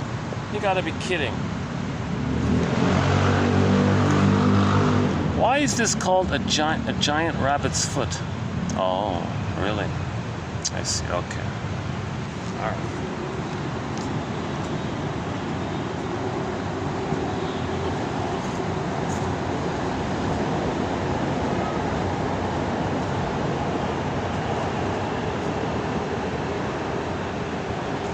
There's not much around here. Is that it?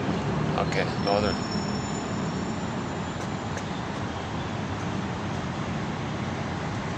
Oh, there's the fig tree. Look, can you see it? That there in the center of the screen, that's a fig tree.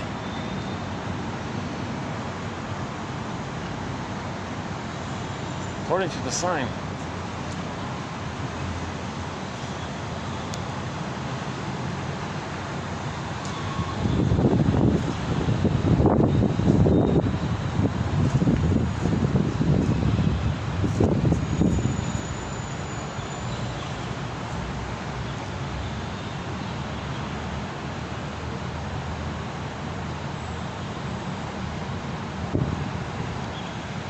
There's the trunk of the tree, right? Yeah.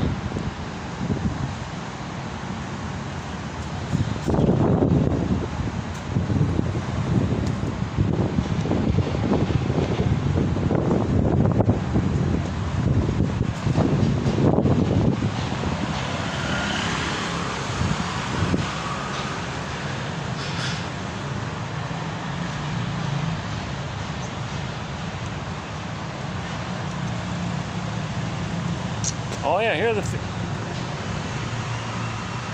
are these really baby fig trees? What do you think? That's what it says here. You gotta be kidding. How long would it take for it to grow up? Oh. Yeah.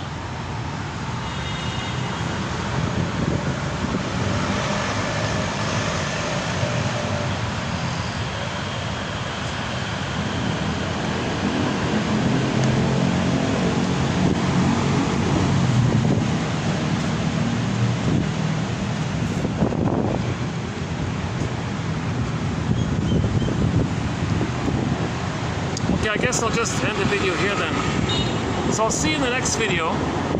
The next video will be part 5 of Arthur Janoff's work.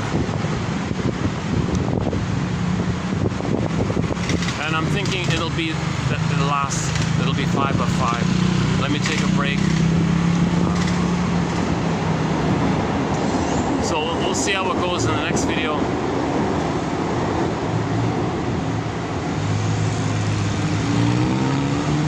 So the concluding self-help exercise might be have an image of a voiceless, silent scream, like the baby, the scream painting.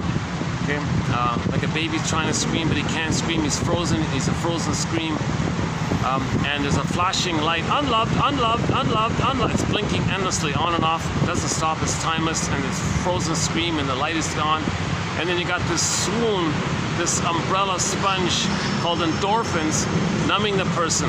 Now these endorphins can be created by and maintained by cookies and belief systems, behaviors, or etc. Right? Repetition compulsion, beliefs, psychosomatic symptoms, dysfunctional living, repeating the past and the present. Whatever we do to not feel that underlying pain, that's like the endorphin sponge. So imagine this umbrella sponge, but underneath is the unloved, that's the pain, and you got the sponge. And back up a bit, and then consider that, like hold that image, like that, like within kind of thing, and embrace that that's sort of what might be going on as a possibility of trauma, of something that can represent trauma. Then maybe bit by bit, that act of what Martha Stark calls the ego and the id, right? So your truth, what you know about the truth, that's the ego, and the id is, okay, the swoon, right?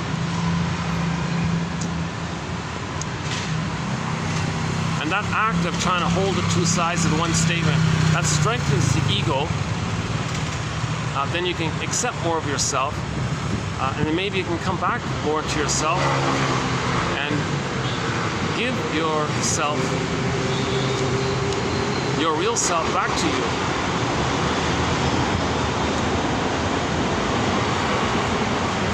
She calls it empathy statements. So this is trying to like give yourself empathy. If you give yourself empathy via the idea of the first part of the empathetic statement being what you know, and then nevertheless you find yourself feeling the swoon. So you know there's a pain so utter, nevertheless you feel the swoon. Have the image like an artwork. Maybe it's almost like maybe we can draw a painting of it, right? The silent scream painting, like a baby screaming, but it's frozen, he can't scream, the voiceless scream. And at the same time, there's the blinking, unloved, unloved, frozen scream, unloved, unloved. And then you got the whole swoon thing. That's your personality, your beliefs, going through the motions of life, sleepwalking through life, feeling that life is passing you by, making excuses, chasing for symbols of love, because you didn't get the original love. So the original love was in the old brain, in the limbic system. When you got the new brain, it transfers there, but in the new brain, you can only search for symbols of what's in the old brain. In the old brain was the missing mother's love. In the new brain, you can only have a symbol that represents that. So in the swoon, you're chasing the symbols of love. That's the swoon, that's the swoon. So we're going through life with this constant pain, and the constant swoon.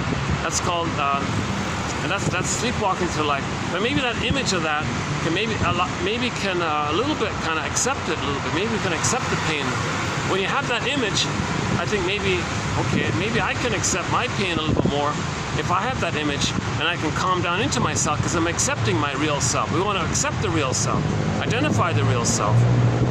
Okay, identify the real self, then you can accept your real self. The empathy statement, or that painting I'm trying to paint here, like a visual of the empathy statement, like a visual empathy statement. Identify your real self. Okay, that's like seeing yourself, right? Your mother didn't see you, well, we got to see ourselves, right? And then I feel like a little encouragement that I can accept myself more that way. So empathy statements, let's call them self-empathy statements. Self-empathy statements. So let's see if we can update this one. We do have a thread on self-help quotes and exercises and things. How to make an I statement, one quick self-soothing exercise is to fill in the blank. Whatever's going on. You preface it with the five-word question prompt. What's the hardest thing about? And you fill in the blank.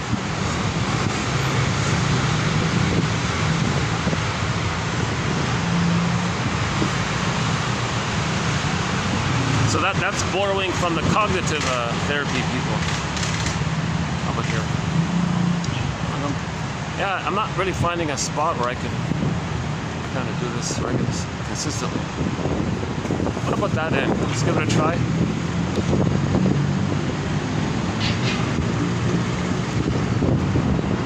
Oh, this is a common pattern with the hotels here. They have no real, they don't have like much of a, oh yeah, hang on. Yeah, there's some space on the other end, yeah. Let's try the other end.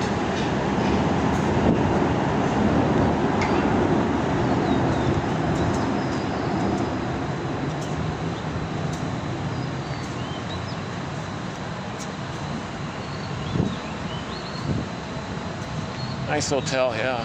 Nice hotel. Nice and clean.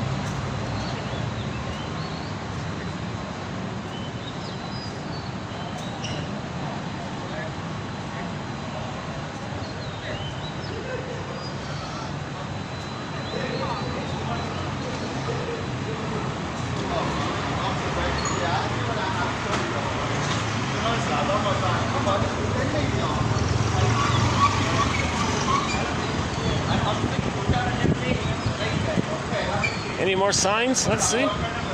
Aha! Giant hare's foot. Is that the same one? That's not the same one, is it? Oh, there it is again. Eugenia plant. They keep calling this tree a plant for some reason.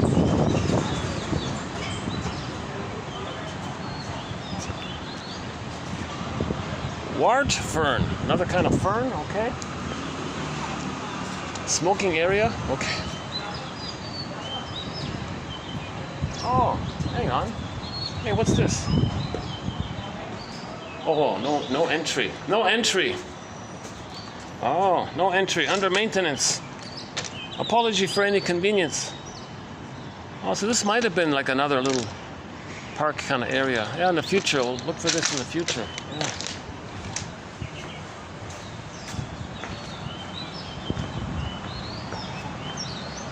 Yeah, that's about it, eh? Just some parking lot here.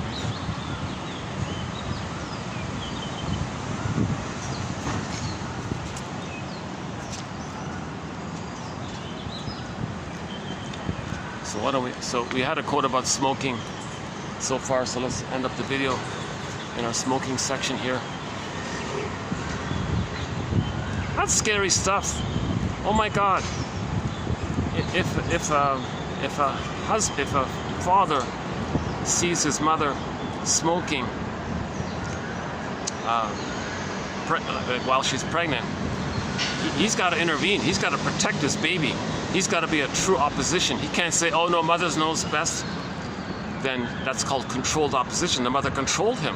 He's got to be a genuine opposition to protect the baby from the abuse of mother. Hey, look, wife, you're smoking. That's 5 minutes. That's 5. Every cigarette gives our baby 5 minutes of torture. Come on, stop it. What? You're looking for a symbol of love. Well, I'm your spouse here. Like, let's talk. That's love. Let's connect. Well, I don't connect with you. Well, okay, let's try. Let's learn how to make eye statements here. Let's do something together that we like, so they can stop smoking.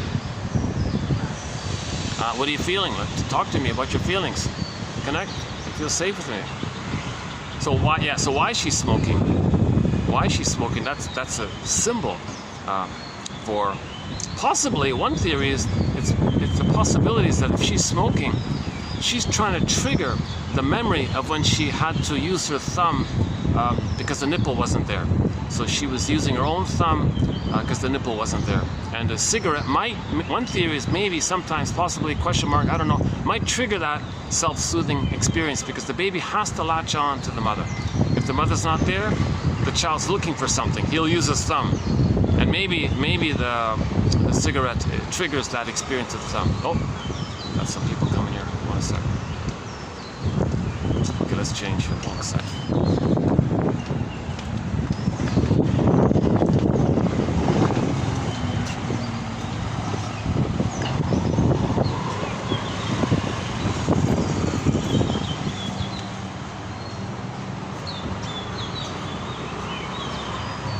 Hey, one more here. Let's see. What's this? Oh, here's the autograph tree. All right, autographs. They're not bad, eh? Very, very thick. Very thick leaves. Oh, here's another one. Hang on. Thai Bungor. All right. That's pretty good. I like this one. Look at that. Thai Bungor. That's pretty good. One more here. What's this one? Hong Kong orchid tree. Oh, wow. Here's a Hong Kong orchid tree. Well, that's what the purple is. Oh, the purple comes from this. I see. This comes from the Hong Kong orchid tree. All right. Well, that's wonderful. Yeah. And here's the staff. Full circle here.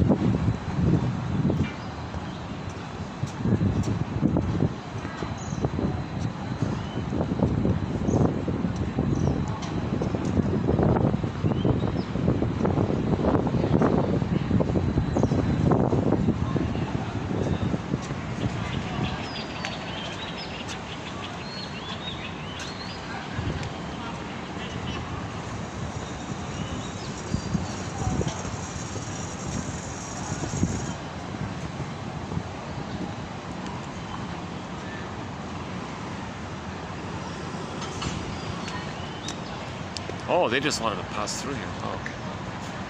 Another one. Hold on a second. Hi. What's your room number?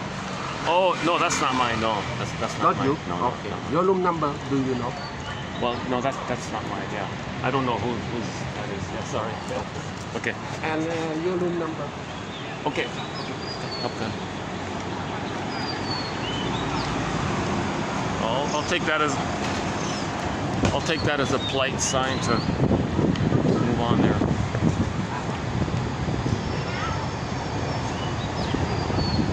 I don't think we've ever been down this street here.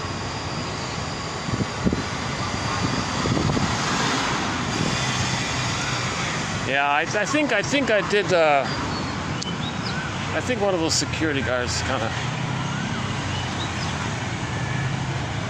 Sometimes you accidentally walk in the wrong place or something.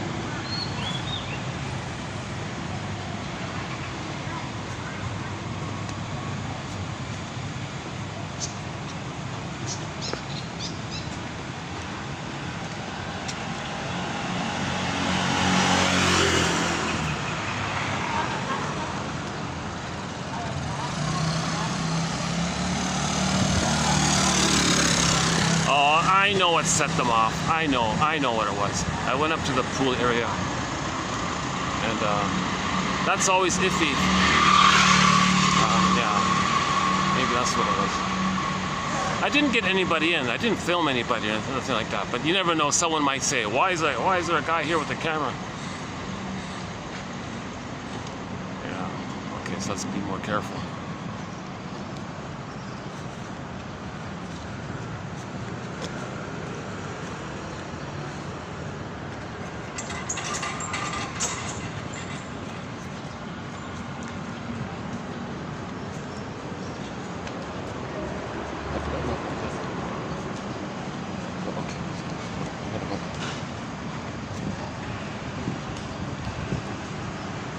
I'm in the middle of filming, so I'll talk to you next. Well, sir, I'm in the middle of filming, so maybe I'll talk to you later.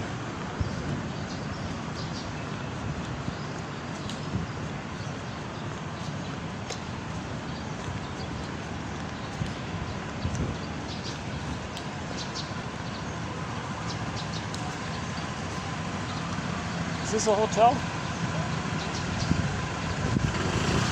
Oh, here's a hotel. Hold on. Here's another hotel. Let's see.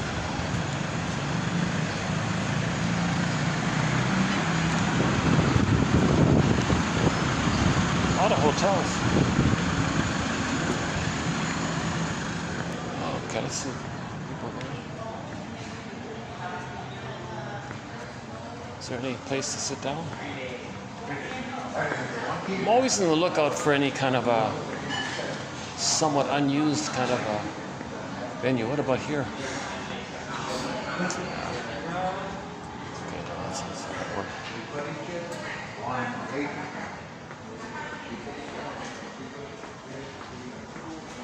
That's part of that, right?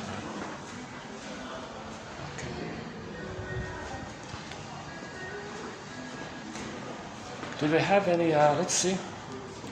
What do they have here? Is there a rooftop? Going up. No.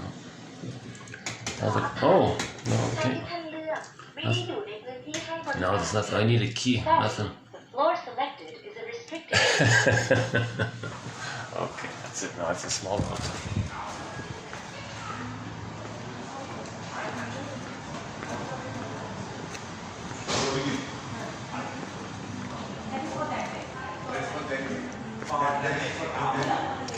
This is pretty common with hotels. There's not much of a lobby, and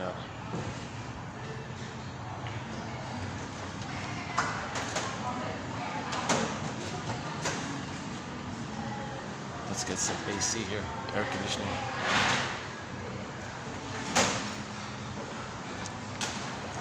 See, there's no way. This is typical. There's no way I can do a whole video in a lobby of an average hotel like this. There's just too much going on. All this. The symbol, chasing for symbols.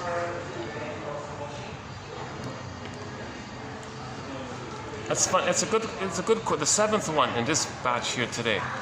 That's an interesting one. I just noticed it more fully this time. The memory of needing positive maternal. The first mother is the breast mother, right? That memory is in the limbic system, the brain stem. You know, that early part of the earliest part of the brain, right? That memory's there. Amnesic memory. Unmet need. There was an unmet need for that. That's the trauma. We're trying to get that need. We're still trying to get that. Timeless. Still trying to get it. Timeless, timeless, timeless. Pain, pain, timeless. Now, hippocampus, they say, comes on somewhere in the second or third year, like that, maybe third year, let's say, and the cortex develops further. And those memories are being, like, funneled, transferred into those advanced parts of the brain. Now, in the advanced parts of the brain, that memory of the unmet need is circling around.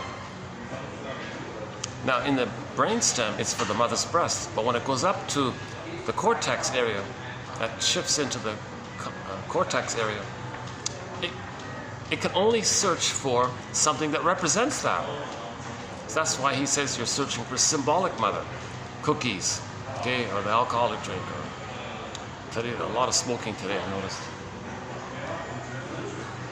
Belief systems that give you fantasies that one day you'll get it. One day beliefs, one day you'll get mother's love. It's a symbol. And not into the Dr. Feelgoods. Oh yeah, higher consciousness, transcend, he uses some new age phrases. Those new age phrases, one day you'll be loved, it's code for, it's symbolic for, okay, back in the brainstem, needed mother's breast experience. Okay, that unfinished cycle shifts into the neocortex, and you're still searching for it, but wait a minute, it can only be symbolic of that. Right? Because the neocortex is aware of the present or something, right? So in the present, you're searching for that in the past, but it can only be symbolic of the past. Now, nothing in the present is that in the past, but you're still repeating that past searching around and around again. So you shift all that to the present. So repetition compulsion is the search for the symbolic of that past. And that's the neurosis. We're still looking for the past via the symbols that aren't the past. And that makes us neurotic. So we spend our lives searching for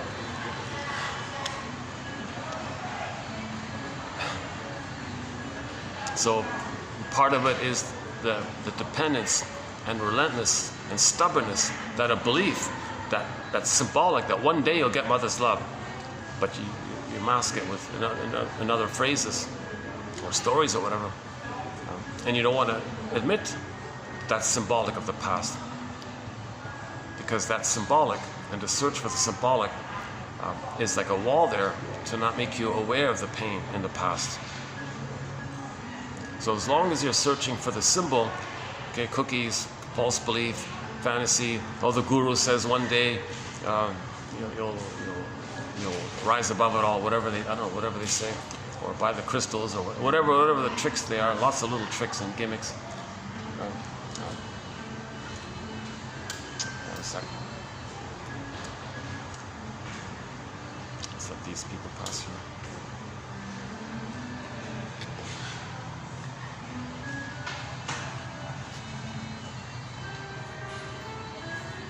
Oh yeah, so this is not gonna. I got the front desk there, and I got the concierge guy right in front of me here. And there's guests over there. There's guests over there. That's pretty. That's all. That's the whole lobby right here. But it's a tall building. It's got like 30 stories or something.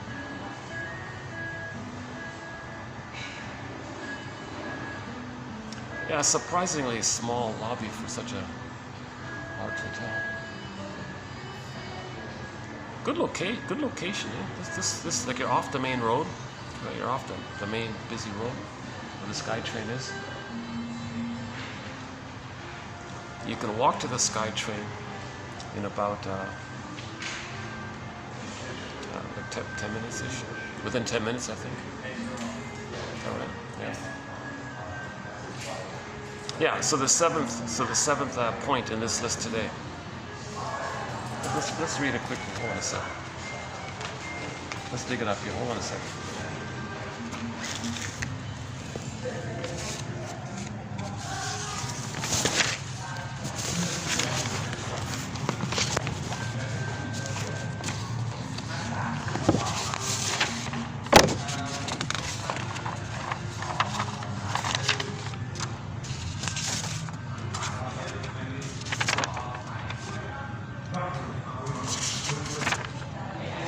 Yeah, this one here. This one here.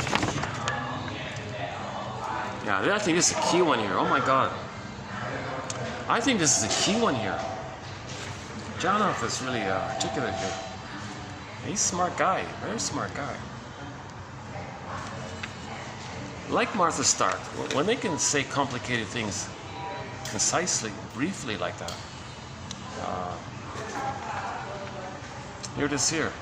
The pain goes from the primitive processing mechanisms, okay, brain, primitive, your original baby brain, right, area.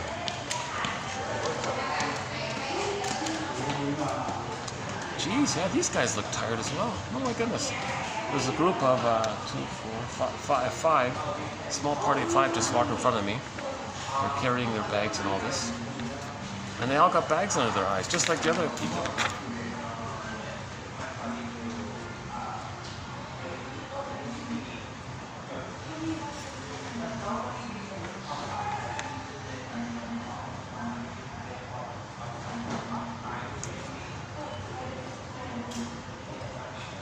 Okay, again, the pain goes from the primitive processing mechanisms. Primitive processing mechanisms. So what does the baby do, right? So the imprinting is pressed into the brain deep down.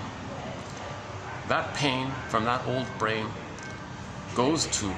transfers to cortical processes, the neocortex, the more advanced brain. When you get older, the process of that forces the person to seek symbolic fulfillment. Everything you're doing in the present is just symbolic, or not everything. Most of what we're doing.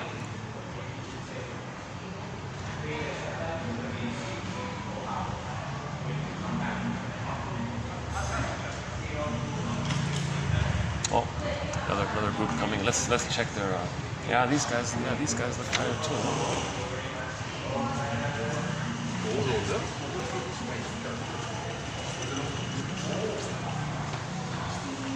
A group of 3 just came out of a cab. Yeah, they look a little tired too. Why are they so tired? What time is it? 5:45. So if they left in the morning, maybe they had to catch an early flight.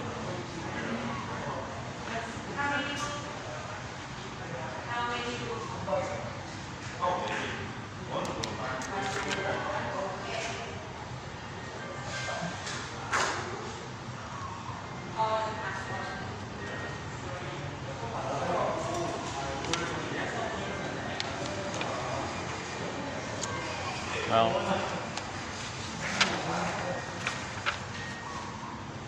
are those guys still there? Let's see. Oh, they're gone. Oh, okay. Well, let's move over to the sofa. Then I don't bother the concierge guy. Hold on a second.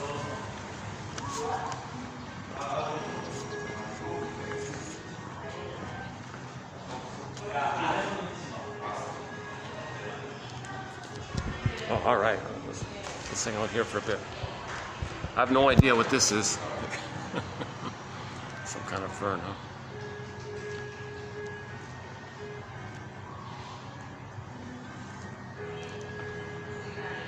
There's an episode in the comedy show, I Married Joan, starring Joan Davis, the famous comedian from the 50s. She was like the number 2. She's considered like the number 2. She was considered the number 2 most popular female comedian, next to Lucille Ball, right? I find her much more heartful and funnier, personally. Anyways, there's an episode about her husband, a judge, like a local judge kind of thing. And he had a case where some gajillion or some billionaire or something, in his will, left everything to his pet monkey. And here's the judge, he has this thing. What's he going to do, right? Meanwhile, some distant relative comes in and contests the will. Big argument about it. So, long story short, the conclusion was the judge took all of the money and bought a massive zoo in the name of the monkey. And the monkey owned the whole zoo and the zoo and the services and for life and all this. Thinking that's what the owner would have liked for the monkey. So the monkey had the whole place to himself. I had this kind of fantasy. Geez, I wish I could like buy like a nice venue, you know, and have the whole place to myself, and not have to be interrupted with, you know, hyper vigilant guards and all this.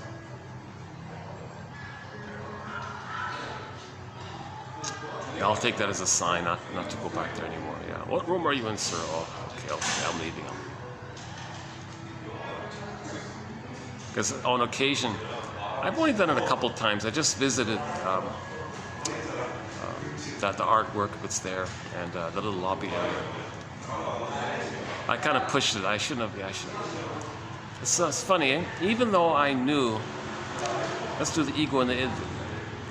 Although I knew I probably shouldn't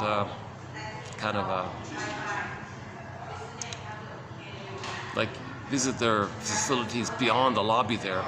I kind of knew that. Nevertheless, I found myself telling myself, oh, come on, this is a holiday, you're just looking around, harmless little thing here, taking photos, selfies. So there's two sides of it, the child side, right? So that's the id is the child side, right? So the adult side is, I knew, let's be reasonable here, come on.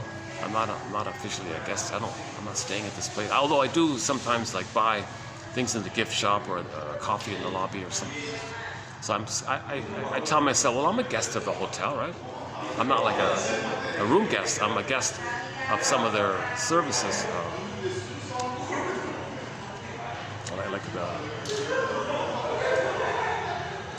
Like if sometimes the hotel has like a little bakery area. I'll buy a cookie. Well, see, I'm a guest of the hotel. I bought a cookie here. And then I use that as a justification. Oh, I can visit the pool. I can visit the meeting room, the event. That's like the child in me, right? So, yeah, so you hold the two sides. If you hold the two sides, you calm down a little bit.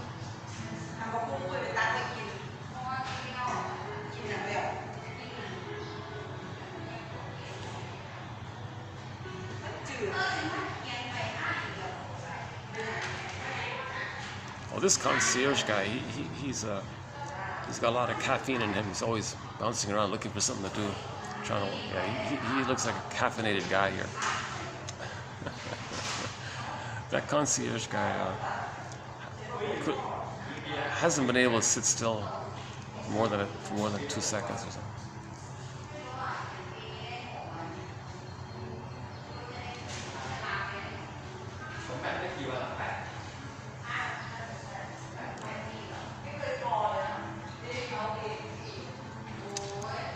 Oh, that'd be interesting, right? To do a thread on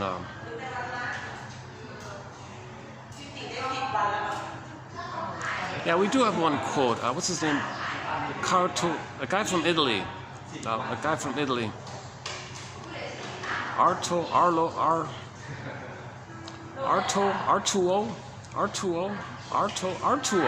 Is that it? Cartena something. He has a book about, I forgot the title of the book, but he has a quote in there. We have it in our collection, that women have a long time memory of not having power in their lives, right? So nowadays, maybe some women are gonna seek power. What do? So they go to the plastic surgeon guy. He says, well, make me look, you know. And they use seduction as power. So they're only searching for the power.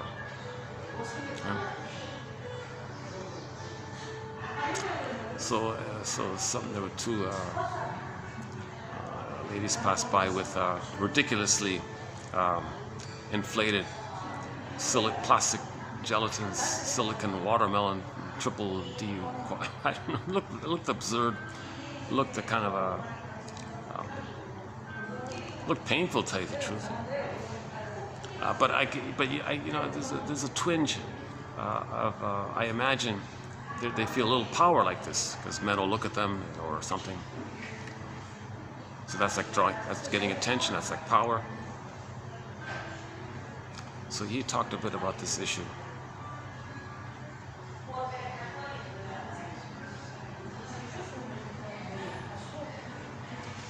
Yeah, Dolly Parton had a joke about this.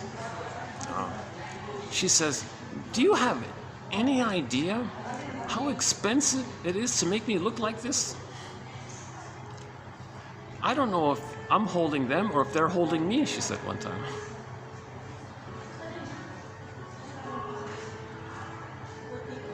Now, beyond the appearance, she's a nice, very nice person, all that. So she kind of crosses over the appeal on that, but genuinely seems to be quite a nice person as well, right? Hence her immense popularity. Although she doesn't have that many hit songs, right? No, but she did write. She did write "I Will Always Love You," right? That Whitney Houston made popular, right? You know, it's funny, that quote we did about codeine. I was triggered. Dolly Parton's song Jolene or something. So we have a quote from about a month ago from Jill and David Scharf, not Scarf, that's Maggie Scarf. Scharf, SCHARFF, a couple. Talk about birth trauma, right? Some woman had headaches. She was carrying a baby in the 3rd trimester. Doctor said, "Oh, here's some Tylenol with codeine in it." It turned out that the codeine part went into the brain of the baby. The baby became addicted to the codeine part of mother's Tylenol. That baby became an addict, he said. So when the baby came out of so this was going through the placenta, down the cord, to the child. He became addicted. Now that's their theory. So when the baby came out, well, all the more reason to leave the cord and the placenta, give him all the support he can. Maybe he can wean himself it's like a little gradual, but they removed it. That's a terrible thing. So don't remove the cord and the placenta. But let's assume they removed the cord and the placenta. Then that child wasn't getting that supply anymore, right? It wasn't going down the cord because the cord was removed. They shouldn't remove it, by the way, but anyway, let's just assume the usual cruel thing took place. So what happened was, when the baby was born, he was going through withdrawal symptoms. He was screaming and colicky and going through withdrawal symptoms, like you see in the films when they go to the addicts are shaking in the rehab, whatever. The baby was doing this. He was in this manic withdrawal issue. So the mother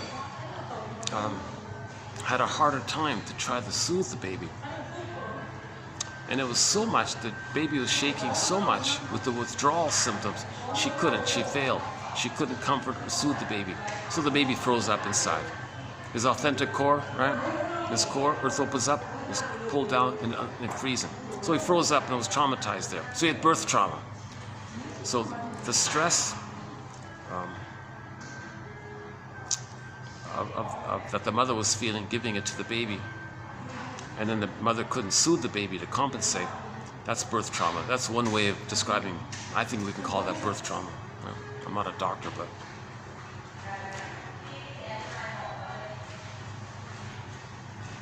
Yeah, so her song, Dolly Parton has a song that rhymes with that word. So I just reminded her of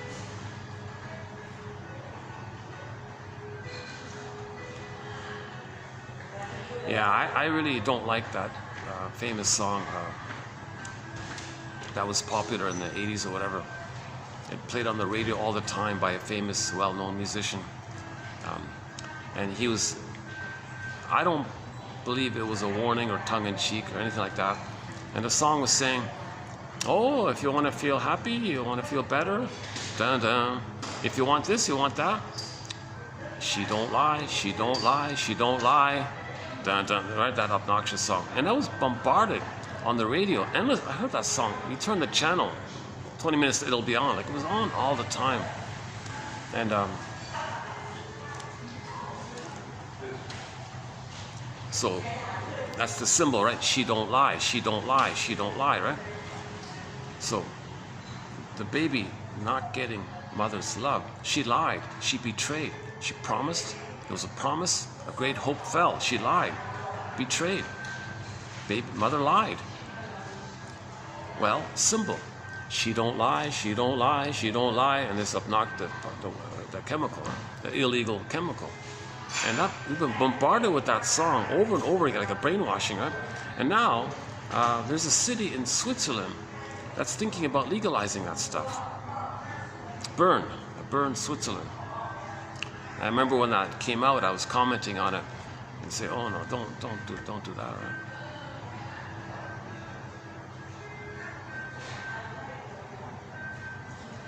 So there's an example of the symbol. Right? The baby wanted maternal, her honesty. Baby wanted mother's honesty, didn't get it. Recorded in the primary primitive parts of the brain, the brainstem, the amygdala, all that. Okay. Then that memory shifts into the cortex. Now the cortex is looking for her honesty. So the song said, she don't lie. She's honest by this illegal substance. Right? So here's a musician peddling like a peddler kind of thing, like a pusher kind of thing. And I remember thinking, why is that on the radio? I'm just shaking my head the whole time. Why is this on the radio? Is this supposed to be like a warning or like a joke or a parody? I didn't feel it. I didn't feel it that. But maybe they confused it to, like, what do they call it?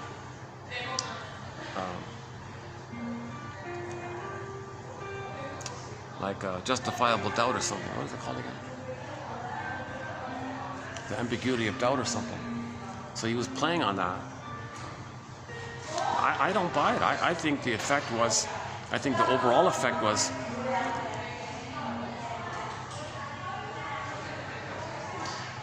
maybe he's angry. Oh, she don't lie. My mother lied. Like, she don't lie. So maybe there is the anger. Look, my mother lied. Look, my mother lied. Well, look, this stuff doesn't lie. So maybe there's the anger part of it. So maybe we could say, I'm just expressing my anger. Okay. Well, can't you do it in some other way? Why do you gotta imply and slip in the other side where you're kind of promoting, like an advertisement? Buy this washing machine. It'll be reliable for you. It'll durable. Take care of you. It's safe, it's strong. You describe the mother with the appliances sometimes, right? And he's describing the mother with that illegal thing. So in other words, that's symbolic. We're chasing symbols.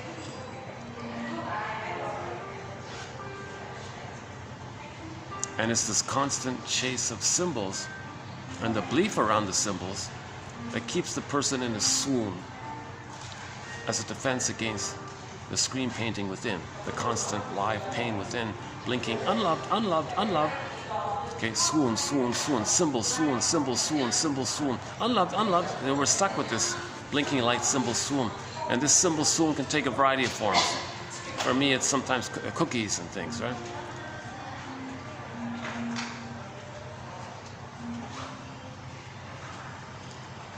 The Scotties or something, if you can find her.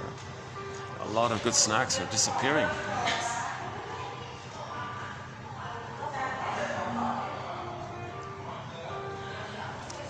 I much prefer fresh vegetables and things. It's hard to find. If I could find a place that sells sautéed garlic shoots, I'll go there. I don't need the cookies.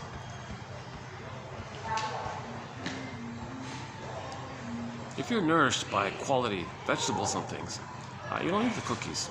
But if you lack the nourishment, you're in a stress there. Then you eat the cookies, right?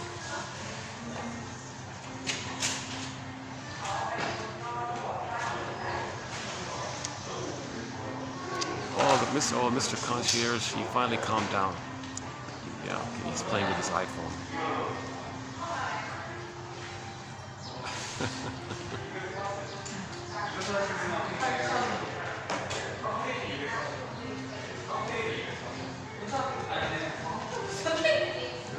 You know, this place has got most of it, it's got low except for this edge part, it's got very low ceilings. But they did a good job trying to add as much light as possible to make it brighter and airier. Yeah, they did a good job, yeah. Right? See, most of it's low ceiling, right? Over there, low ceiling. Here it's midway higher, and then at the edge it's higher. So you got the whole glass one.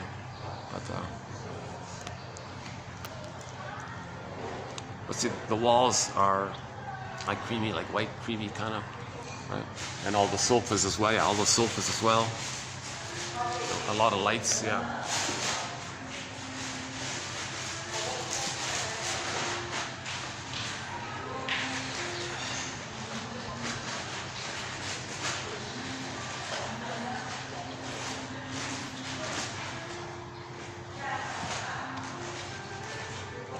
Yeah, so that's one of Janop's messages of his legacy. Preventative medicine. Prevent. Mothers, read this stuff. He's quoting researchers from medical journals. Dear ladies, read this. Nicotine, smoking, constricts the blood vein. Your baby's not getting enough oxygen. Plus, oxygen is being diverted away from the baby, your own baby, to you to deal with the toxicity of the tar and the nicotine. So, prevention. Mothers, can you read this? Can you learn, be aware of it? There's a good chance many mothers will go, oh my God, I didn't know this. Or at least, right?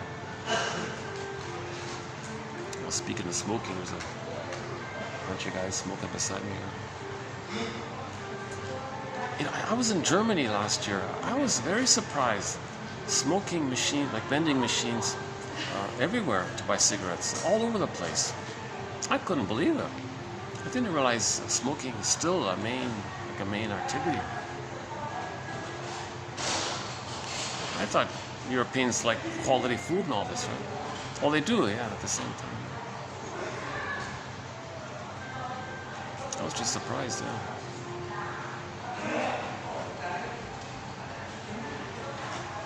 See these people smoking. We have a quote in here. Do they realize that they're doing it because of this burning unconscious pain of having been unloved, take a cigarette. Unloved, take a cigarette. Do they know that? Do they make that link? No. Should we do it here? Hold on a second.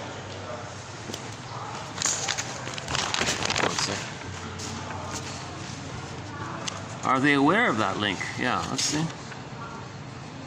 Here it is. My guess is that most people who smoke or drink never really realize the connection between pain and their habits. Right? So those three guys who are lighting up near me, do they realize the connection between their pain and their smoking habit? Neurosis is a paradox.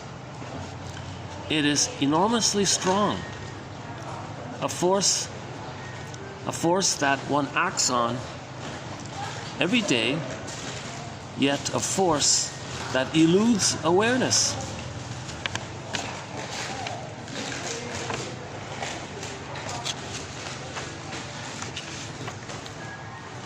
And then, of course, they'll make a rationalization. They'll create a belief. So they'll reinforce the use of the habit with the belief.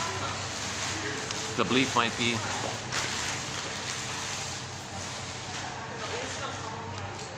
oh, it's harmless. It's not going to do much harm. Plus, the pleasure I get with bonding with my buddies, I get a lot of pleasure connecting and feeling safe with my little group here. So the benefits of connecting with the group outweigh whatever damage the nicotine gives me. So they might make some kind of excuse. Rationalization kind of sounds reasonable. I just made it up. It just kind of sounds reasonable. That's the idea of rationalization. You create something that sounds reasonable to hide something else that you don't want to admit. Right?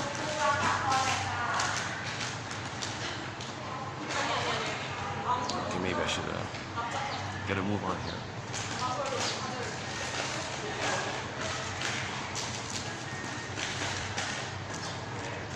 Oh, this person bought a bunch of. Can't make out what it is. Oh, one person is getting ready to leave, I guess, and they're rearranging their suitcase.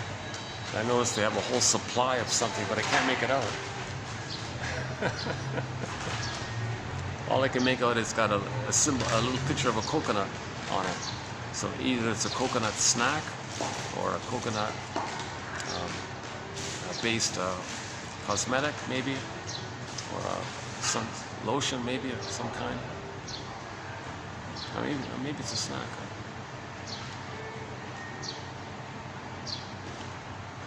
Why do I hear a bird?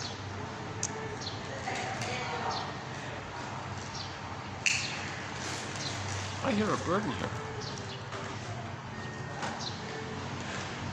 I can hear a Tweety bird inside the lobby of this hotel.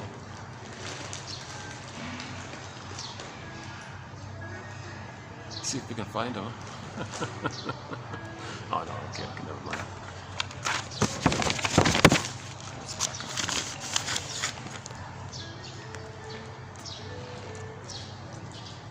Oh boy. Oh my goodness. She's not gonna do it. She overpacked her suitcase and she's trying to close it. And she's sitting on it. Oh, but she just found out there's an extra zipper that extends the suitcase. Oh, now she found. Oh, now again. Oh, hold on a second. Oh, she knew what she was doing all along.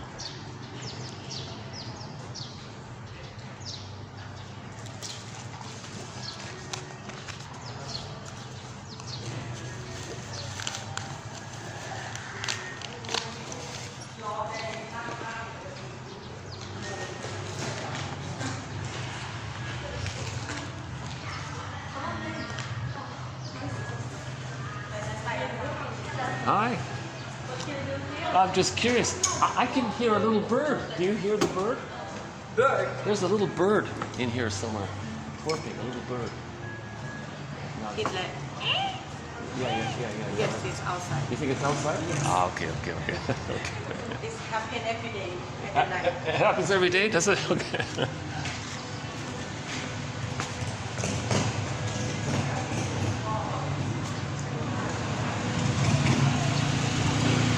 Oh yeah, I hear it out here. Yeah, right. I hear it outside. Okay.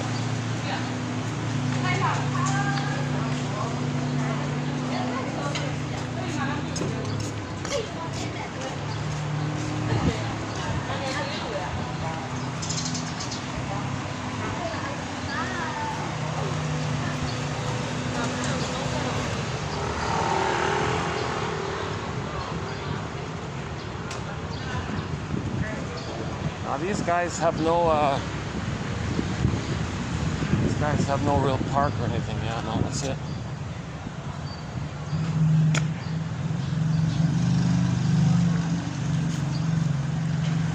All they have is this right here.